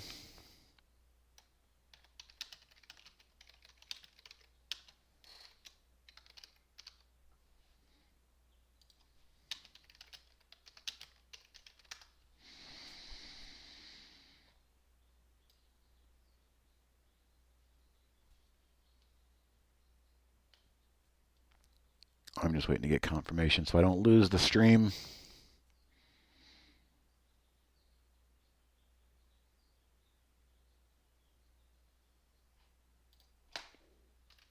All right, he's good. I'm going to stop streaming. I'll see you guys next time. Well, an hour before maybe some mini fireworks, the FOMC at 2 o'clock.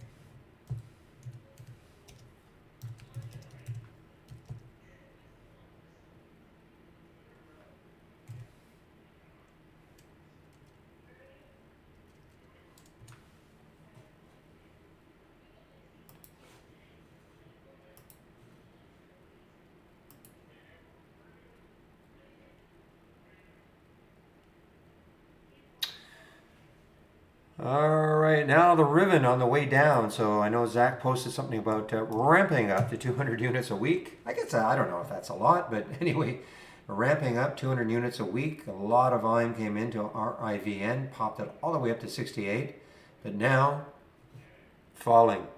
Short the pops, short the pops, short the pops.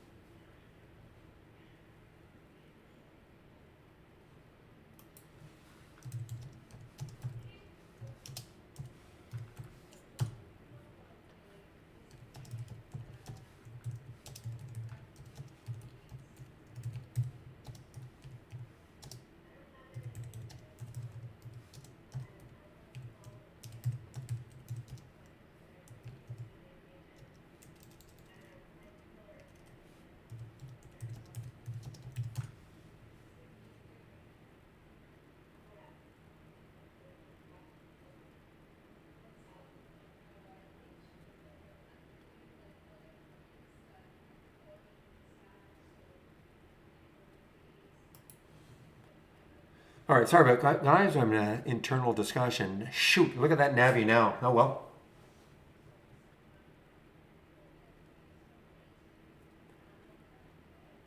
So what this is telling me right here, the distance from the exit price, it's 17 cents underneath, which is what you don't want to see if you were short something.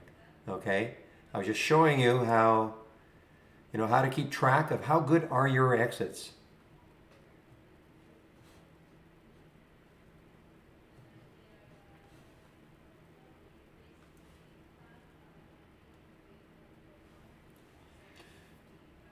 Oh, look at Navi. Man, oh man, this takes out that 58. I may hop back in. It's not recommendation you do the same thing, but there's the low right there. And I'm just looking left. I mean, there's a lot of room.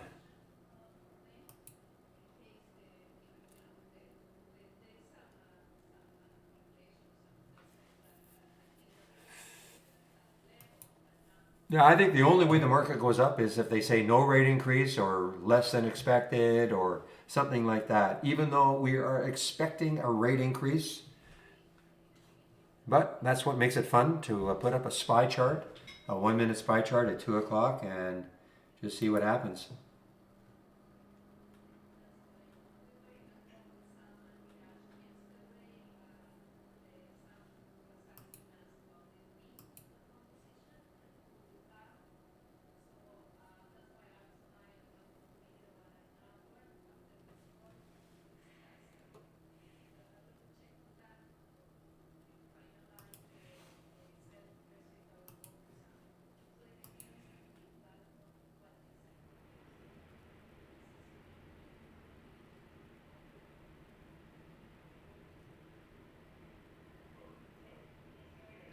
All right, guys, I'm going to switch to another version. I'm going to test another version.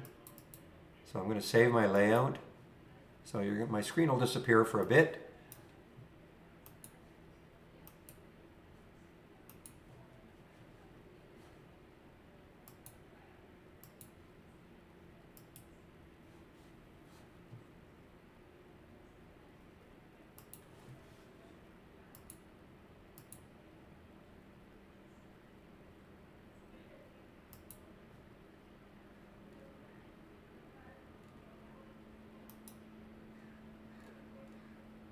Give me a moment.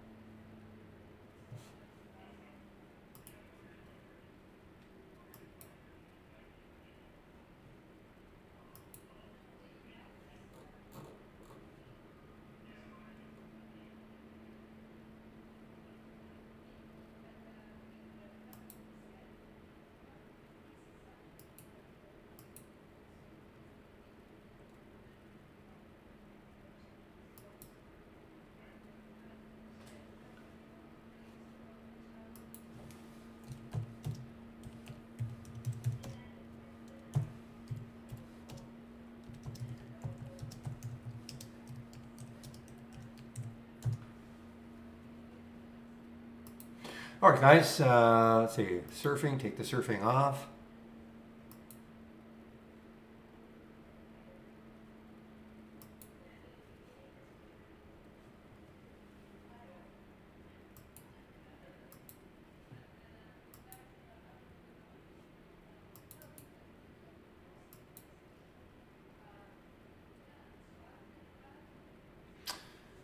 Okay, kind of like yesterday, this MYOV, what room does it have? It has a lot of room on the daily chart, guys.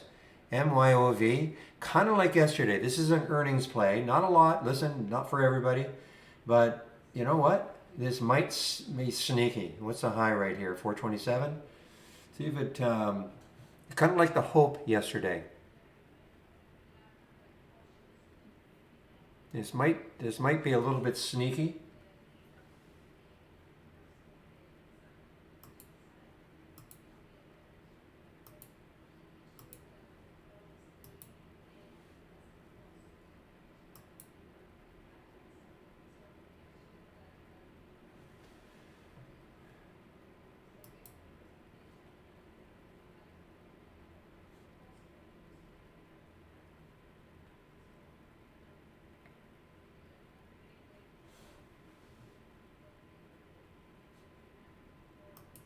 Yeah, meanwhile, you're right. Look at the Groupon.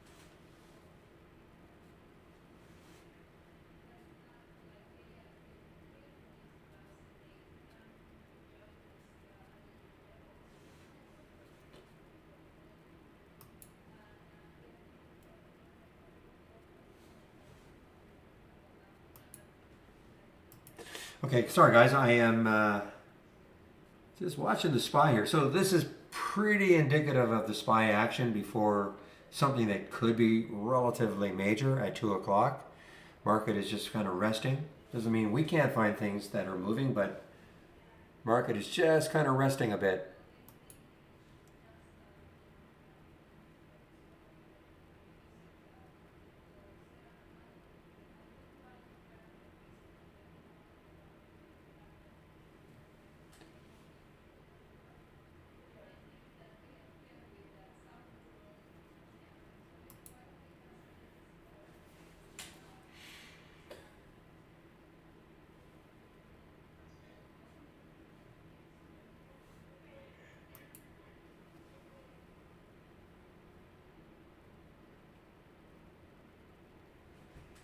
There's Arval actually having a bounce, big volume coming in. ARVL. A lot of volume came in.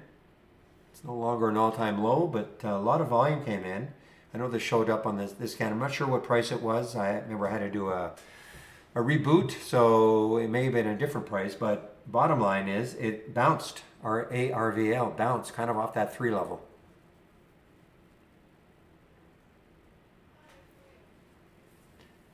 I've seen ABT mentioned a couple of times here, or a few times here. Let's take a look at ABT.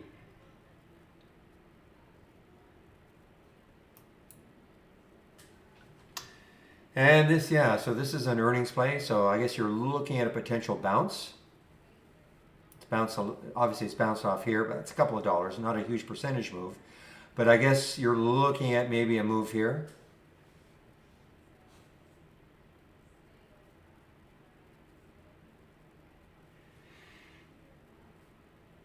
Okay, so but basically the same price. I have it here at 12.55 at 318. But that's okay. I just wanted to. When you do a reload, you lose everything you had previously, except for maybe the last alert.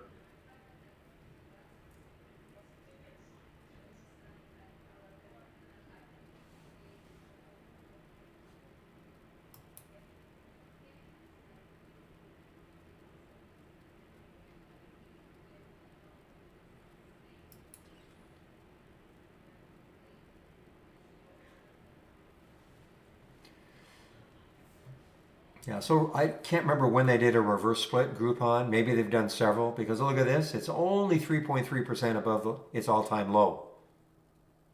Okay, and when you look at a chart, you think, well, how can that be? You know, especially here, $70, 25. How can that only be 3? So I'll back it up. Back it up. This used to be a $161 stock, maybe even more. I'm sorry. This used to be a 5, this is pre-split adjusted. That was a $622 stock. Pre-split adjusted.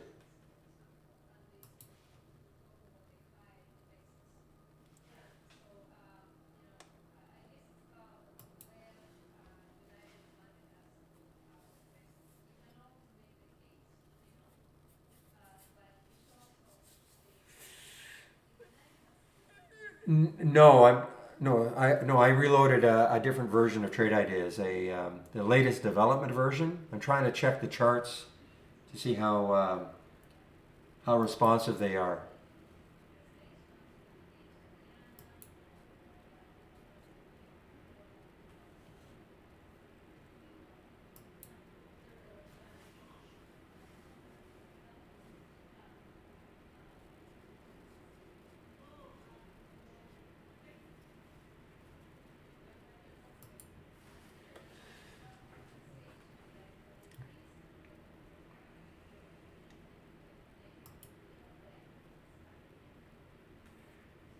I have channel surfing. Okay. So far, so good. Okay. Yes.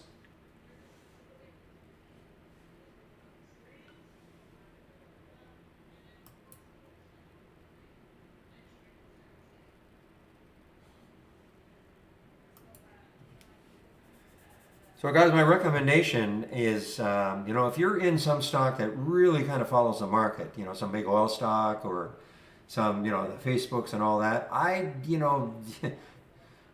not telling you to sell it before 2 o'clock, but, you expect some wild action.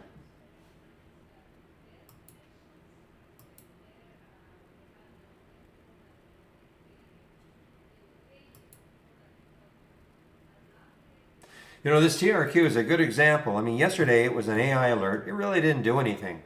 Okay. In fact, I think that AI may have got out for a bit of a loss. But look at today.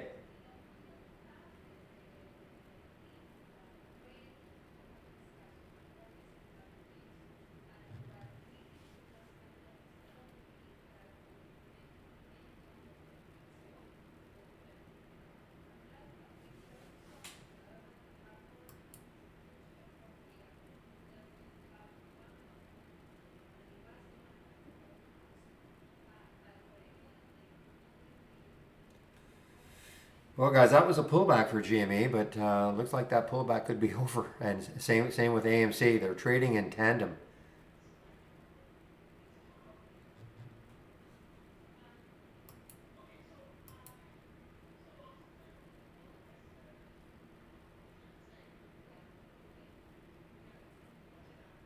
You talk about in B plus?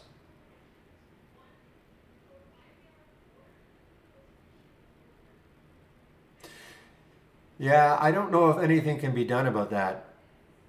I think I know what you're talking about. It'll cycle through. Yeah, I probably wouldn't. Put it on surf mode because I know what you're. I think I know what you mean. I think it doesn't. I should be in more trades to show you, but I thought the order changed also. Like if a stock was moving up, it would go to the top of the list, and so you got to be careful what you're clicking on. I don't know if that's in the live version or just in the simulation. Let's take a couple of trades here. Yeah, you see, this is too slow.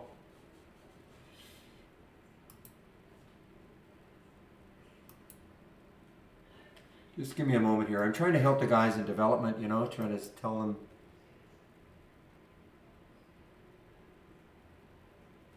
Okay, you know what I'm going to do, but just to test this out, okay?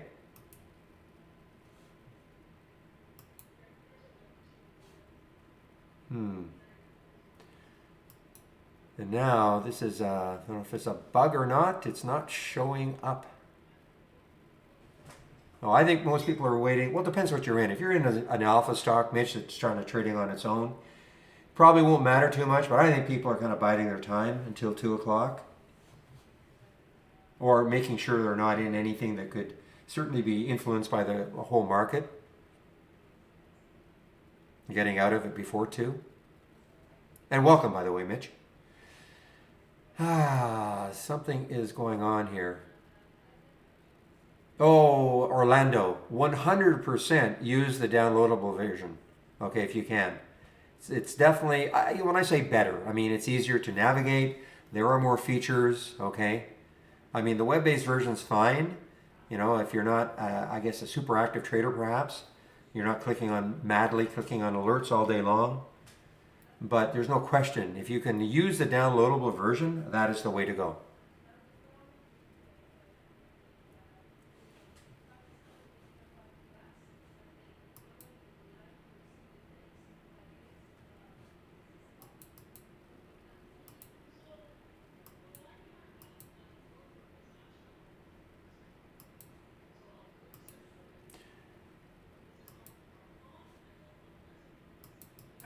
Shoot.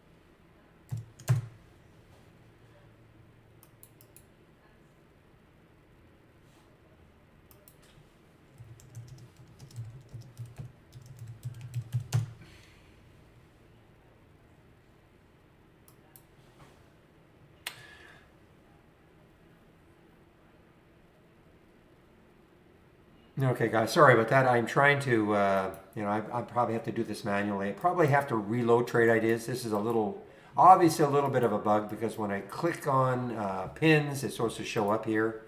So at this point, I'll just have to type it in, I guess. Click on buy. Okay, so that is now. So I'm going to, but you see the bid ask is not showing up.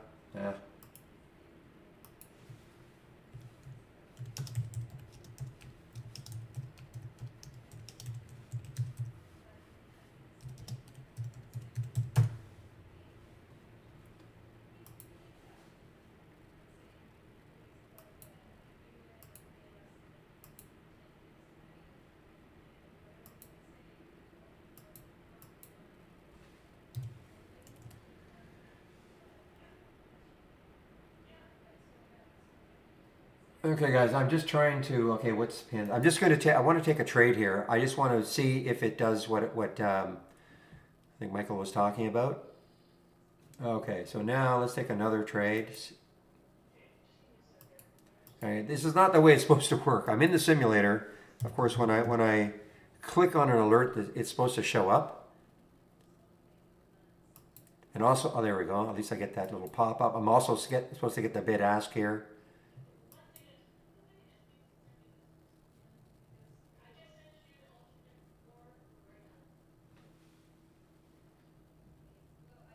Oh, I didn't click on the buy.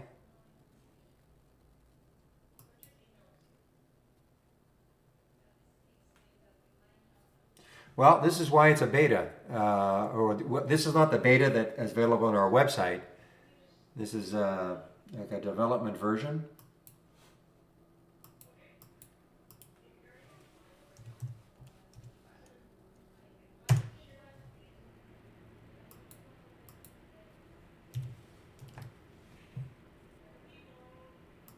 Okay, all I'm trying to do is I just want to, I want to see if it is flipping.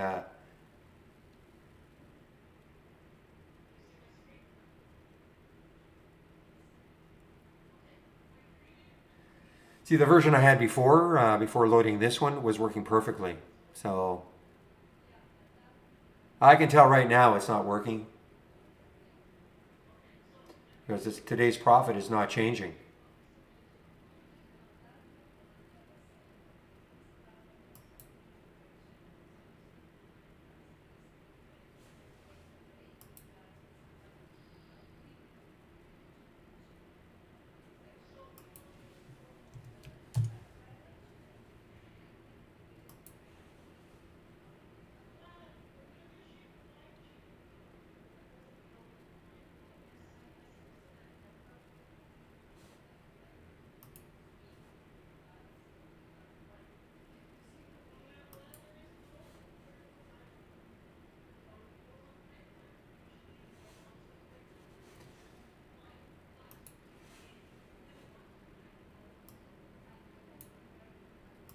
Just give me a moment here, guys. I am just showing what I'm seeing here.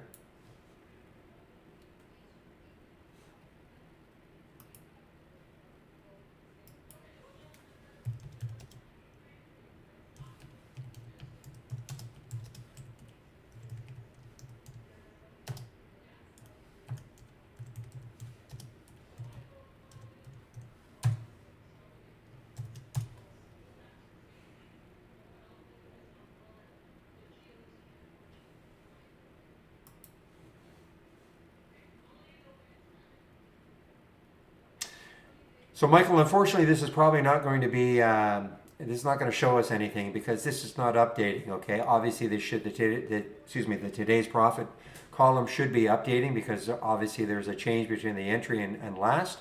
This should be updating. So this is not going to tell us anything.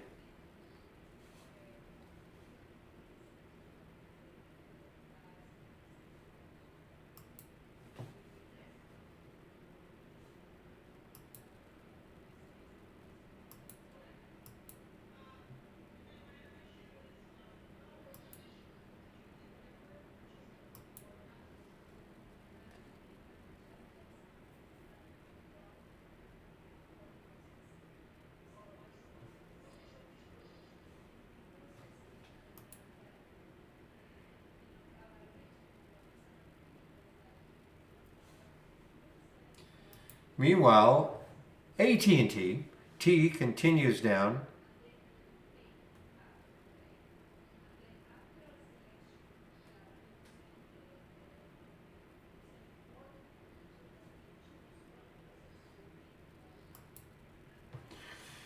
Now, coming into what looks like it could be a support area. You guys, I'm going to have to get out of this development version, this version. I'm going to get to go back.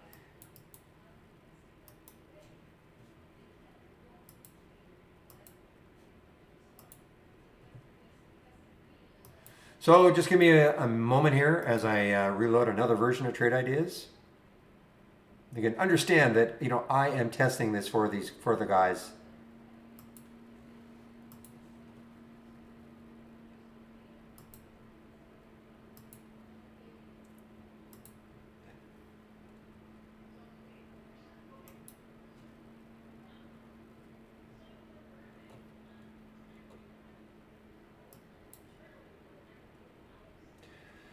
Orlando, no, not supposed to. I mean, it's all real time data, the same. It's the same data feed, everything. So it should be identical.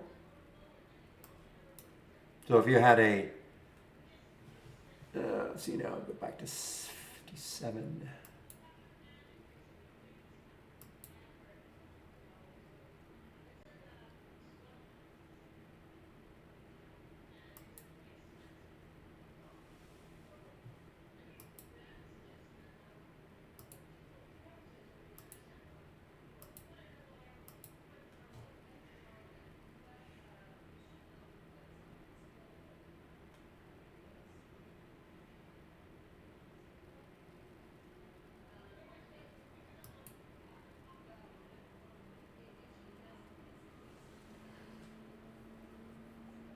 All right, reloading. Now this should be back to what I'm used to.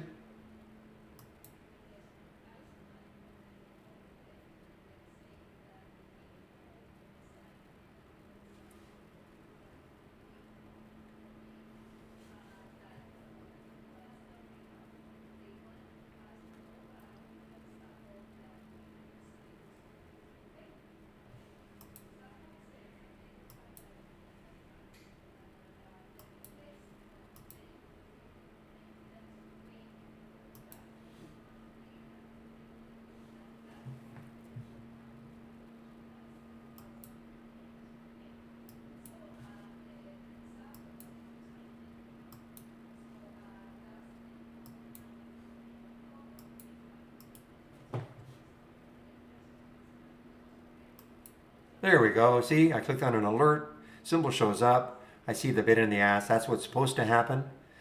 So I'll just keep on this version.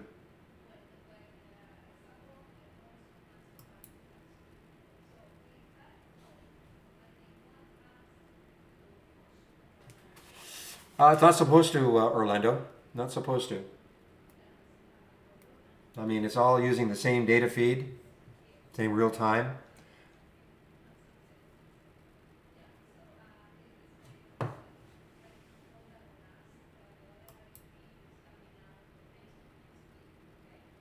So, for instance, if you had an alert window in our downloadable app, and well, you see, you can't. I can run them side by side. Let me just, Thomas, Sir Thomas, Sir Thomas. Yeah, it's been a while.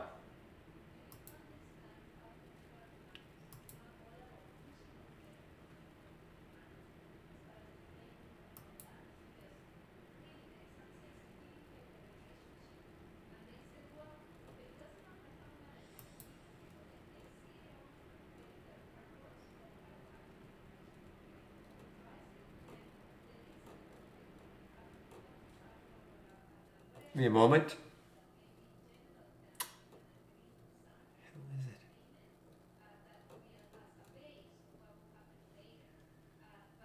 All right, here's momentum channel. Okay, so now what I'm going to do, just a minute, just to prove to myself that it's not the case, but hey,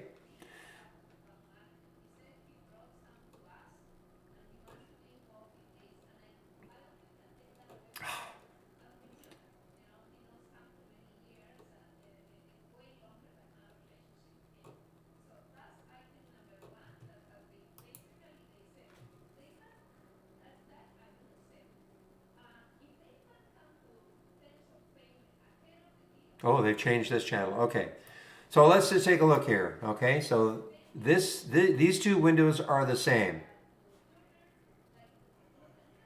Okay, this Momo, I mean, this is the same scan. Okay, this is the web-based version, and this is the downloadable app. Just waiting for, another Momo to come in here.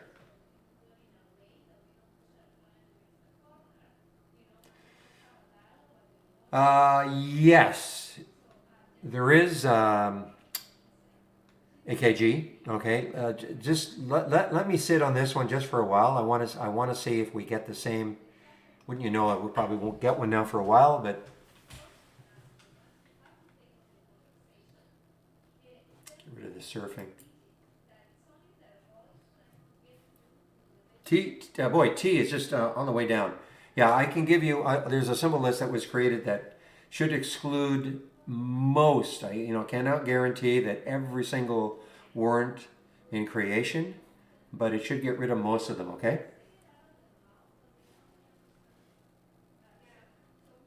Come on, give me. You know what I'm waiting for? I want to see this window and this window giving the same alert at the same time. You can see that Groupon. Obviously it did.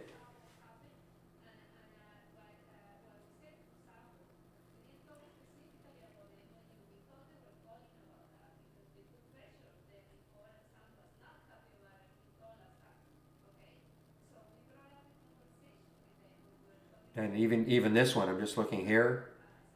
Extreme Master Blaster. This should give. Wow, look at T, guys. T just absolutely getting destroyed here.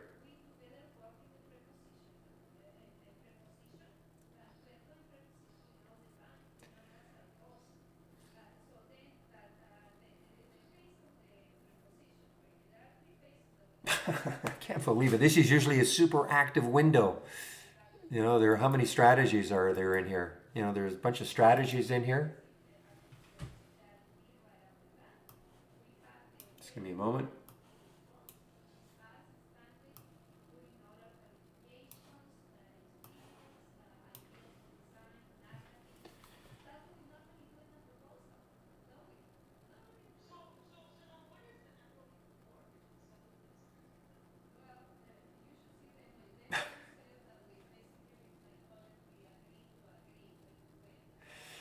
Well, these are the same Orlando. I mean, look at the low float winners. It's exactly the same list here as it is here. I think it's the same order. So now that could be a bit of a difference because, it depends on when you load. Because these update every 30 seconds. But man, oh man, I'm just looking for, give me one alert.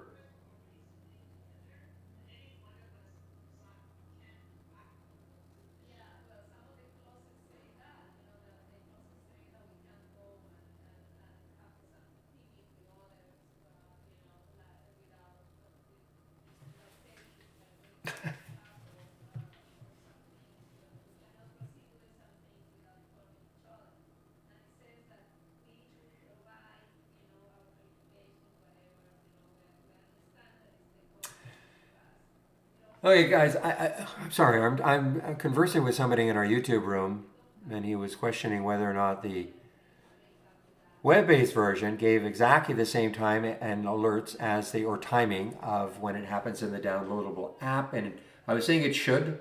There is no reason why it shouldn't. It's just using our same data provider. It's the same strategies, same filters. And wouldn't you know it, I load one and there's just nothing happening.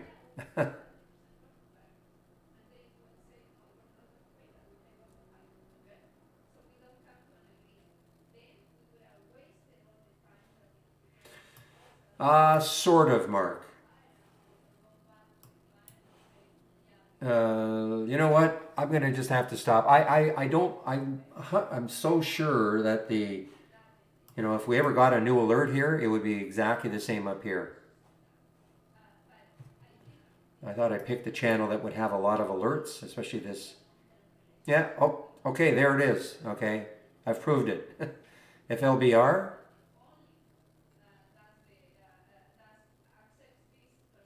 Yeah.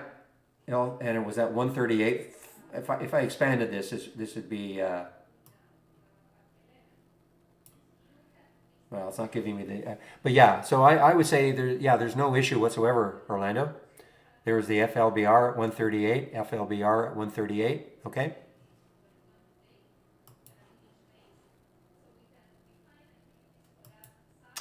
Okay, in order of question, so AKG, if you go to an alert window or a top list window, doesn't matter, configure, symbol lists, okay? So let me start again. So if you right click on the window, doesn't matter whether it's an alert window or top list window, so right click, configure, symbol lists. Now, click on add existing list, okay? You're going to see that what I want, you have to have over in this column, and you see where it says all warrants? That's what we want. So add existing lists, and you just have to scan, I don't know where it is exactly, but it should be down maybe at the bottom. All warrants, okay?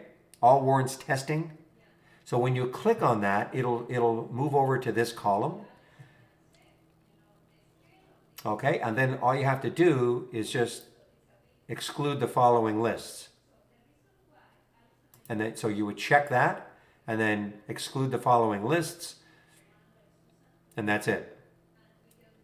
And then of course say okay, and then so the warrants then, all these warrants most of them, I can't guarantee 100% that a warrant won't sneak in, but typically that should be good enough, okay?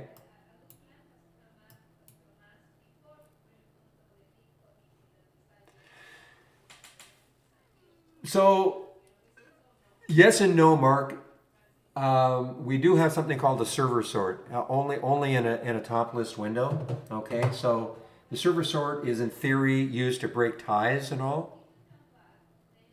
Let me find a top list window.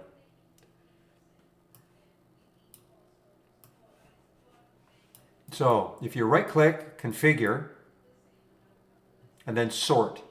So you've already sorted, say, in your top list window on the column you want, and then you can do this additional sort, okay? And you can pick, you'll see every filter that you're using.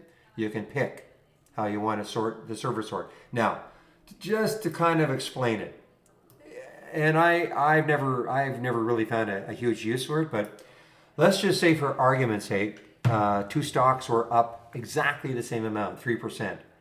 Okay, and they were in your top list. Well, how is the system going to know which one to put on top of the other? So, for instance, if you did the server sort of, say, on volume, it would take the one with more volume and put it on top, as an example. Okay, that's it. If that makes sense.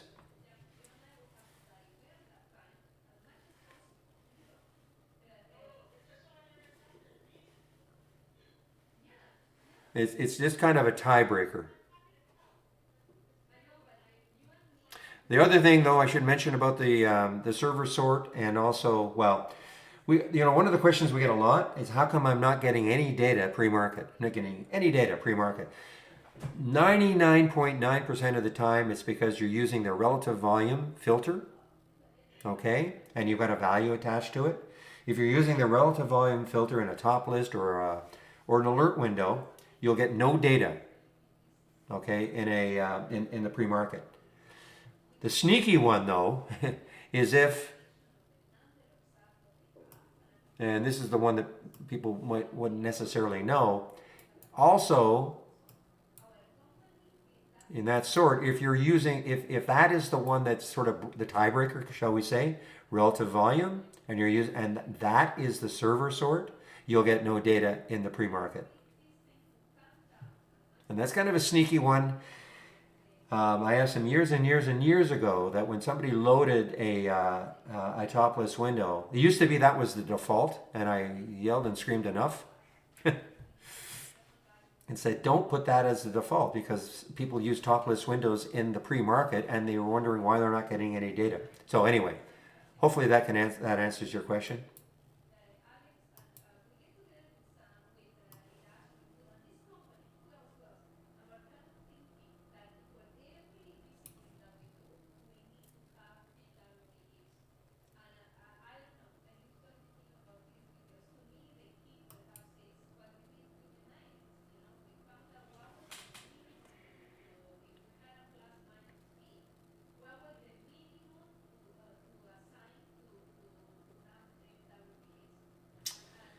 All right, what time is it? 1:44. All right, what's the SPY doing?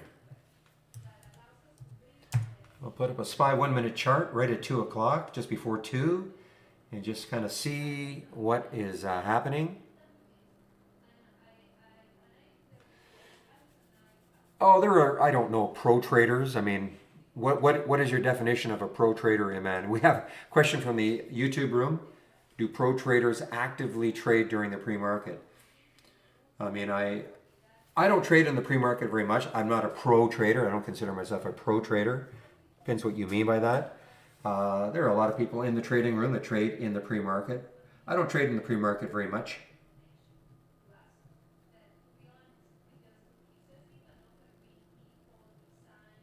One of the reasons is that, I'm doing a lot of different things. I may trade in the pre-market a little bit more if I weren't doing, a lot of different types of scans and getting prepared, to open a room. But there are certainly, people in the trading room, the main trading room. I know they trade in the pre-market. Trading in the pre-market, I mean, it used to be a real no-no because, there were, first of all, not that many stocks trading in the, and I'm going back a few years, not that many stocks, and the volume was, pretty abysmal. There are certainly a lot of opportunities to trade in the pre-market, but I'd say it's still pretty risky. If you're a new trader, I would never do it. And when I say you, I mean anybody, if you're a new trader. But, times have changed. There's a blur now between what we consider the pre-market and the so-called market opening at 9:30.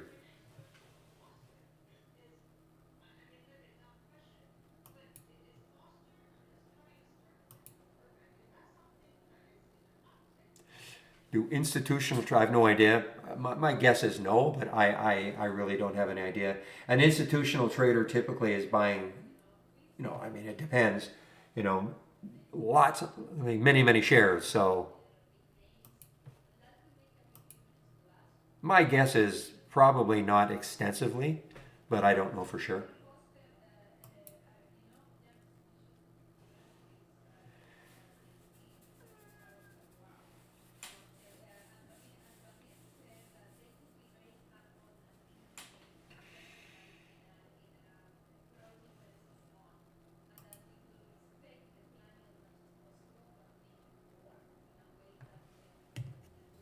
I've never really thought about it, CJ or Jay, CJ or Jay.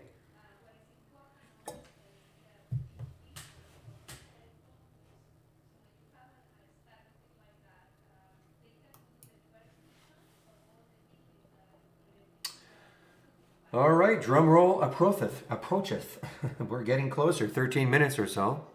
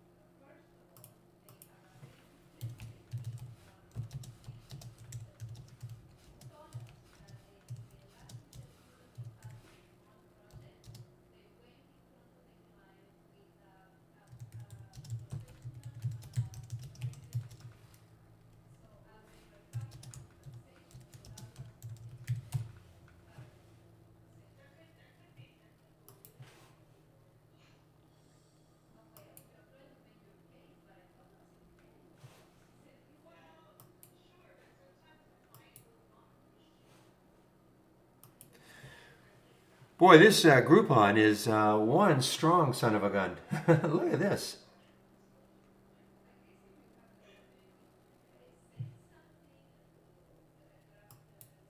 Now here we go. Now we have an answer.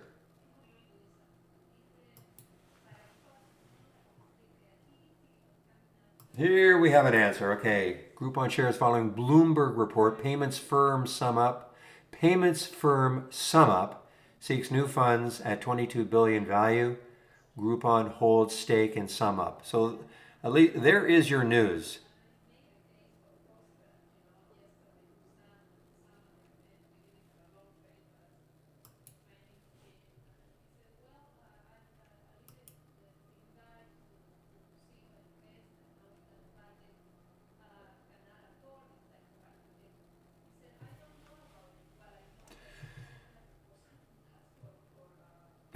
It's been watched, perfect circle. We're aware.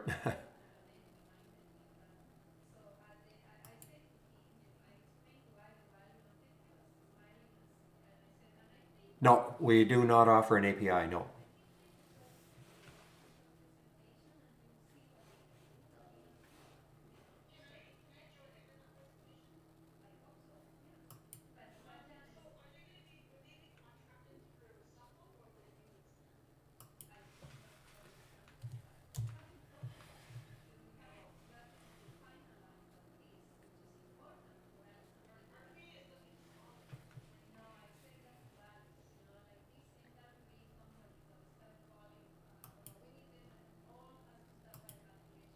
It gets reported. It definitely does get reported, and we have somebody looking at it all the time. Perfect.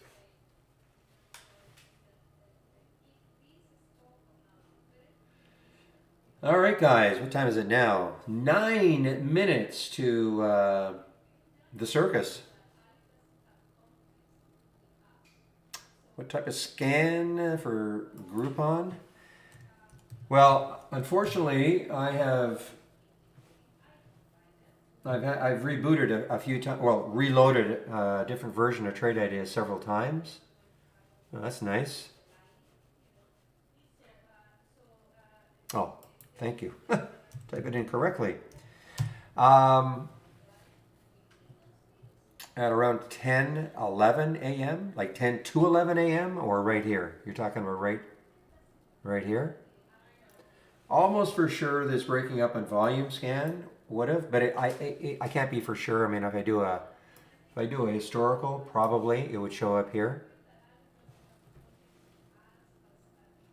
I mean, you can create a scan to do anything. Okay. The problem is because right now you see well, what's the volume like? But let me just do an historical and see if it showed up there.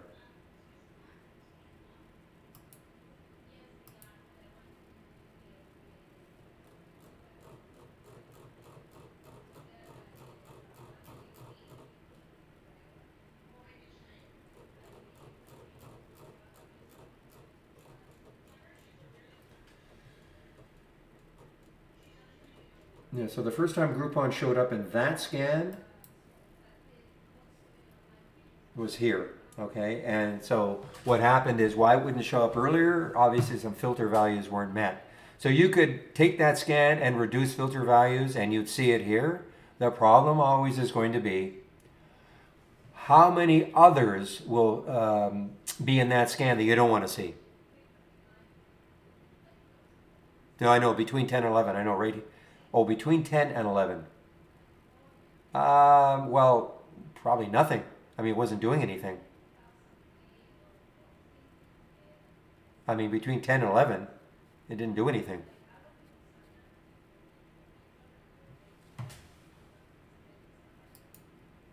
I mean, look, you could create a scan to somehow see this, but why? And where you want to see it is right here.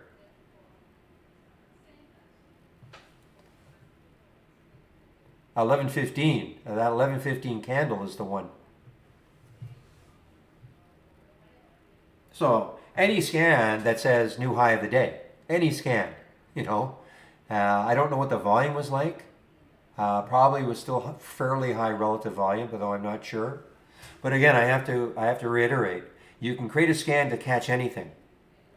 But you may see a lot of other ones that don't do this. That's the problem.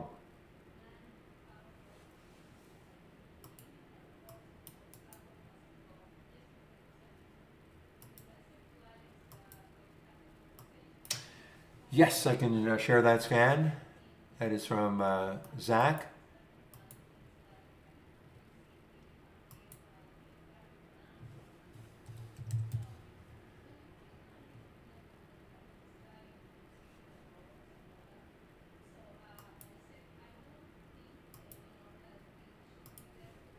Now there may be a sound alert attached to it. Okay, I think there is. So if you don't like it, just get out of it,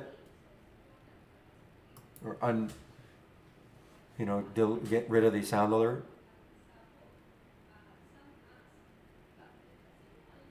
The big gap on Apple.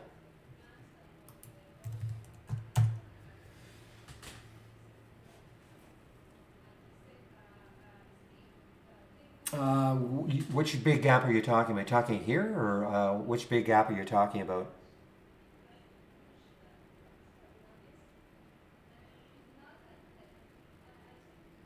By the way, I can say I have actually seen a chart, guys, now. I've seen it with these two eyes that start at 4 in the morning, Eastern Time. So it's obviously getting closer and closer.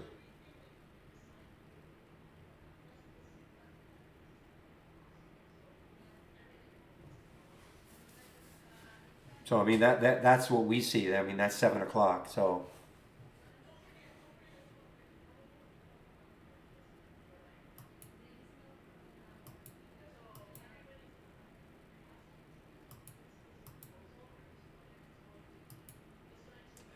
well, I would have to completely assume that the scanners will work too. I mean, otherwise, what's the point? No, they have to work. Scanners.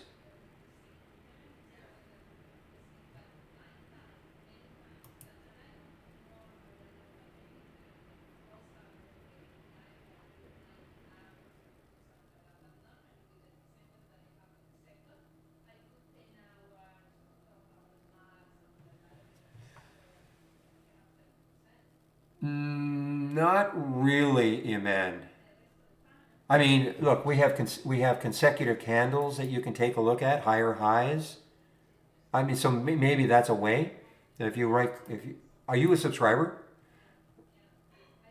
So, for instance, if I search consecutive, okay, so we've got these different time frames, consecutive candles, 1, 2, 5, 15, 30, and 60, and even days. So if you want to see, higher highs, etc., a certain number of them on a certain time frame, you can do that. Also, the same thing on the lows. No, then there's no way to reference a candle like that if you're what you're talking about. There's no way to, at this point, there's no way to reference, the previous candle.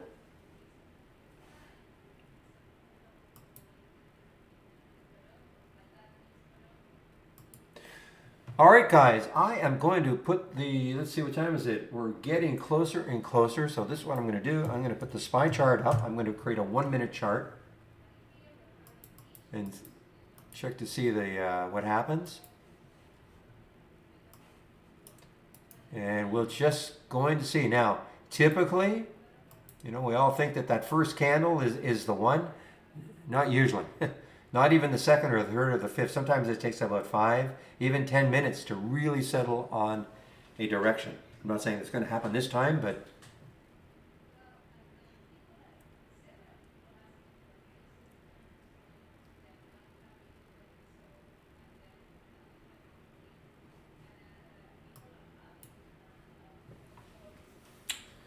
all right, 1.5 minutes to go.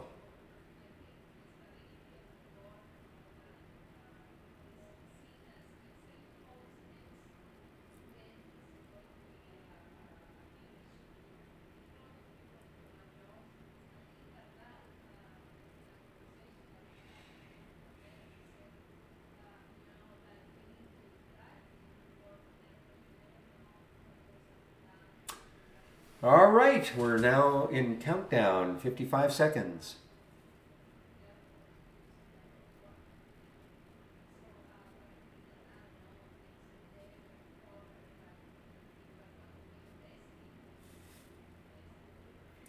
Forty seconds.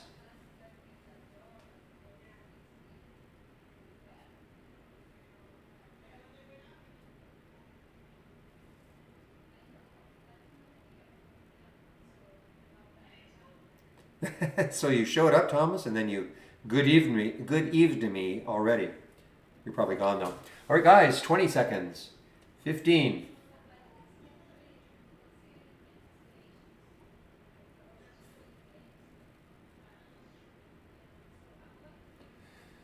All right, we've got 5, 4, 3, 2, 1. Boom. Let's see.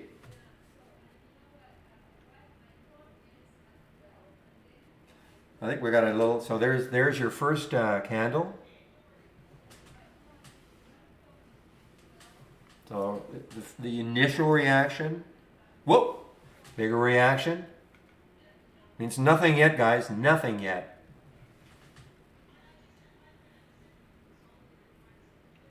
Well, maybe it's going to mean something. Where's that 200-day moving average? 442.09. So it's a little bit above the 200-day moving average now. But again, we've seen this this play out before.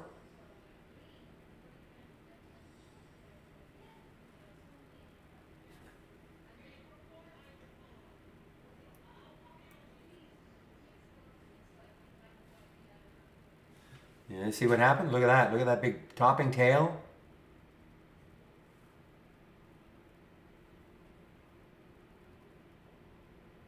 Look at that, guys. I mean, it's classic. Everybody thought, all right, we're on the way, and now look. But again, this is still the first minute. No, we're a 2-minute candle now. 1 minute, sorry.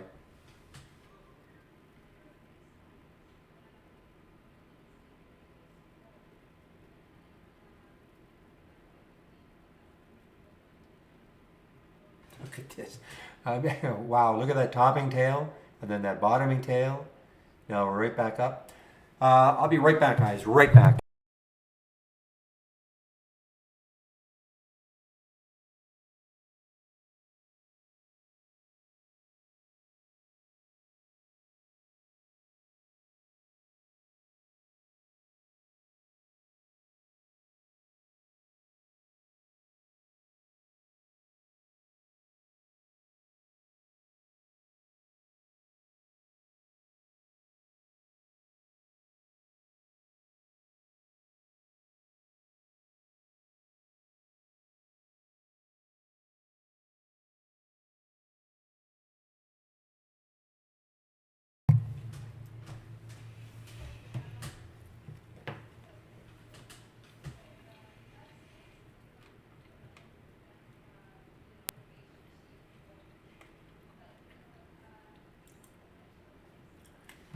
Sorry, guys. I just had to have something to eat.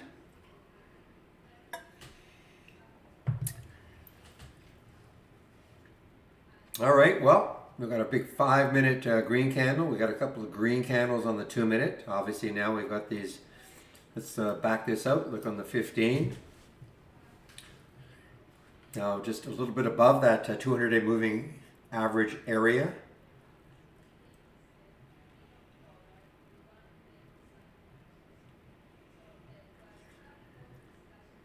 And you see a lot of stocks are popping.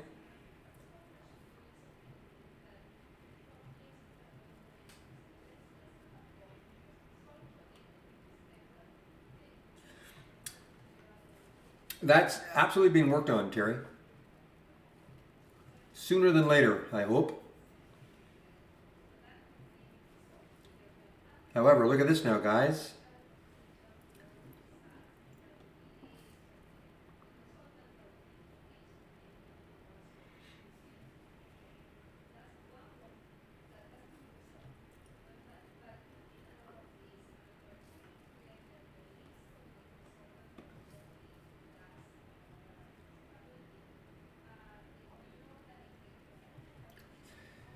Again, it usually takes about 5 minutes before we really settle on a direction. So what time is it now? 104. Or sorry, 204.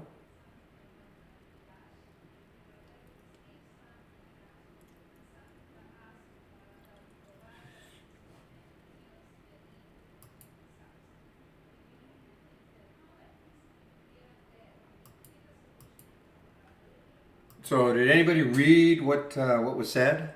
And remember, at 2:30 we have the discussion, so got to have some more fireworks there.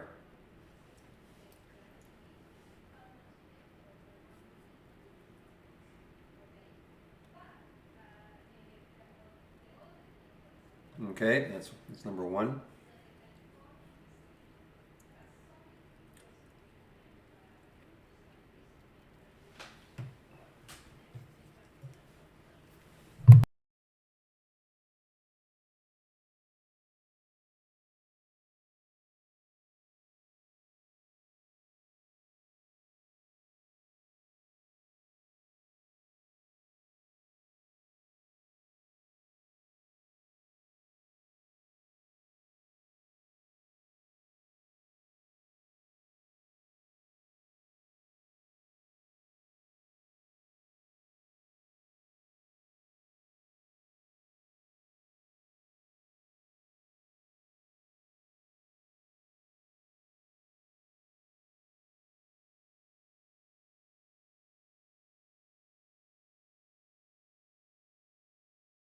All right, guys. Well, I think direction is kind of set right now. But 2:30, 2:30 will also might get some mini fireworks. So what they didn't say is, well, guys, we've decided to raise rates tomorrow. Okay. All right.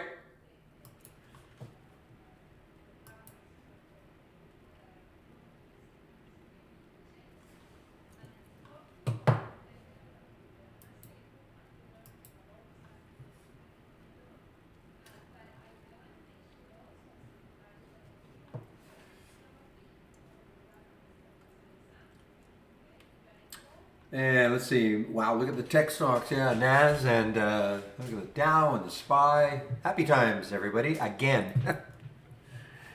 Let's see if the SPY can hold over that 200-day moving average.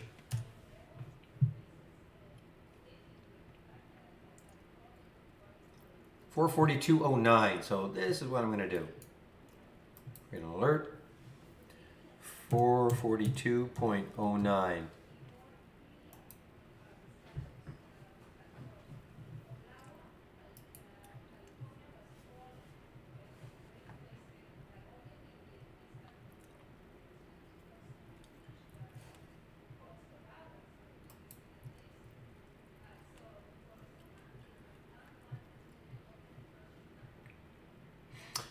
Yeah, look at the room this one's got. IMCR. Look at the room this one's got. I should give you guys this scan, okay? I mean, it's I just resurrected it this morning.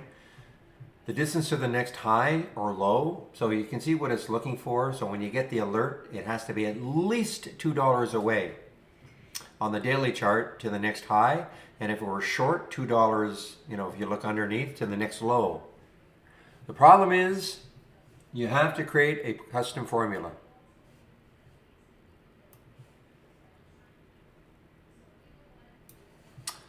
So if you're willing to do that, it's not hard, but you do have to create a custom formula.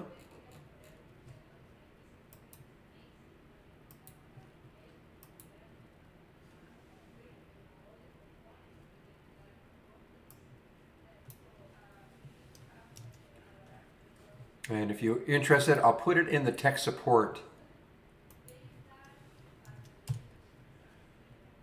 Okay, I'll put it in the tech support. This is how to create a custom formula, and then I'll give you the formula.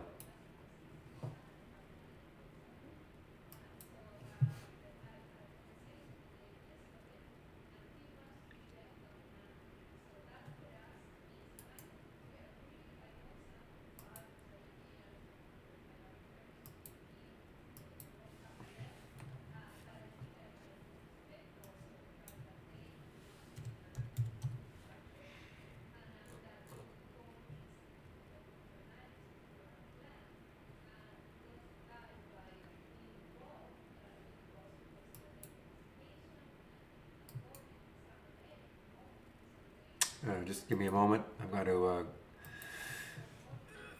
go somewhere else.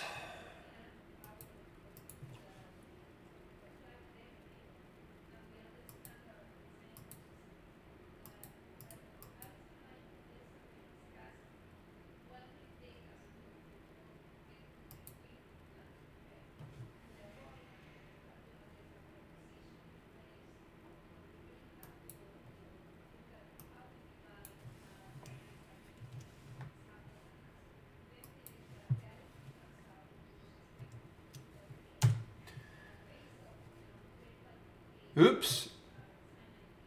Okay, so the SPY obviously went down to the VWAP area. Okay, so there's the formula you can use, and just create an alert window, and with your price range, maybe minimum volume, things like that, and then use that as a custom formula.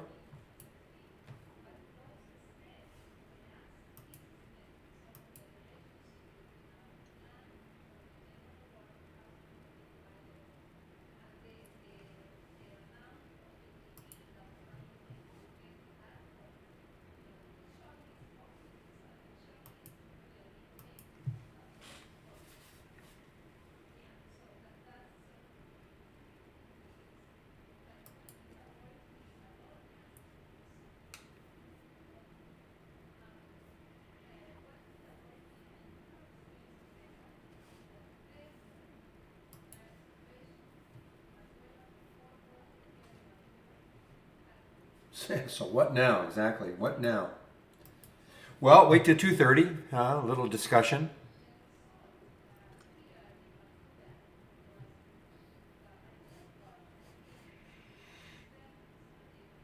Distance to the next high or low. I can't give it to you in the YouTube room because I can't paste it. You'd have to come into the other room, in which I can give it to you. YouTube has a it's not friendly when I'm trying to hand things out. So if you want to come into the other room, I can give it to you. And it's because it has a custom formula in it, so you need to be able to create a custom formula. It's not hard.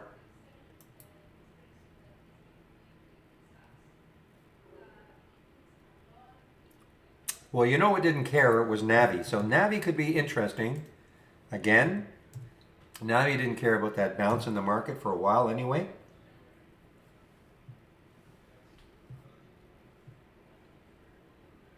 In fact, you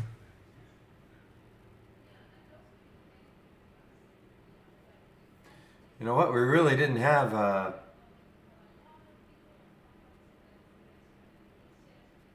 So there's 2 o'clock. So it actually went right back down. So you know what? That first 5 minutes really didn't tell the tale. No, I did not post the link to it. I can give you the link, but remember, the important thing is the custom formula. You can create your own alert window. But I can post the link, but understand that you'll get no data. You won't get what you think you should be getting. Okay.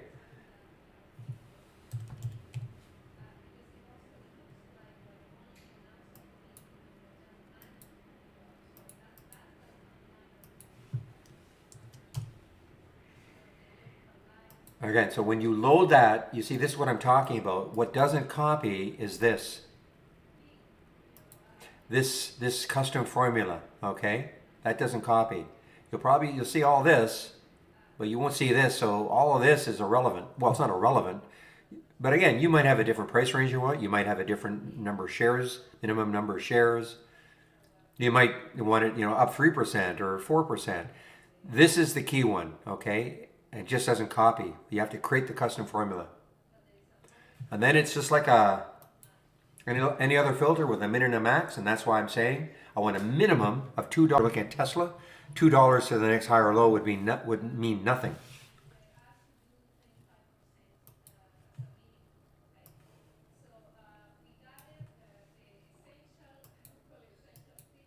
You know what's starting to move down here is Unilever. So there's look at Unilever. So that's coming up on that scan. You look down, look at the next low. It's that's more than $2 away.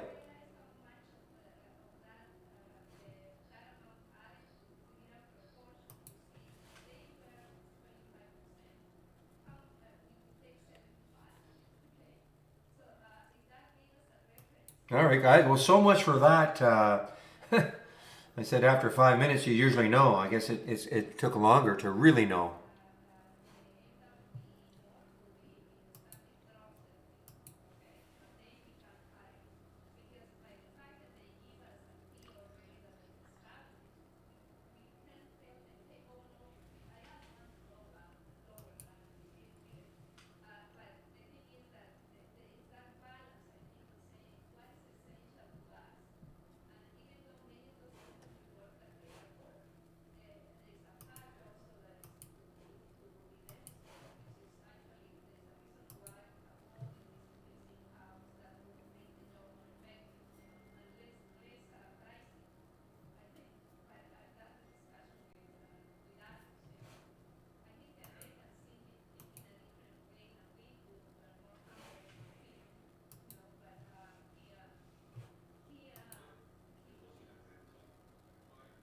Oh, this is shortable.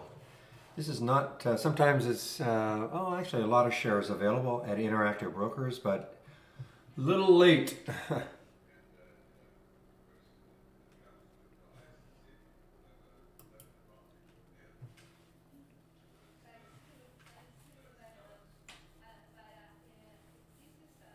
I got to take a look at Navi again because I want to see what sort of room it still has underneath. If it breaks down again from this level of 1660. I mean, the low in the pre-market was 16, so I mean, I suppose it's got a shot to get to 16 if it takes this out. So let's see if it takes this out on some volume or just starts to drift down. NAVI is what I'm looking at.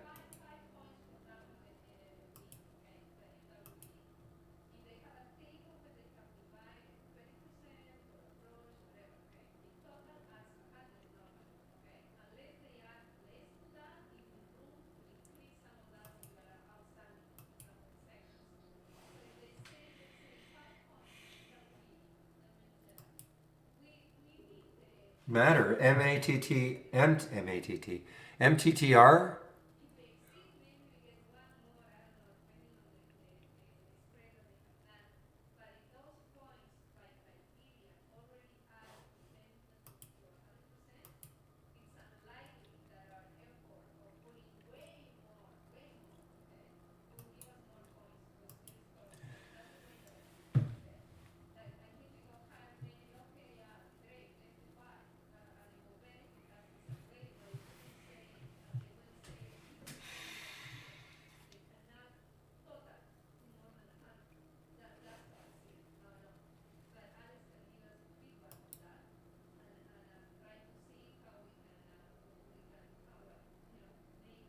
Boy, look at this Gato. Look how long a base this has been.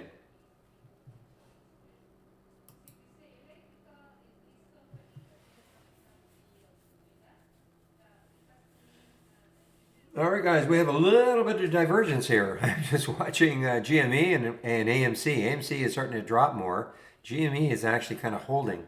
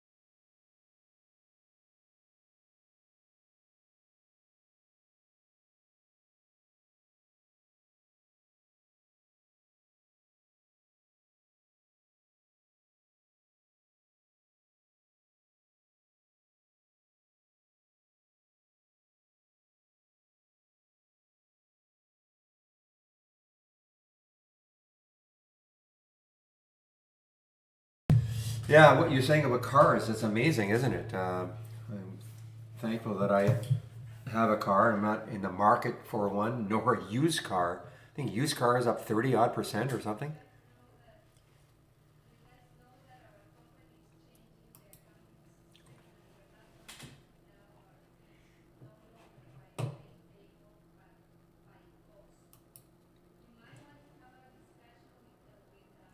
It's not there, Carrie. Okay, you have to come into, it's not in the cloud.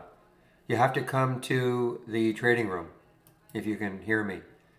I can't give it to you. You have to create a custom formula.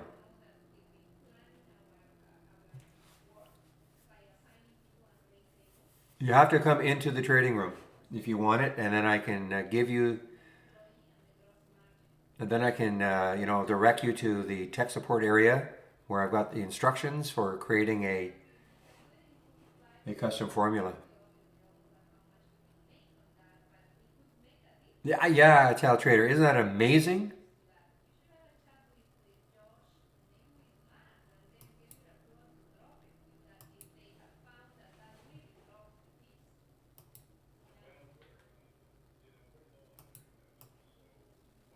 So again, this is the link to come into the trading room, the main trading room.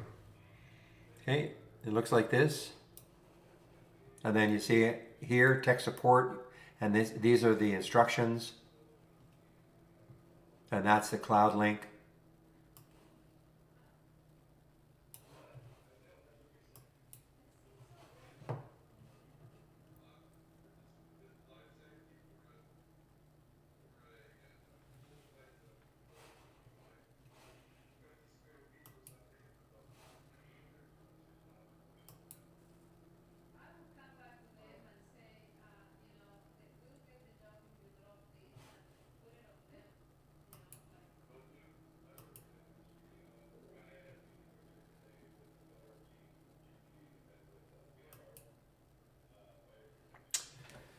Oh, just give me a moment. My headsets are dying. Just a second.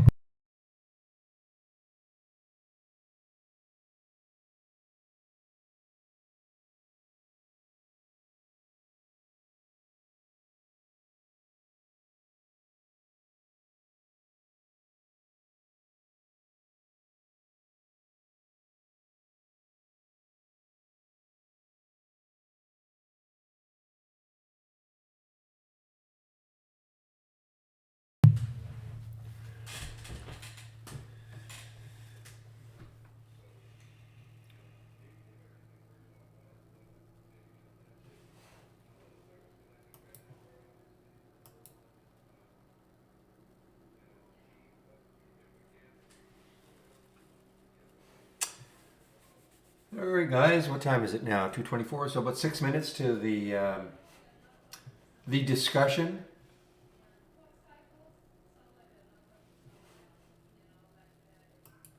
See if there's any reaction.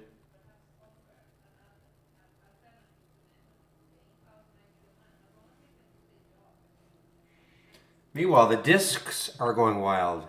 Disca and Disc K.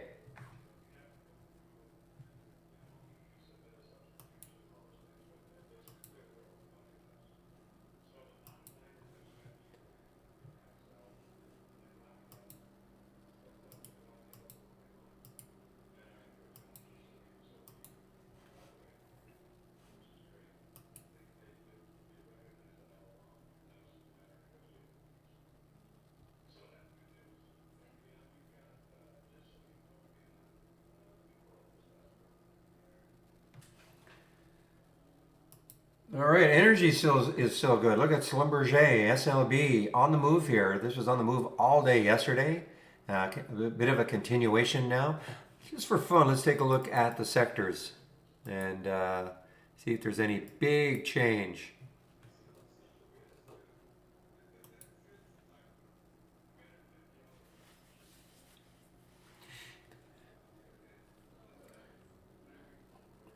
Not really. Not really. Energy is still 90% up. All the stocks 90% up from yesterday's close. Technology, still about the same. Financials about the same. Maybe a little dip in those. Consumer staples, that reversed. That was 60-40 when we last looked.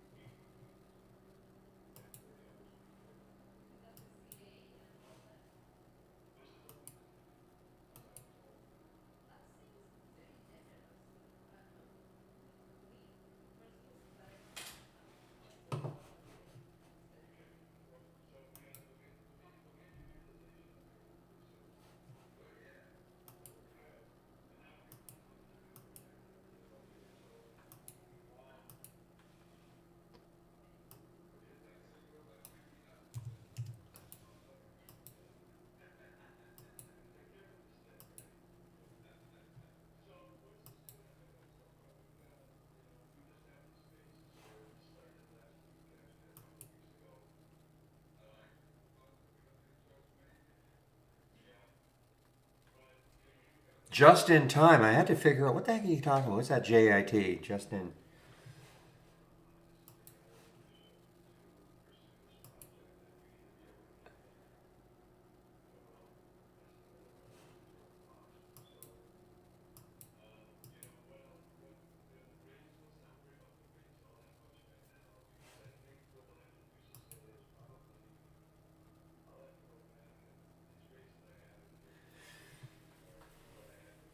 All right, guys, about a little over 2 minutes until the discussion.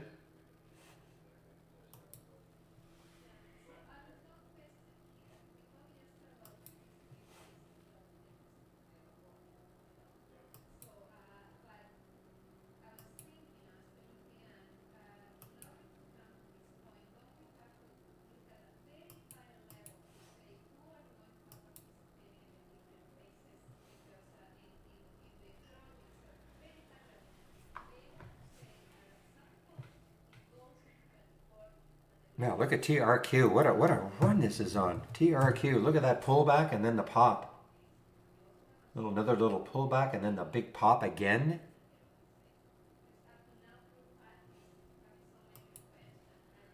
Schlumberger SLB on the move.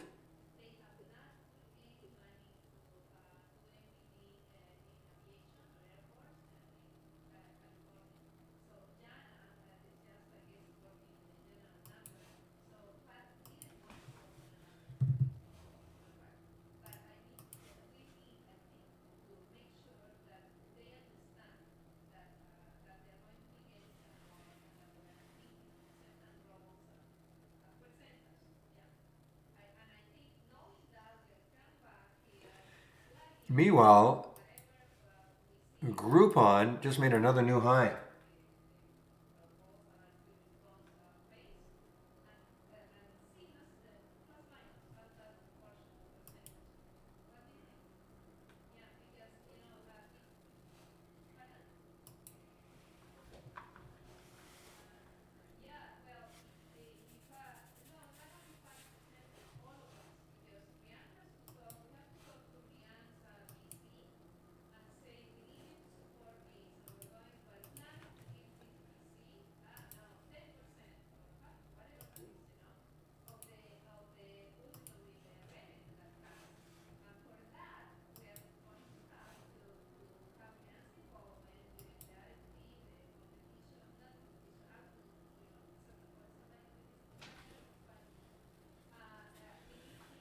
All right. Well, it's 2:30, so I don't. Let's see. Any reaction? Any reaction? Okay. Okay. So you're here. So just look up. Okay, where it says to create a custom formula, and click this link. And okay, so follow the directions. All right, and there is the formula that you'll put in. When you follow these directions, you'll see the box. There's the formula that you put in. And then, you'll save it, just follow all the directions. And then it'll be a filter, just like any other filter with a min and a max box. So first of all, let me know if you're able to create that custom formula.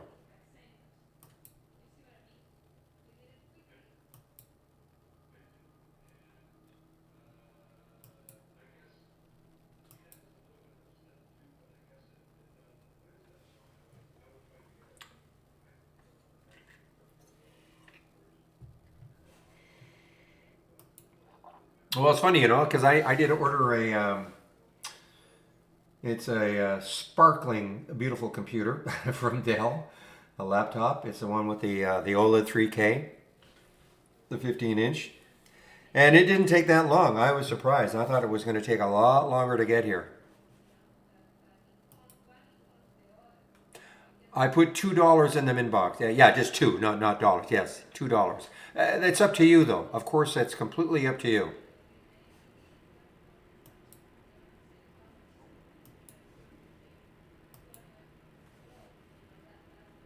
You want to see even a bigger gap, put $3. Depends on the price range you're looking at. If you're looking at stocks between $1 and $5, maybe you put 50 cents. As an example.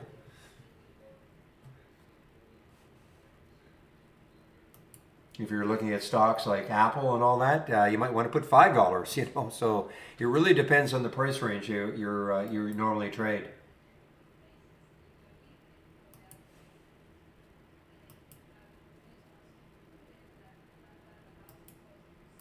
I guess it is. I profess to have never done it, Pepe. And the tools, yeah, the tools, formula editor.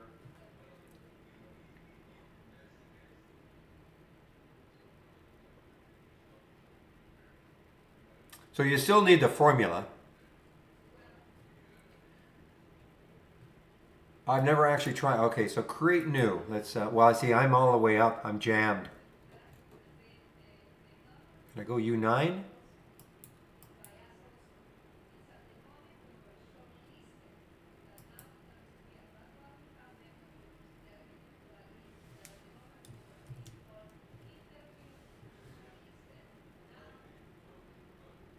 Yeah, I mean, I guess it is if you know the formula. Put the formula in there, and I'm not sure. I don't know if it's like incredibly easier, but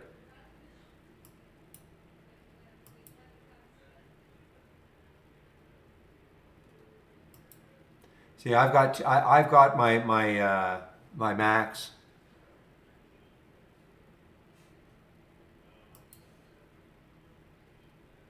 I tried to.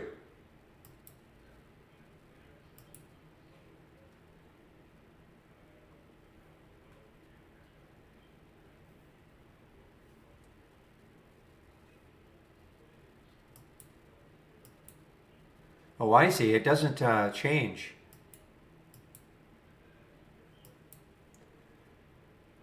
Yeah, I love how you're telling me how to do this.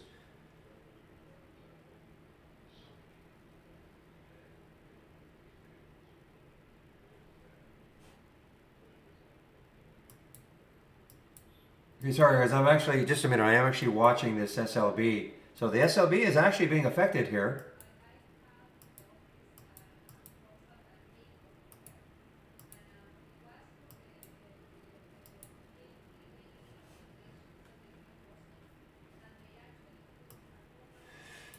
Let me do this off.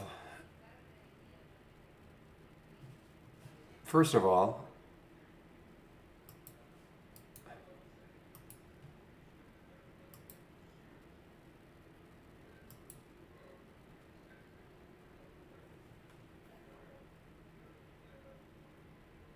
market's getting thumped now, guys. Market's getting a little bit of a thumping.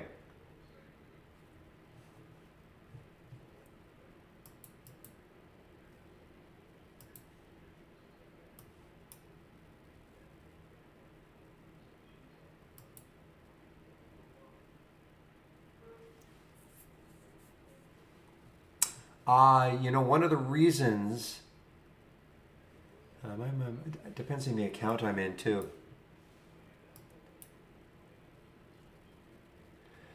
I'll be honest, Pepe, I find it easier just to do what my old way, going to the account and have it pop up. I haven't given this a chance.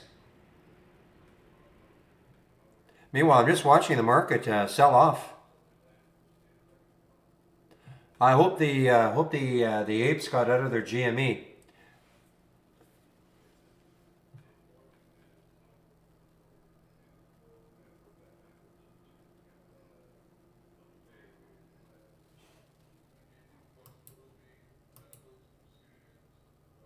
Look at this market, guys.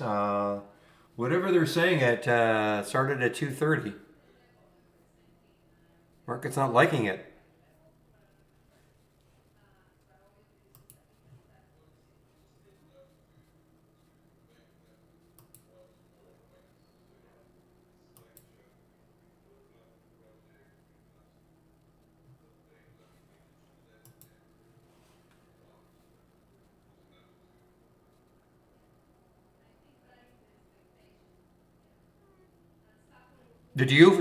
But Pepe, do you actually find it easier doing it that way than clicking on the account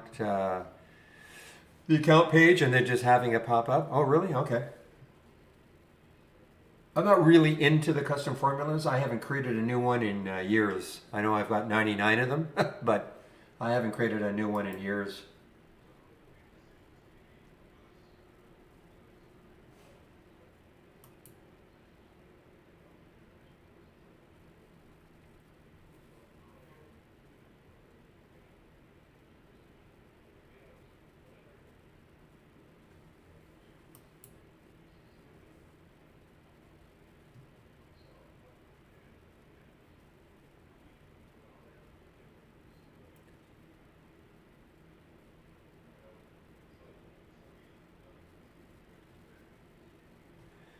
Well, let's put that to test. Okay, so this is typically what I would do.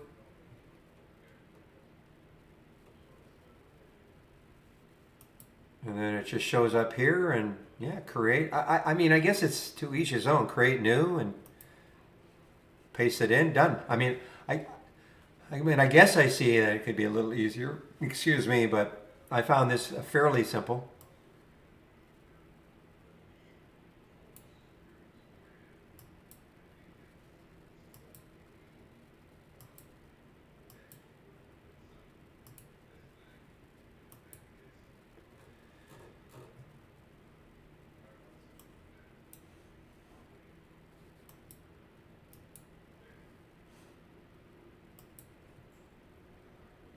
Ah, look at them. Yeah, talk about look at that bottoming tail. So if you're getting whipped out of positions, it's because the SPY is whipping you out. Okay, unless you're into something that's just really utterly trading on its own. Because look what the SPY is doing. It might just want to pack it in.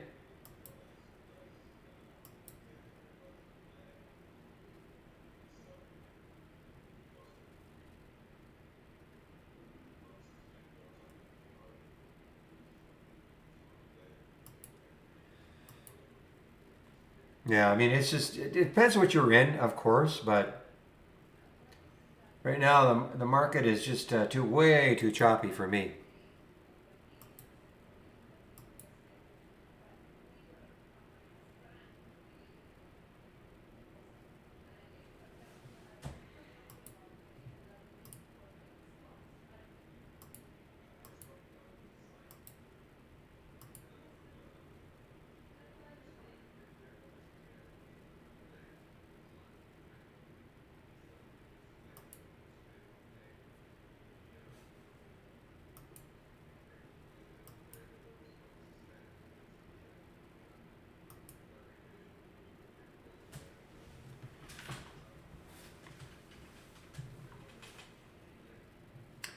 All right, well, I'm looking at Schlumberger again.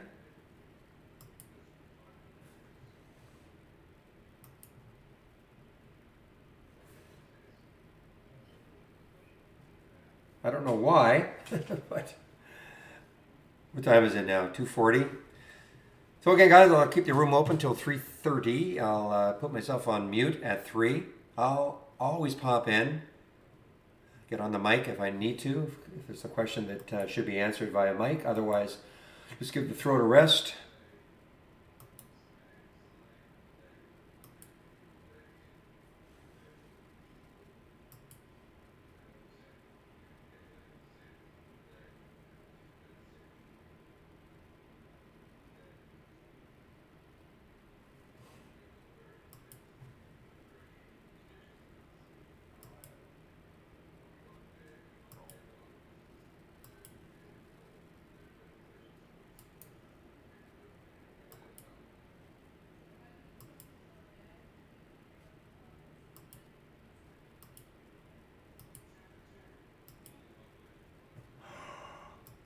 Oh, just a minute.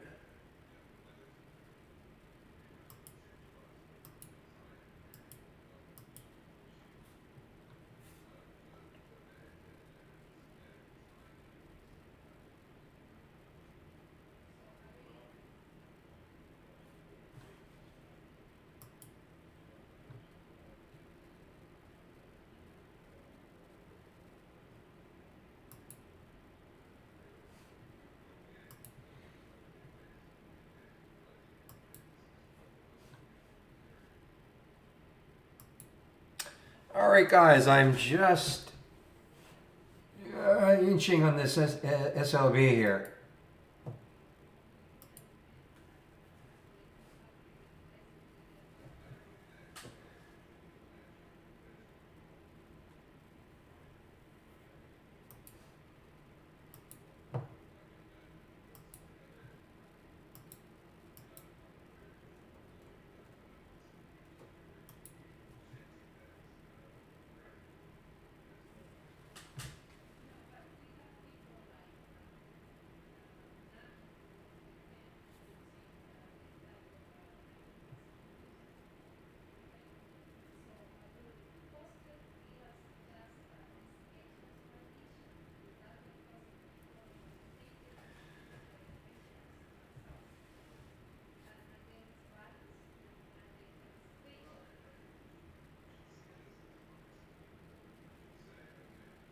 I'm just kind of keeping an eye on this SLB, guys, in case it really starts to base nicely at 20. I'm watching the SPY. I don't know how affected it is by the SPY, but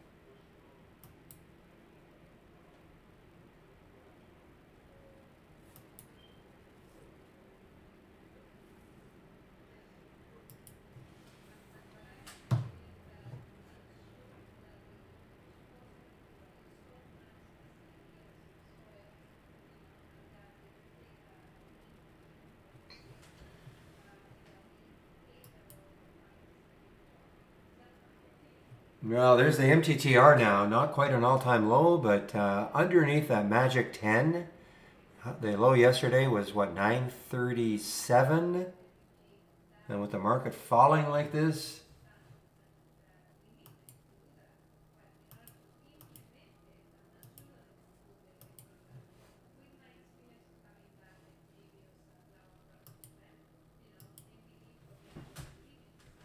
and kind of a, not quite, but kind of a green bar, excuse me, a green bar ignored on the 5-minute chart for MTTR. And look at this big red candle now. Wow.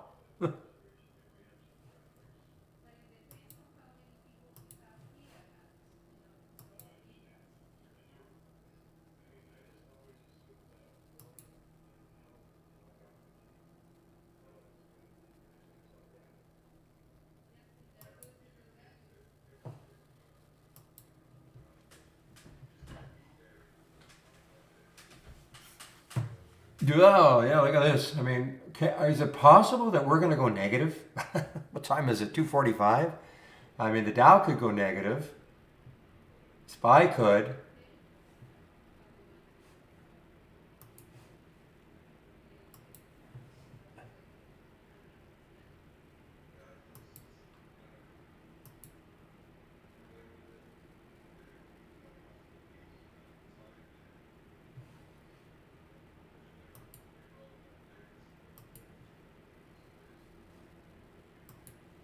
Well, there's Navi underneath that. I don't know if I want to do anything right now, but man, oh man.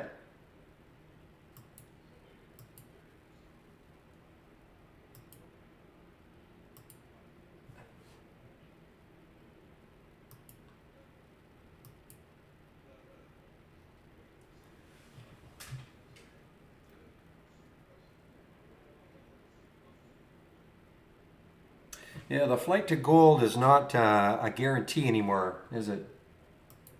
MTTR on the way down.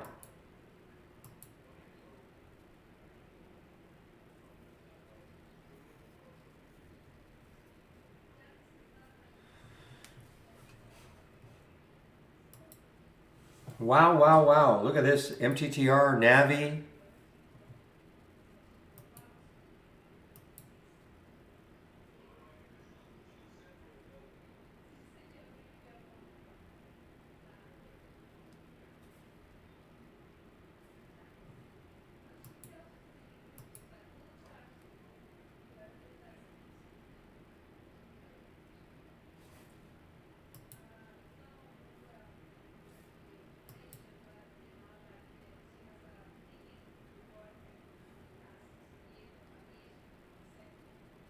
Boy, there's a big sell-off now, guys. Stating the obvious, of course, Dow did go negative. SPY is still up a bit. So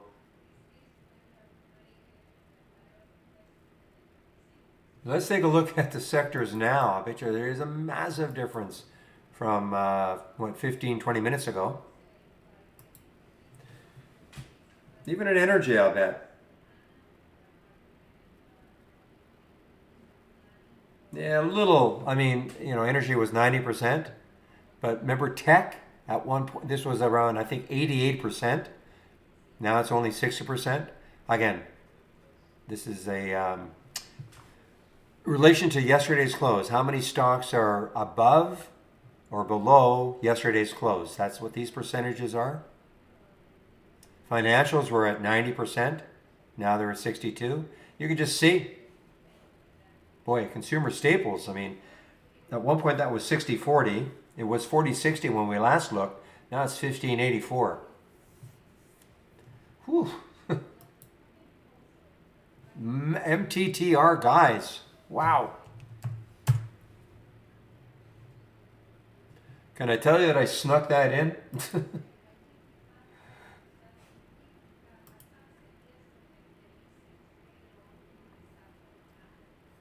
If you won't short, nothing can, it's if you won't short the market, or not just the market, but short stocks, or if your broker doesn't allow it, or you're mentally unprepared, not much we can do for you.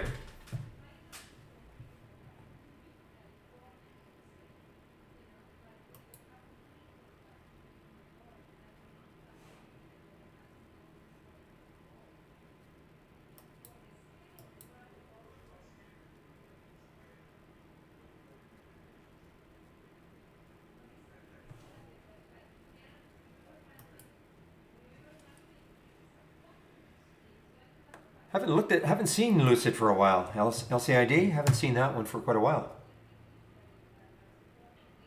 Nothing's safe. Yeah.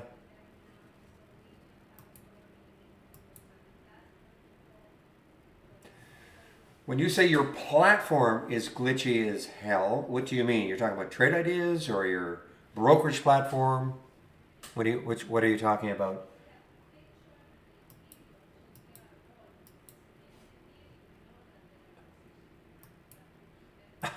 Or you're just not interested in shorting. Well, you tell me, Ija. I mean, was there any reason why DraftKings should have been way up here? You know, should this have been a $75 stock? Really? Oh, on Trade Zero. Okay.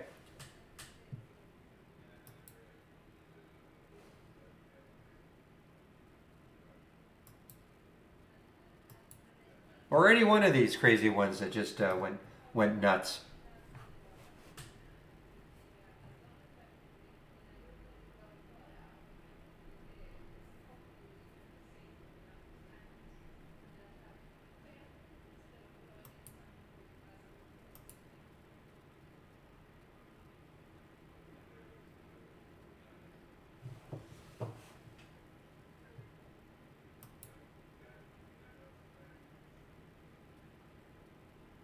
So just so you know, the Matter Sport came on this one, 10:07. Was watching it. Remember I said it got underneath the magic 10, and then as I saw this, I thought, you know what? Just do it. Put a bit of 12-cent stop on it. Back up to the whole number, and man.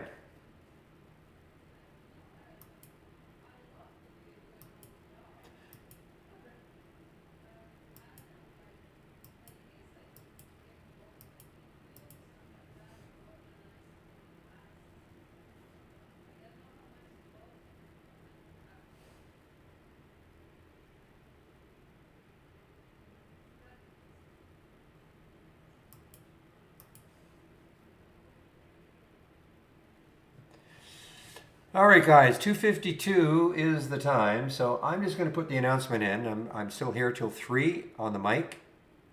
I just want to put the announcement in so people do know.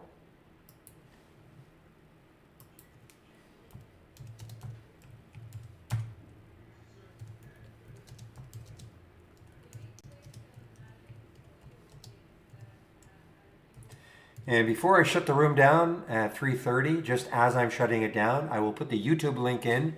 If you want to head over there, Chris Varley will be there between 3:30 and 4:30. And why not run a race while we're doing all this?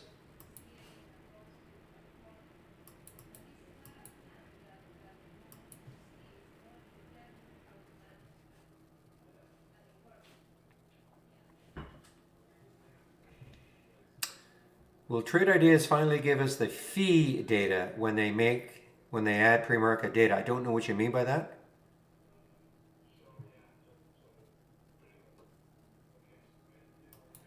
And I probably can't answer that question.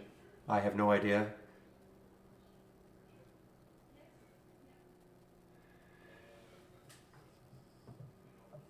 No, I'm sure no. I'm sure they'll just, you'll be looking at your broker.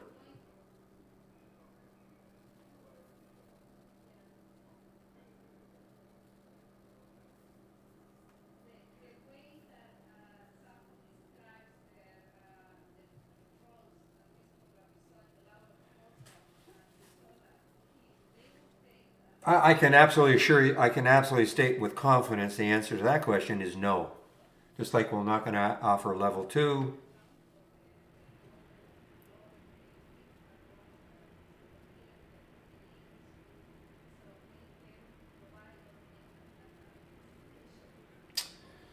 All right, so what you're seeing here is a little race based on my symbol list, or my watch list.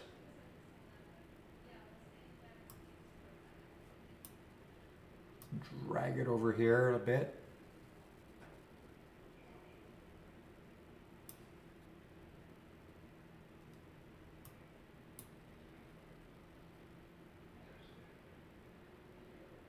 Yeah, it's just not going to happen. I mean,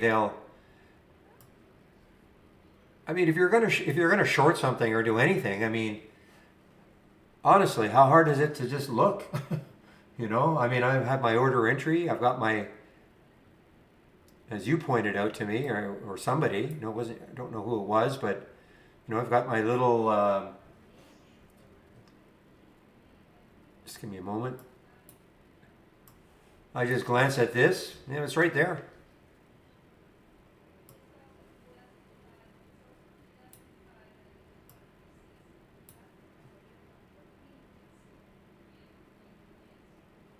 Yeah, it won't happen, Ija.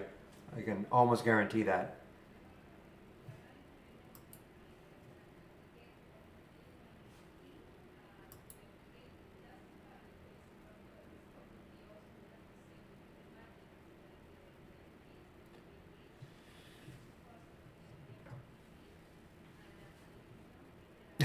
The Datsun.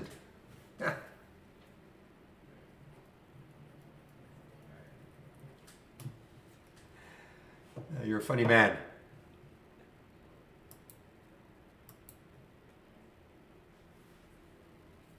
Well, listen, Ajay, you can always ask info at trade-ideas.com. I just don't think it'll ever happen, but hey, listen, no harm in trying.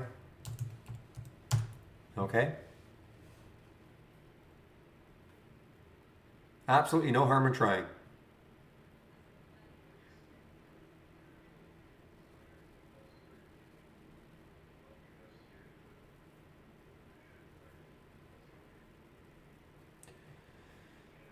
What I did notice about this is that, for instance, FATH, when I ran this earlier in the day, FATH was up a lot. It was starting to really, really move.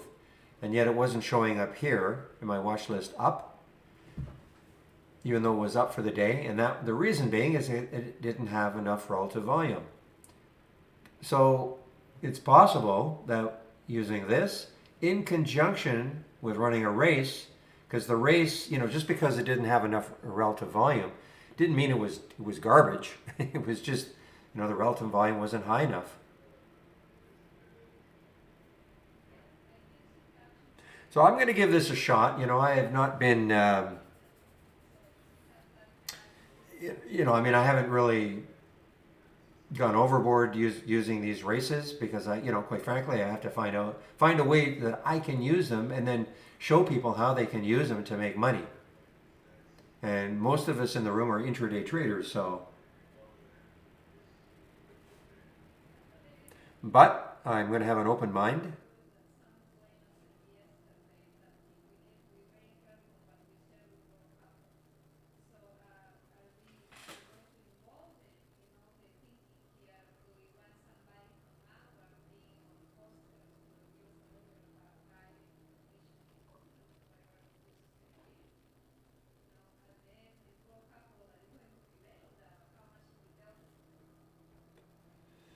Well, there's your answer. If we're going to create something for a subscriber of 1, I guess we're not going to do it. There's your answer.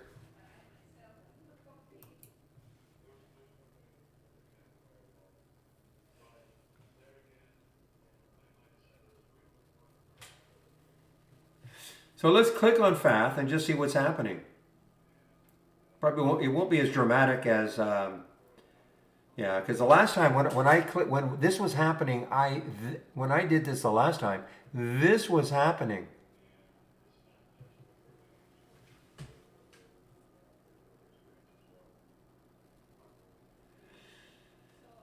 Good to hear or see that, Jose.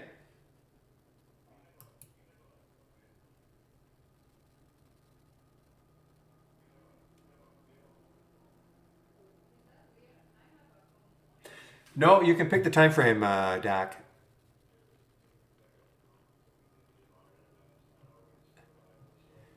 I can pick the time frame right now. It's just set on the 1 minute time frame, but you can pick almost within reason any time frame you want. So if you had if you were looking for longer term setups, you could run it. Oh, I don't know. I mean, I shouldn't say. You have to open up the top list. So let's just open up one and just see.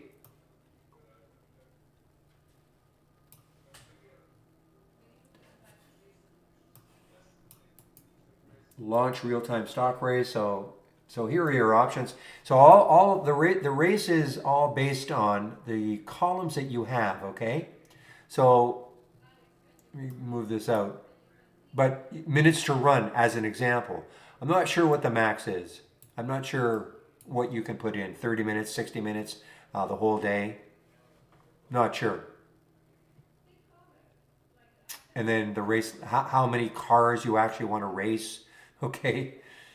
But then it's sorting on. And right now, in this one, it's sorting on the change from the close. But you can sort on any column that you have in a top list. So you want the change from the open, or maybe option, is the option value, not value, but the number of options increasing, the option percent increasing, things like that. So the time frame is I don't know what the maximum time frame is.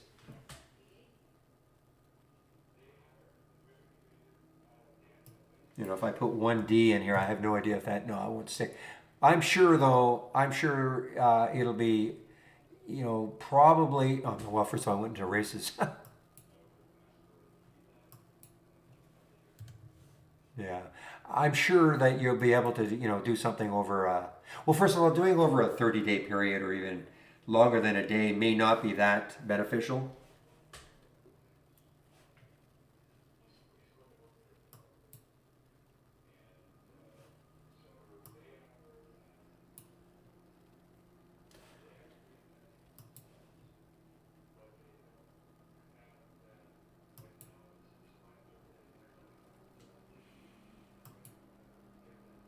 See, my idea also was to have the leading car.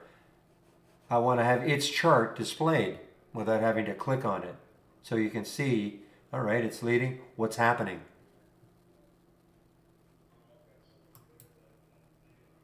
See, right now I have to click on the chart.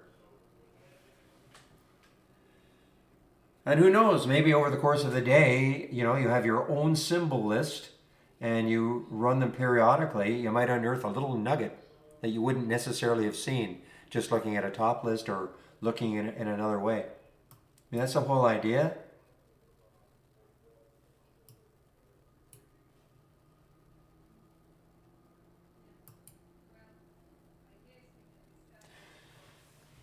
All right, guys, so it is now a 3:02, so I will put myself on mute until.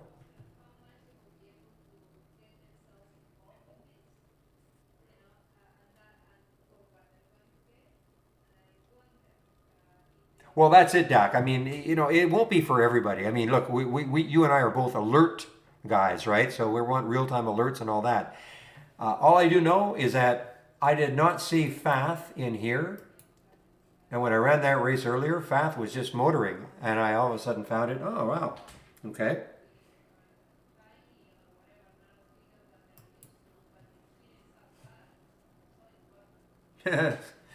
Supermodels.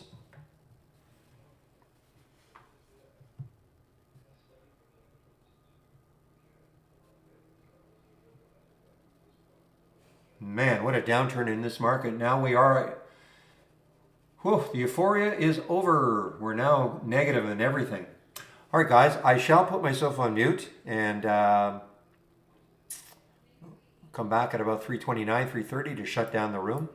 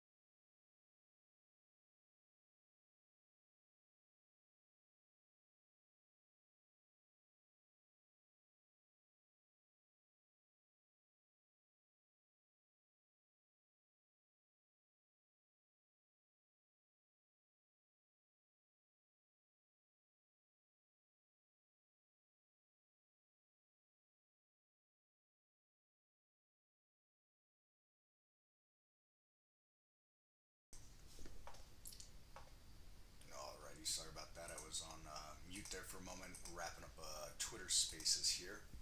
Maybe move my mic a little closer. All right, that should be better for everybody now. Let's see, 3:30. This is how we do trade ideas live Q&A here on YouTube. Talking scanning, charts, markets. Anything that tickles your financial funny bone there. Do this as an open forum, so I don't have anything pre-done, no content or anything like that. I let you folks drive the content with your questions, your comments. Hopefully, keep me engaged, keep things exciting.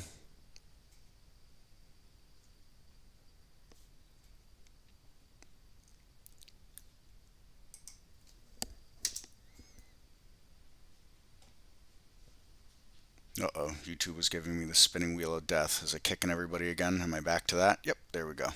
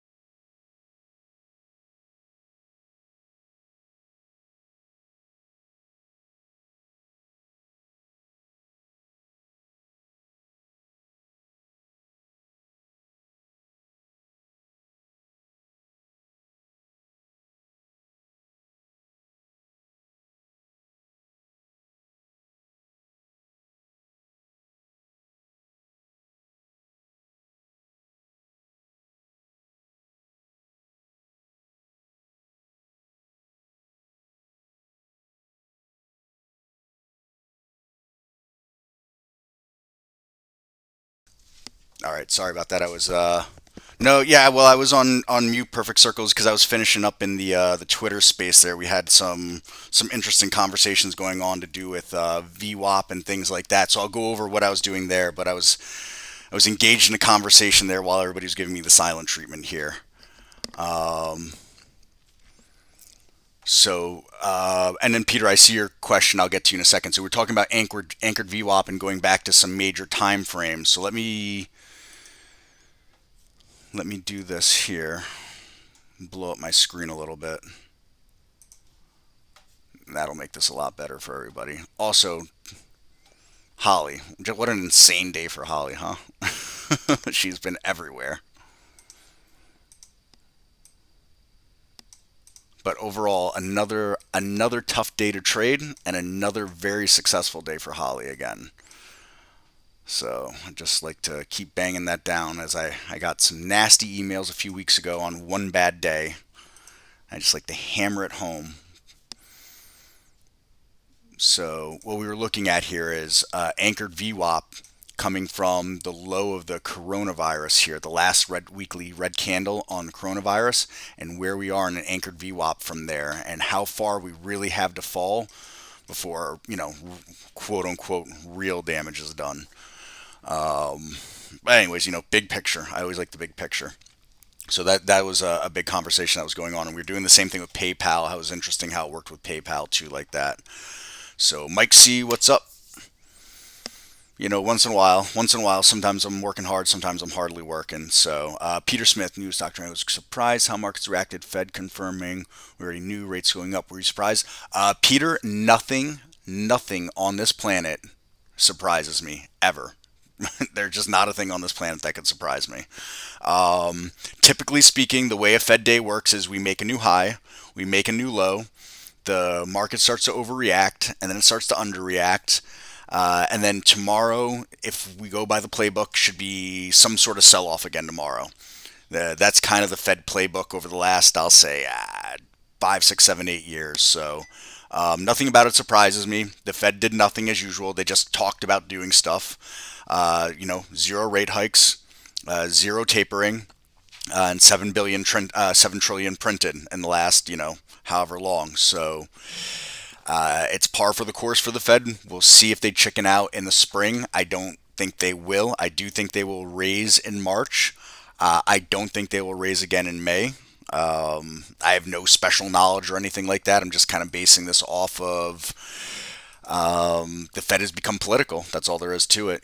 They talk too much. They never got in front of a microphone like this before, and there's just too much information, too much give it to me now kind of stuff going on. So that's my 2 cents as far as the Fed goes. But nothing with the Fed surprises me whatsoever.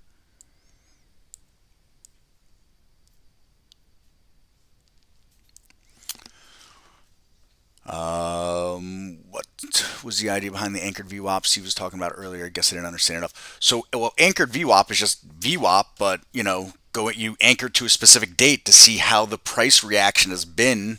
That volume weighted price average since that date, because VWAP traditionally is an intraday metric, an intraday moving metric. Brian Shannon, Alpha Trends, created the anchored VWAP, meaning you can anchor it from any candle, any period, any time. So you could do anchored VWAP intraday, or you can do anchored VWAP going back, however many days you want, or weeks, or whatever. So that's what that means there. I think it's a really great tool. Michael did an anchored VWAP from the beginning of last year for this year. So let's see. Let's go 2021. Where are you? January 2021. So on the weekly. So I guess this is the first candle here. And so look at that. We're right at that anchored VWAP of 2021 again. We came down and almost touched it the other day. On a daily chart, I think it touched it. The weekly chart's going to skew it a little bit compared. But again, on this weekly chart, here we're finding a battle on anchored VWAP from the beginning of last year. All right. So, we can draw whatever inferences that we want from this, a bullish one, a bearish one, this is going to hold support, we're still in a correction, it's a textbook correction, so on and so forth. Other people are going to say, now we're making new lows because look, that was a low here. We've now broken that low here. All right, that is significant, when we're talking about long-term trends. So we'll see. All these other lows, every other low that's happened has been met with higher lows every single time. And the highs were met with higher highs all the way up, right up until here. Now we've got this going on. So that's the role that things like this can play and show us, possible direction as always. It's really interesting because a lot of this stuff, I'm taking CMT courses right now. I'm just level one, but I'm really starting to dive into some stuff, and it's really opening my eyes to a lot with longer term trends and things like that. And it's not cheap to do a CMT course, to do level one, I guess. If you're not part of the CMT association, whether you are or are not part of the CMT association, I mean, you're talking between the textbook. If you're going to get it, Optima is probably the course you want to take. They're probably the best for the video courses to help you with the text, and then signing up for the course. I mean, you're talking, I guess, $11 or $12 or $1,300 for level one, and probably like $1,500 for level two, and something like that for level three. But I don't know. Depending on what you're trying to get out of finance in life, it might be an investment someone considers worth it to go get their CMT. Just my 2 cents that while I'm doing it now. So I have no promotion in any of this. In the sense that like I don't, if people sign up for the CMT, it's not like I'm getting a commission for it or anything like that. Same with Optima. Optima's who Michael used, and he recommended them to me, and he had both Wiley and them, and said Wiley was not really good, but the Optima really made the difference. I'm actually waiting for my textbook to come still. It's been back ordered for whatever, well, like everything else. So I've just been able to watch the videos, but I'm getting quite a bit out of the videos. And Michael lent me some pages from his textbook, but some of it's a little different because he did it in either 2018 or 2019, and they've added some stuff to the level one since then. So anyways, that's that. You guys are listening to me drone on and ramble on and all that stuff like that. Again, it's an open forum. Throw your questions, comments, thoughts, scanning, markets, charts, Fed, whatever you want to talk about. I don't, I say Fed. I don't have any.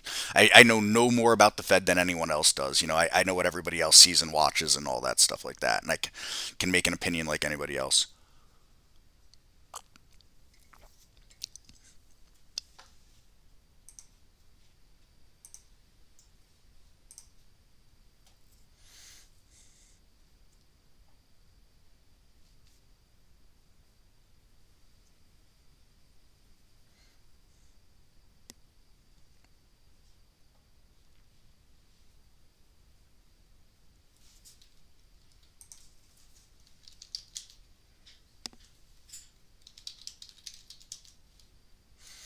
Sorry, I was typing there with Michael and them.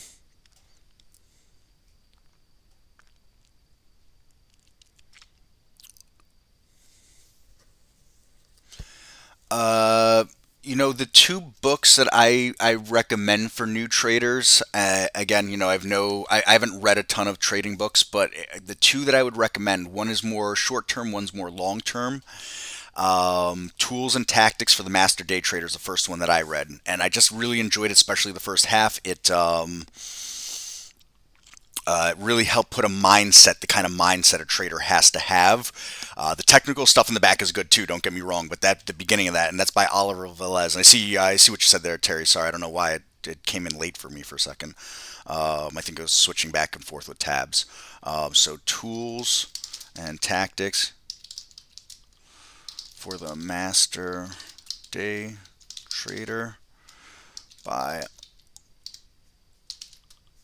Liver. And so it's Oliver Velez and Greg Capra. They wrote that. And then on a more long term, you want how to make money in stocks by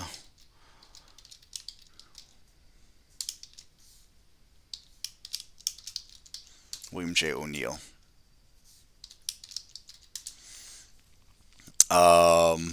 by William J. O'Neill. Those are the two. Those are like the two main ones that I've read. You want to go down some quantitative stuff that's really fantastic. Jim O'Shaughnessy, What Works on Wall Street, get his fourth edition. If you just look up Works on Wall Street, fourth Edition.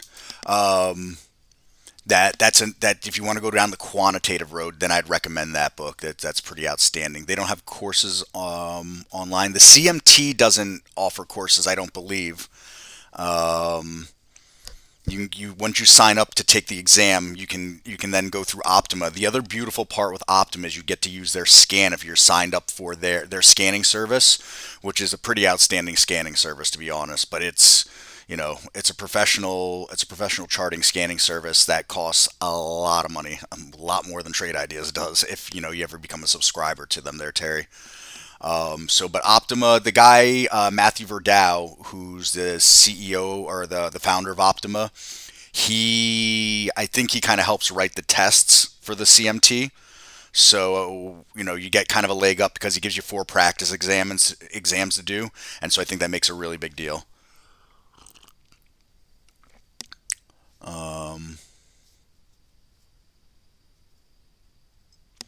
No, I'm not looking to start any kind of guru service there, Bill. I'm happy with my position in Trade Ideas. What I'm hoping to do is be able to grow Trade Ideas. I want to be able to go to where I live. There's a lot of hedge funds, a lot of finance, a lot of things like that where I live in New York, and I know a lot of these people actually from my history of working in restaurants and them coming in. I want to be able to have something like CMT designation, CFA, CAA, IA, and be able to go to these folks and say, listen, I've been working for this company for a long time. I've used the software for a long time. Want to show you what we can do, and I have some credentials to back me up on it instead of them just knowing me as the waiter bartender that I was for all the years that they knew me. You never know what happens down the line. I have some other personal things that I'd like to do, but no service or anything like that.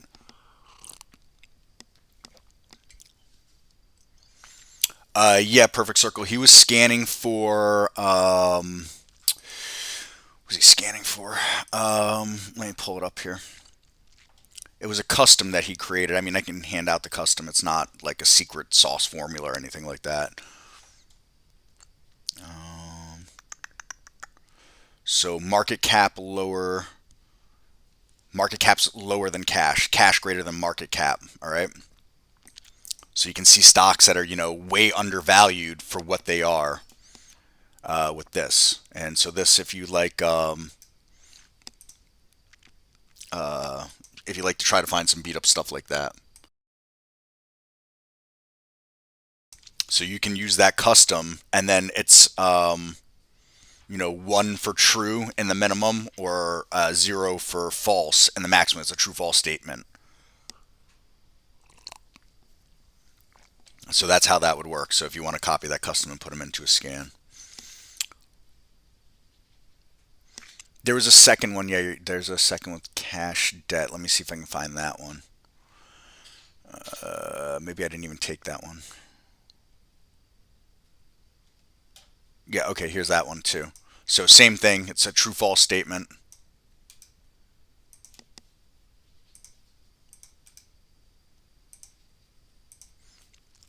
So you folks can take those, and it's exactly what it says there. Market cap less than cash minus debt.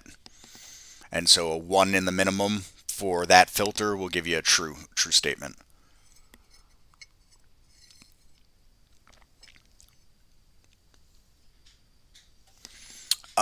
No, Terry. Actually, as a matter of fact, I'd put more credence in the older books than I would the newer books, to be honest with you. What people fail to understand is humans do not change. Go back through every single bubble, every single thing. Some last more than others. Some are more destroyed than others. Trading in the Zone is, I've told, an excellent read that Mike C just put there. Everything reverses to the mean, always, Terry. Now, the market always is going to go up. But in the end, everything reverses to the mean. When you talk about Sharpe ratios, you start to get into those things like that. Now, what Jim O'Shaughnessy does, and with the quant stuff that he did, he does these model portfolios and goes back, and he does it really, really objectively. And he literally shows you why why this stuff works over the long term. And he's going back to, because of the different sets of data that he uses, some stuff he can go back to just before the 1929 crash. Some stuff he's only going back to the 1960s with it. But his point is everything reverts to the mean always, and that's the bottom line. It always has been and always will be. And that's what we do as humans, no matter what. Pendulums may swing faster, they may swing wider, they may swing harder, but they always come back to the middle. That's the way it works. Remember, those bots are programmed by human beings, and humans cannot help themselves but meddle as well. How many people do you know are good at, are good at sitting on their hands always and not letting anything get in their way, essentially?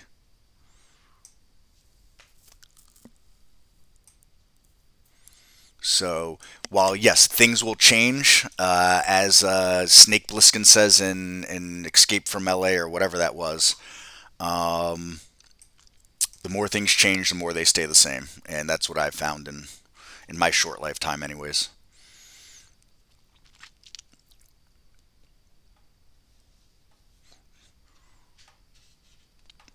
I'll also say this. One of the reasons why I like the beginning of tools and tactics of the master day trader is some of the charting stuff that they do talk about in in that book, in the second half of the book. It doesn't all apply as well as it did when they wrote that book. Some of it is tried, true, and tested. Some of it not.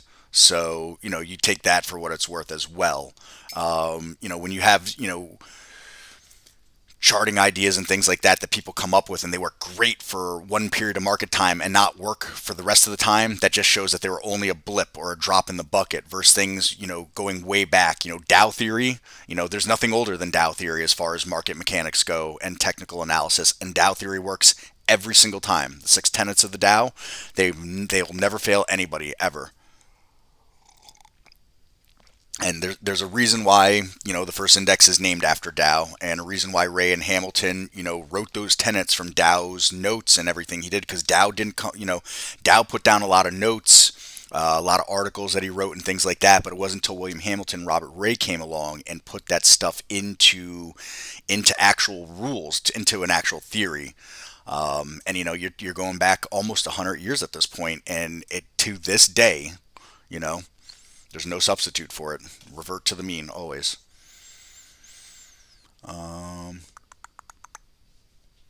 But short-term stuff will always be manipulated as well, Terry. I'll say, short-term stuff, absolutely, But, the primary trend, Google Dow theory and primary trend. The primary trend is inviolate until the trend actually changes. I would throw whatever filters you want in there. Perfect circle. If you want a price range, if you want, if you want it above a certain range in anything, things like that, certain kind of volume metrics, all that stuff like that. Yeah, what is it? Reminiscence of a stock operator there, Mike C. Right? I have that book. I've had it for 2 years and haven't read it. Nobody shoot me. It's more books than I can handle to read.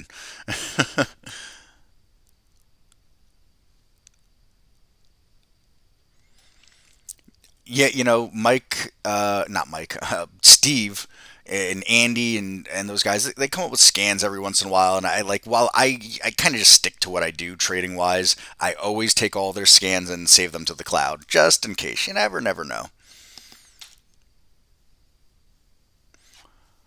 Um, I would say market psychology. I mean, look, that would market psychology changing would mean human psychology has changed. All we have is just faster moving everything because data comes faster, right? News comes faster, charts come faster.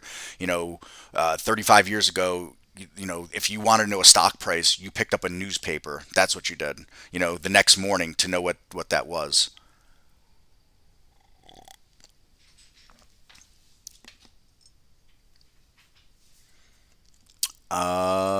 Make sure there's no spaces or anything like that in their perfect circle. That's not, that's not spaced or anything like that. That's 100% the filter.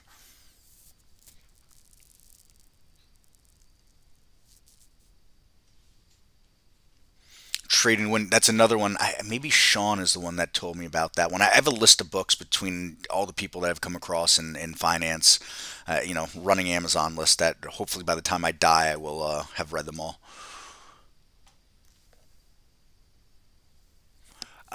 Yes, the Fed is definitely look. There is no question if we go back and we look at a monthly chart. Um, since the Fed has gone, ham. So unfortunately, see, this is, our chart issues here, and this is why that Optima scanning service that I have it for free right now is kind of cool. We've had no major crashes, especially this would be great if we could do a logarithmic chart, actually. We've had no major crashes, and since this is an arithmetic chart, doesn't demonstrate what I want it to as well. But we've had no major crashes other than coronavirus. And honestly, if you put this up against the 1929 crash or any crash against the 1929 crash on a logarithmic chart, these things are small little bumps compared to that. So again, it starts to become all relative. There are mechanics that are in place from things that have happened in the past to not allow those things to happen again. No way to know that, Terry. I would say, look, IB, since I started trading years and years ago, IB has never gone down as far as I know. They've stopped you from selling things because they just put a stop on it or buying or anything like that. Today, IB was having worldwide issues where people could not execute orders and were stuck in trades. And IB is supposed to be as reliable as anybody. TOS, it happens on once in a while, once in a while. Fidelity, very, very once in a while, but it can happen with them. Obviously, we know E-Trade is crap at times. Robinhood's a joke. Any of these brokers have issues. IB never does, and today they did. So, and of all days, it wasn't like today was some sick, volatile day with crazy volume and whipping prices all over the place. Everybody knew what today was going into it, and IB still had an issue. So, when it comes to technical stuff, you never know. We had a problem this morning. It wasn't us, but there were feeds coming out of the NYSE that were affected. It did not affect everybody, but it affected us for about 45 minutes this morning where we had no NYSE data until they repaired whatever on their end. So, this day and age, things like that can happen. I'd say a flash crash could happen. Why not? Again, machines are not infallible because they're created by infallible beings. Did you, Perfect Circle, did you get that to work? There's got to be something that you're missing. You could always go to the formula editor, not the formula editor page, the code page. Here, I'll drop the link for the code page in here.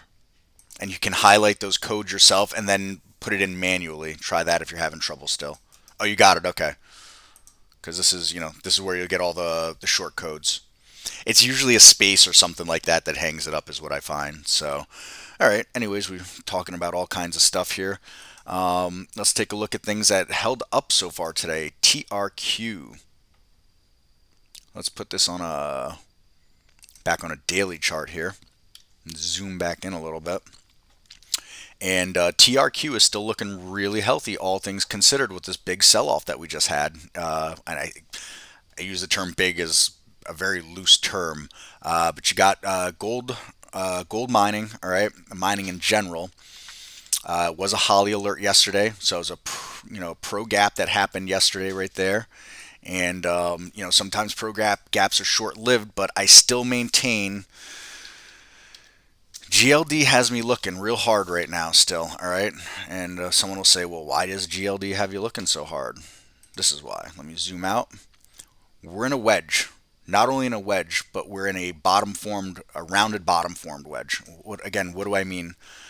So we've got this beautiful rounded bottom here, and we've got this very short trend line up like this, and a very long-term down trend line like this. This is going to resolve somewhere.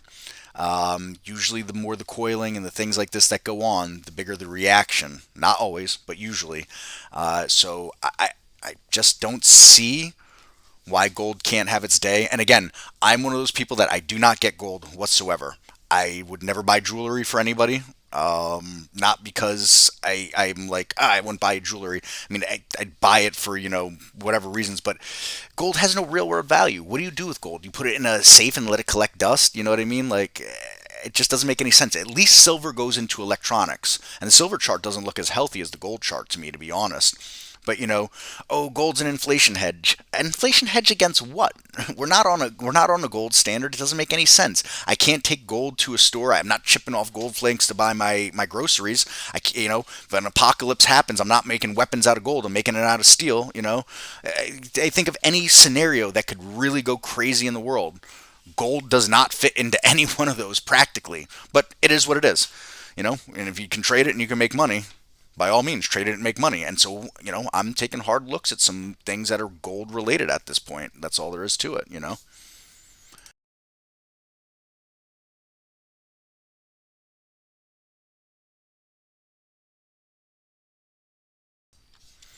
So, all right, market's closed. We closed down 1/3%, give or take, I think, right? My broker didn't have trading issues this morning like IB did. All right, that's good. I know, I think TOS had some issues with their NYSE feed this morning, like we did. So there's shenanigans going on in the world today.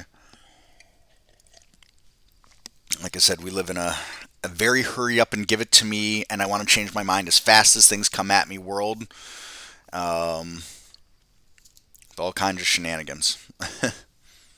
So, anyways, that's gold has me looking hard. Um, And so TRQ is one of those gold stocks I'm going to keeping a close eye on here. We're not too far off highs going back, and we've cleared some major resistance for sure.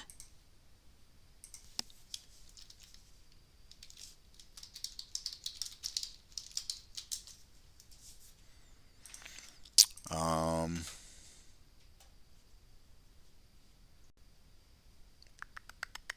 what else? I just had a train of thought. I lost it. I saw something. Oh, what do I got here? What do I got?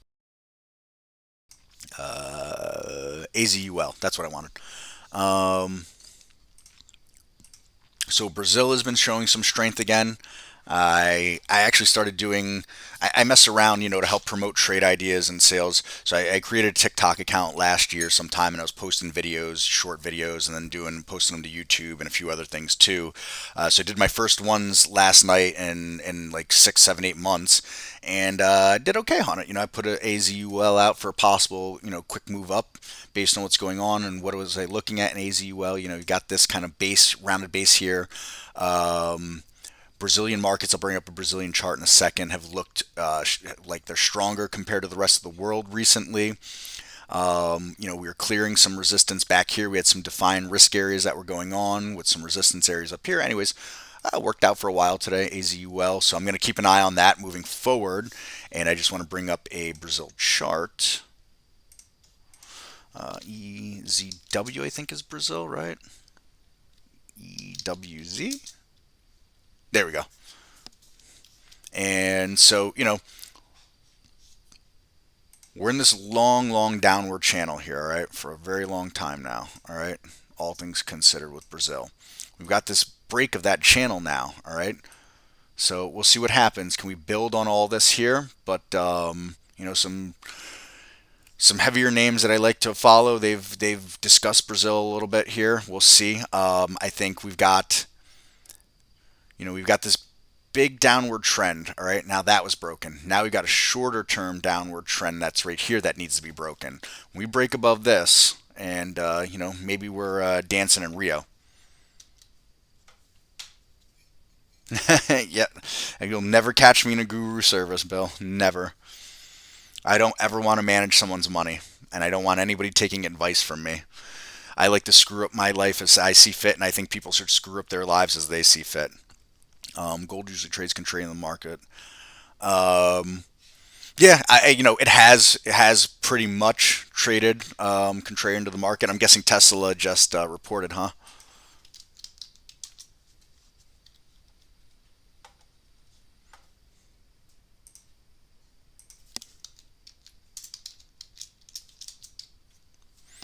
So let's take a look here. throw on a post-market chart.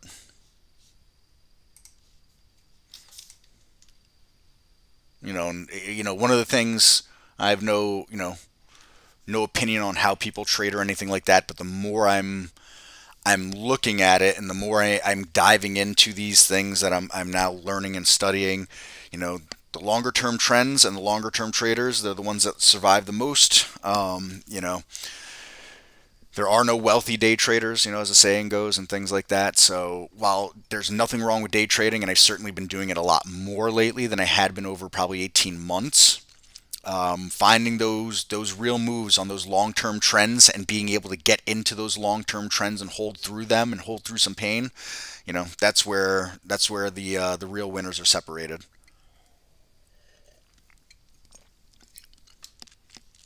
Well, I had some big volatility there, that's for sure.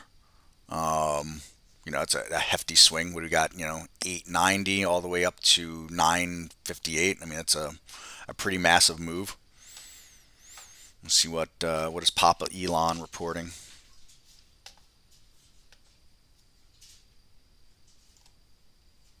No, they haven't reported yet.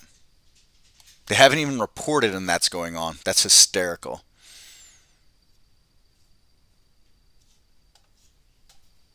Take a look at the time and sales for it.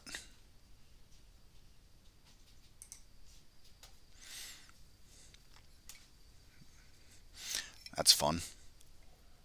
You got 15, 16, $20 spreads at some points, and then it tightens up to less than $1.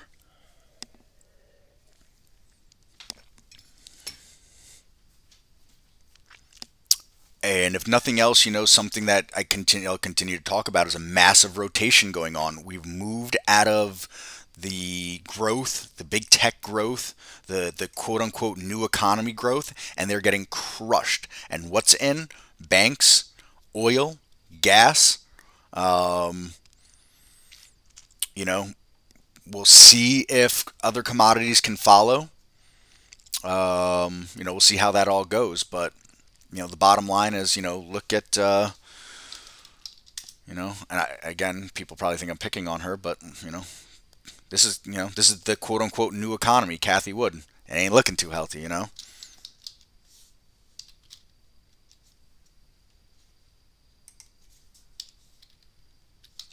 And back to, Old Faithful, Mr. Buffett. That's the old economy, and that's all there is to it. It's pretty clear cut what's going on between those two. So, you have a massive rotation going on. Massive rotation going on. The other stock that I was looking at, and I did my other video off of, was TECK. Unfortunately, it gapped up so much on me here. Big gap up, but I knew it looked strong. We'll see what happens. Coal stock, and had this big run up. Again, let's get revisions to the mean, and we'll see what it does. This is all-time highs there, so I do like that still. And what I like, coming out of these very powerful patterns to come out of. The question is, was that explosion it? And it, shot its rocket, and it's all done. And well, time will tell.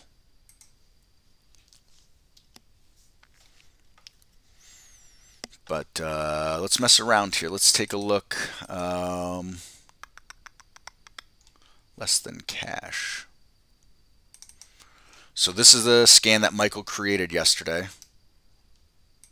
All right.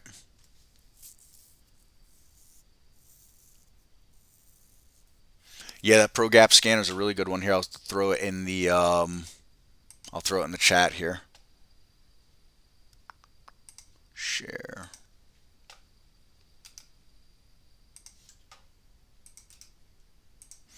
So that's a Pro Gap scanner that Steve created, and it's now become part of Steve's layout. Actually, he liked it so much.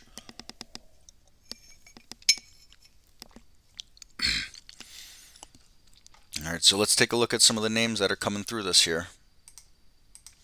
And again, to do this scan, you'll need that custom that I shared before. you have to, know a little with customs and put that into your account. And then essentially this is what you're going to do.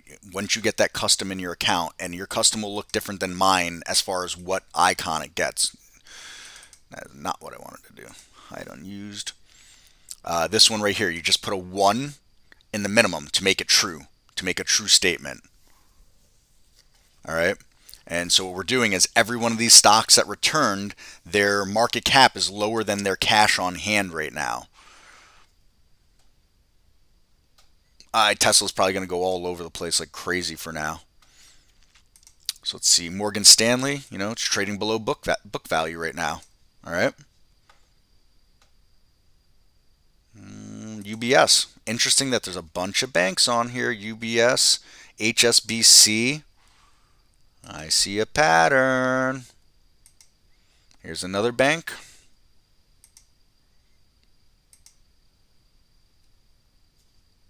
That's what we do as traders. We spot patterns everywhere.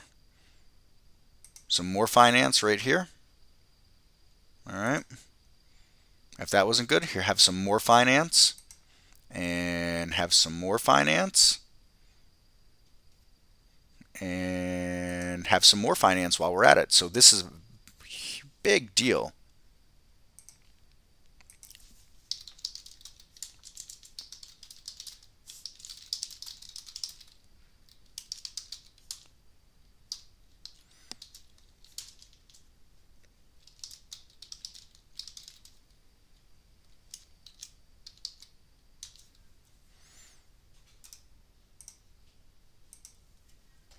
Very interesting stuff.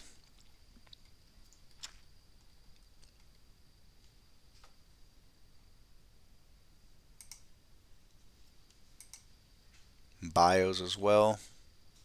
I don't think that's any surprise. More finance.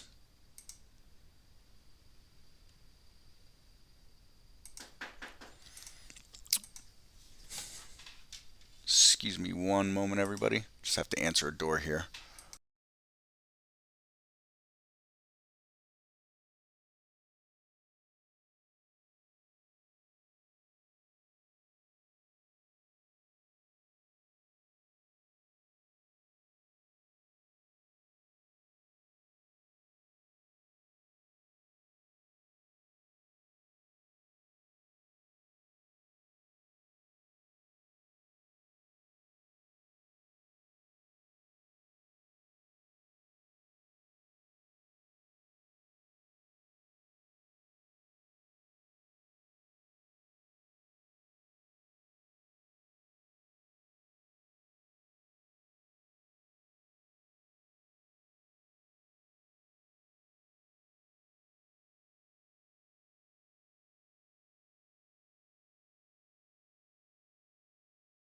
Apologize, had to go pause there for a second. Had some maintenance issues here that had to be worked on, and just got to let people in to take care of what they got to take care of for me. So yeah, some interesting stuff here, that's for sure.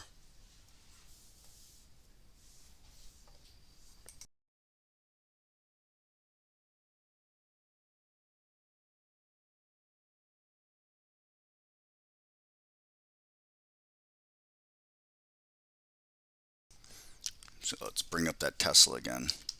Did they report yet? They are reporting today, right?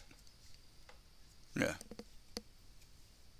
So they're still in that original range. I don't think they reported yet.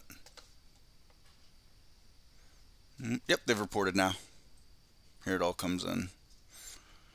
Da, da, da, da, da. Tesla beats revenue on record deliveries. Estimated. Beats estimates on record deliveries. Let's see. Find something good here to pull up for everybody.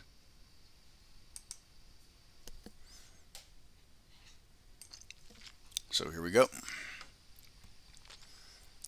Rose 17.72 billion fourth quarter from 10.74.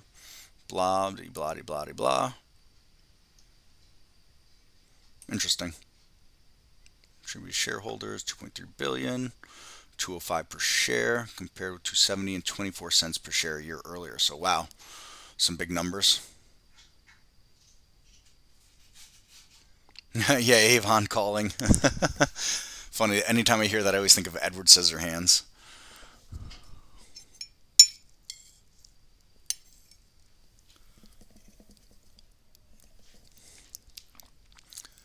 I had my boiler for my heat blowout, and then my hot water heater went too at the same time. Very very timely, and so they're still having to sort that all out. Very fun stuff. Anywho, with all that said, um, we'll see what this all means. I don't think tomorrow's going to be a day to go all in on anything. I'm sitting basically all cash at this point.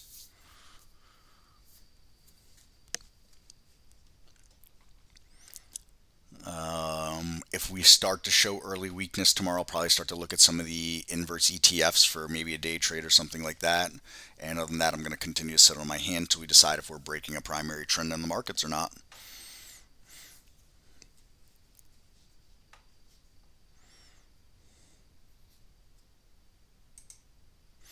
Well, one of the things with Tesla too is they're gonna say anything with underperformance wasn't their fault because that's what they've always done.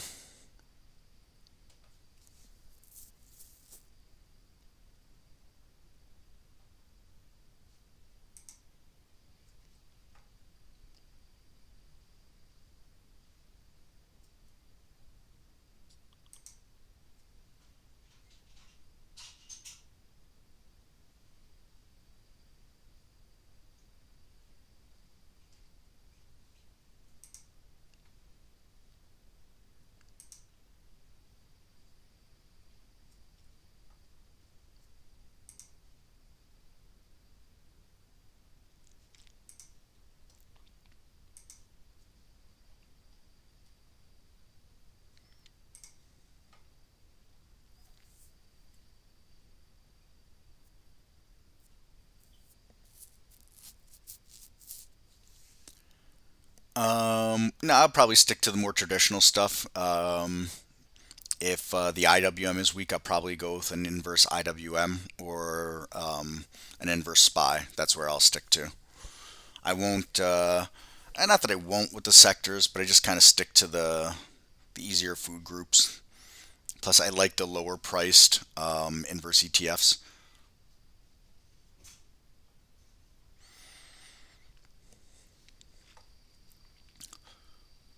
So, well, we'll see what happens here with Tesla. Let's do this on a smaller time frame. Put on a 5 minute time frame. So, all right, we bottomed, we're trying to get up. Looks like the sellers are still kind of having their way for now.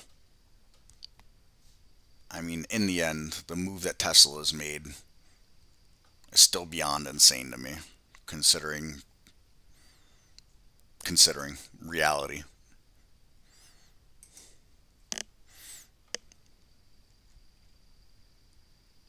There was something else I wanted to circle on, and I completely let it go.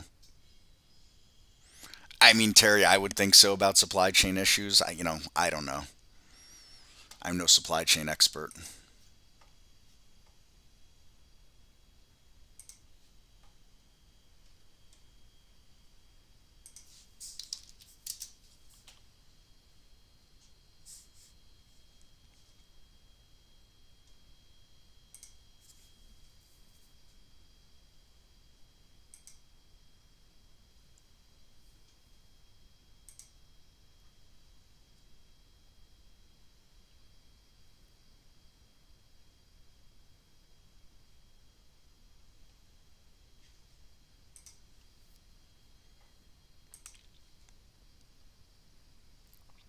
Yeah, TZA is a good way to play the inverse of the IWM. Like I said, I won't be rushing to do anything tomorrow or the next day. That's for sure. Maybe let some dust settle. I will say, an age-old axiom is as January goes, so goes the year. We'll see if that's true or not.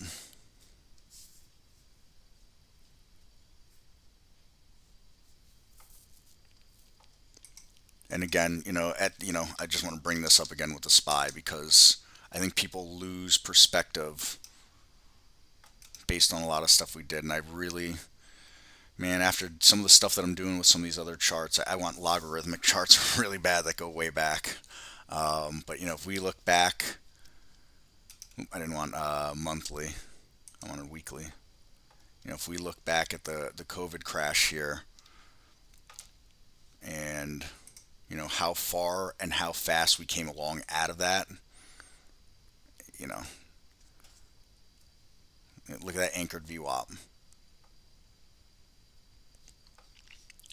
And again, it's like, this crash here, if we took somebody and we had put them to sleep and they just went to sleep and they missed this literally month here and they woke up here, they'd be like, oh, the market's down like 3%.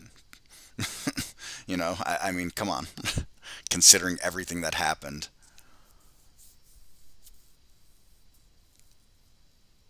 I have no idea, Tip. I have no idea if the market will go up or down tomorrow. I suspect it'll do both. I wouldn't be surprised if it puts in some highs and lows tomorrow. We're kind of on a weekly chart. We've come to no man's land a little bit. We could, I can grab a hold of this thing here. Let's go to the bottom of this and see. So we're kind of looking at this level down here.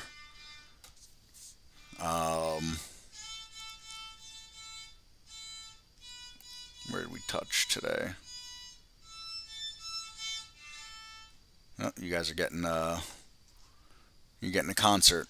You're getting a viola concert.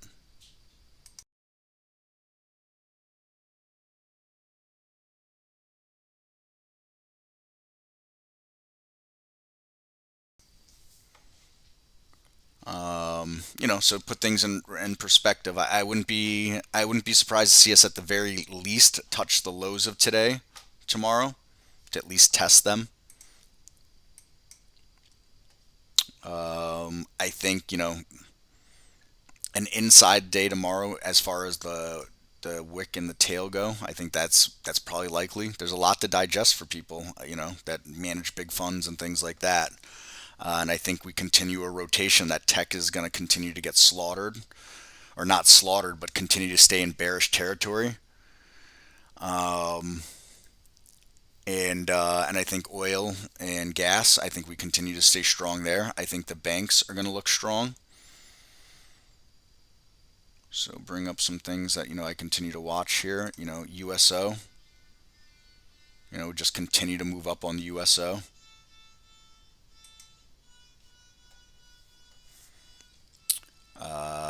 Natural gas is kind of a weird one, but came off a huge move on natural gas overall. We'll see what happens now. Kind of flopping around here in no man's land. What I want? Oh, XOP. I remain bullish on this XOP here. I think this trend here coming out of the recovery, I think that stays intact on the XOP. You've got more and more areas that are saying, no more gas exploration and all those things like that. So the places that you can explore are going to be explored extra at this point.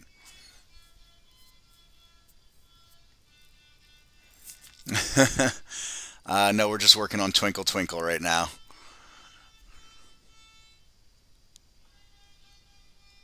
Although I'll tell you what, in the last 2 weeks she's come really a long ways. That's for sure. What else am I thinking here? Banks. Let's take a look at the banks. KRE. So I mean, banks still look pretty good on a weekly chart to me here. KBE still looks really good here. XLF. Take a look at that. All right, now the XLF doesn't look quite as good to me as the regionals did there. And let's take a look at the XLE. XLE looks really good to me. We even have almost a red bar ignore forming on a weekly, very close to it. We just didn't take it out last 3 weeks ago. We didn't have the top of that meet that, but that still looks pretty good to me here as far as the XLE goes, and I'd say this is a significant level here. And again, I say all this, it might all collapse tomorrow. Could all be at zero tomorrow for all we know. But I'd say that's this kind of box here, we can draw a box around what's going on here for this area, this price action area. I'd say this box is pretty significant, and if we can start to push up and in and through that box, we're going to see $100 oil before you know it.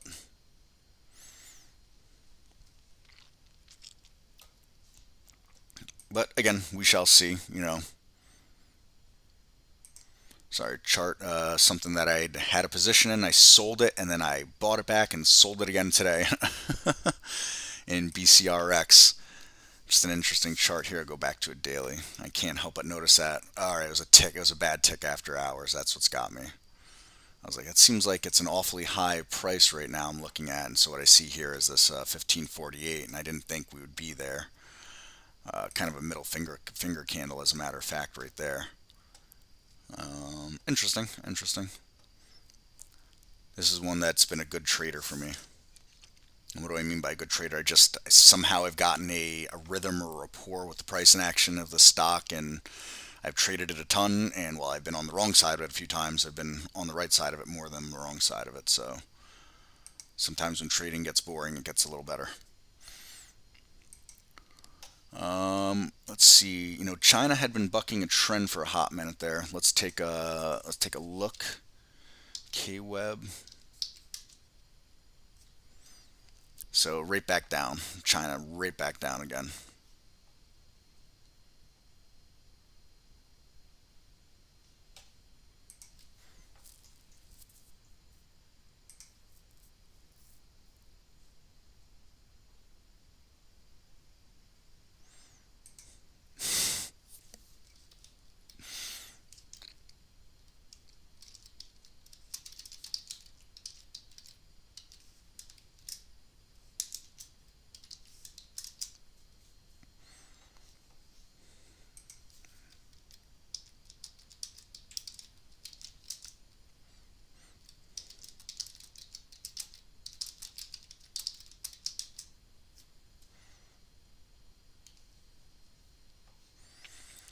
So yeah, China right back down into the dungeon.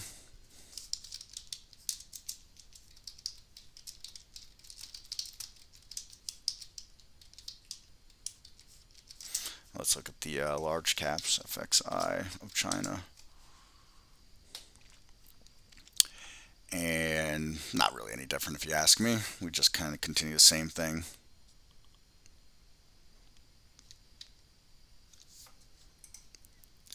There's a lot of logical questions need to be asked in the sense of, you're not making money sticking funds in bonds, okay?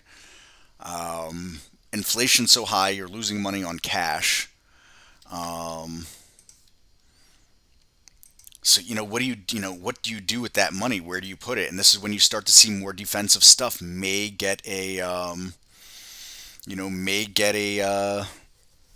another lift. Looking at things like General Mills and AT&T that pays a dividend, Cisco that pays a dividend, because while Cisco's a tech stock, it pays a really healthy dividend, and people need their tech.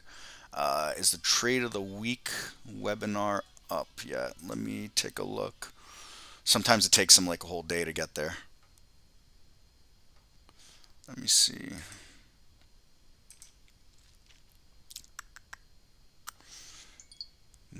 Nope, I don't see it there. So just keep an eye. It'll be posted at some point. I know it has to do video rendering, and I don't know all that stuff, so it's a little beyond my expertise. However, I didn't realize the time just snuck up on me today.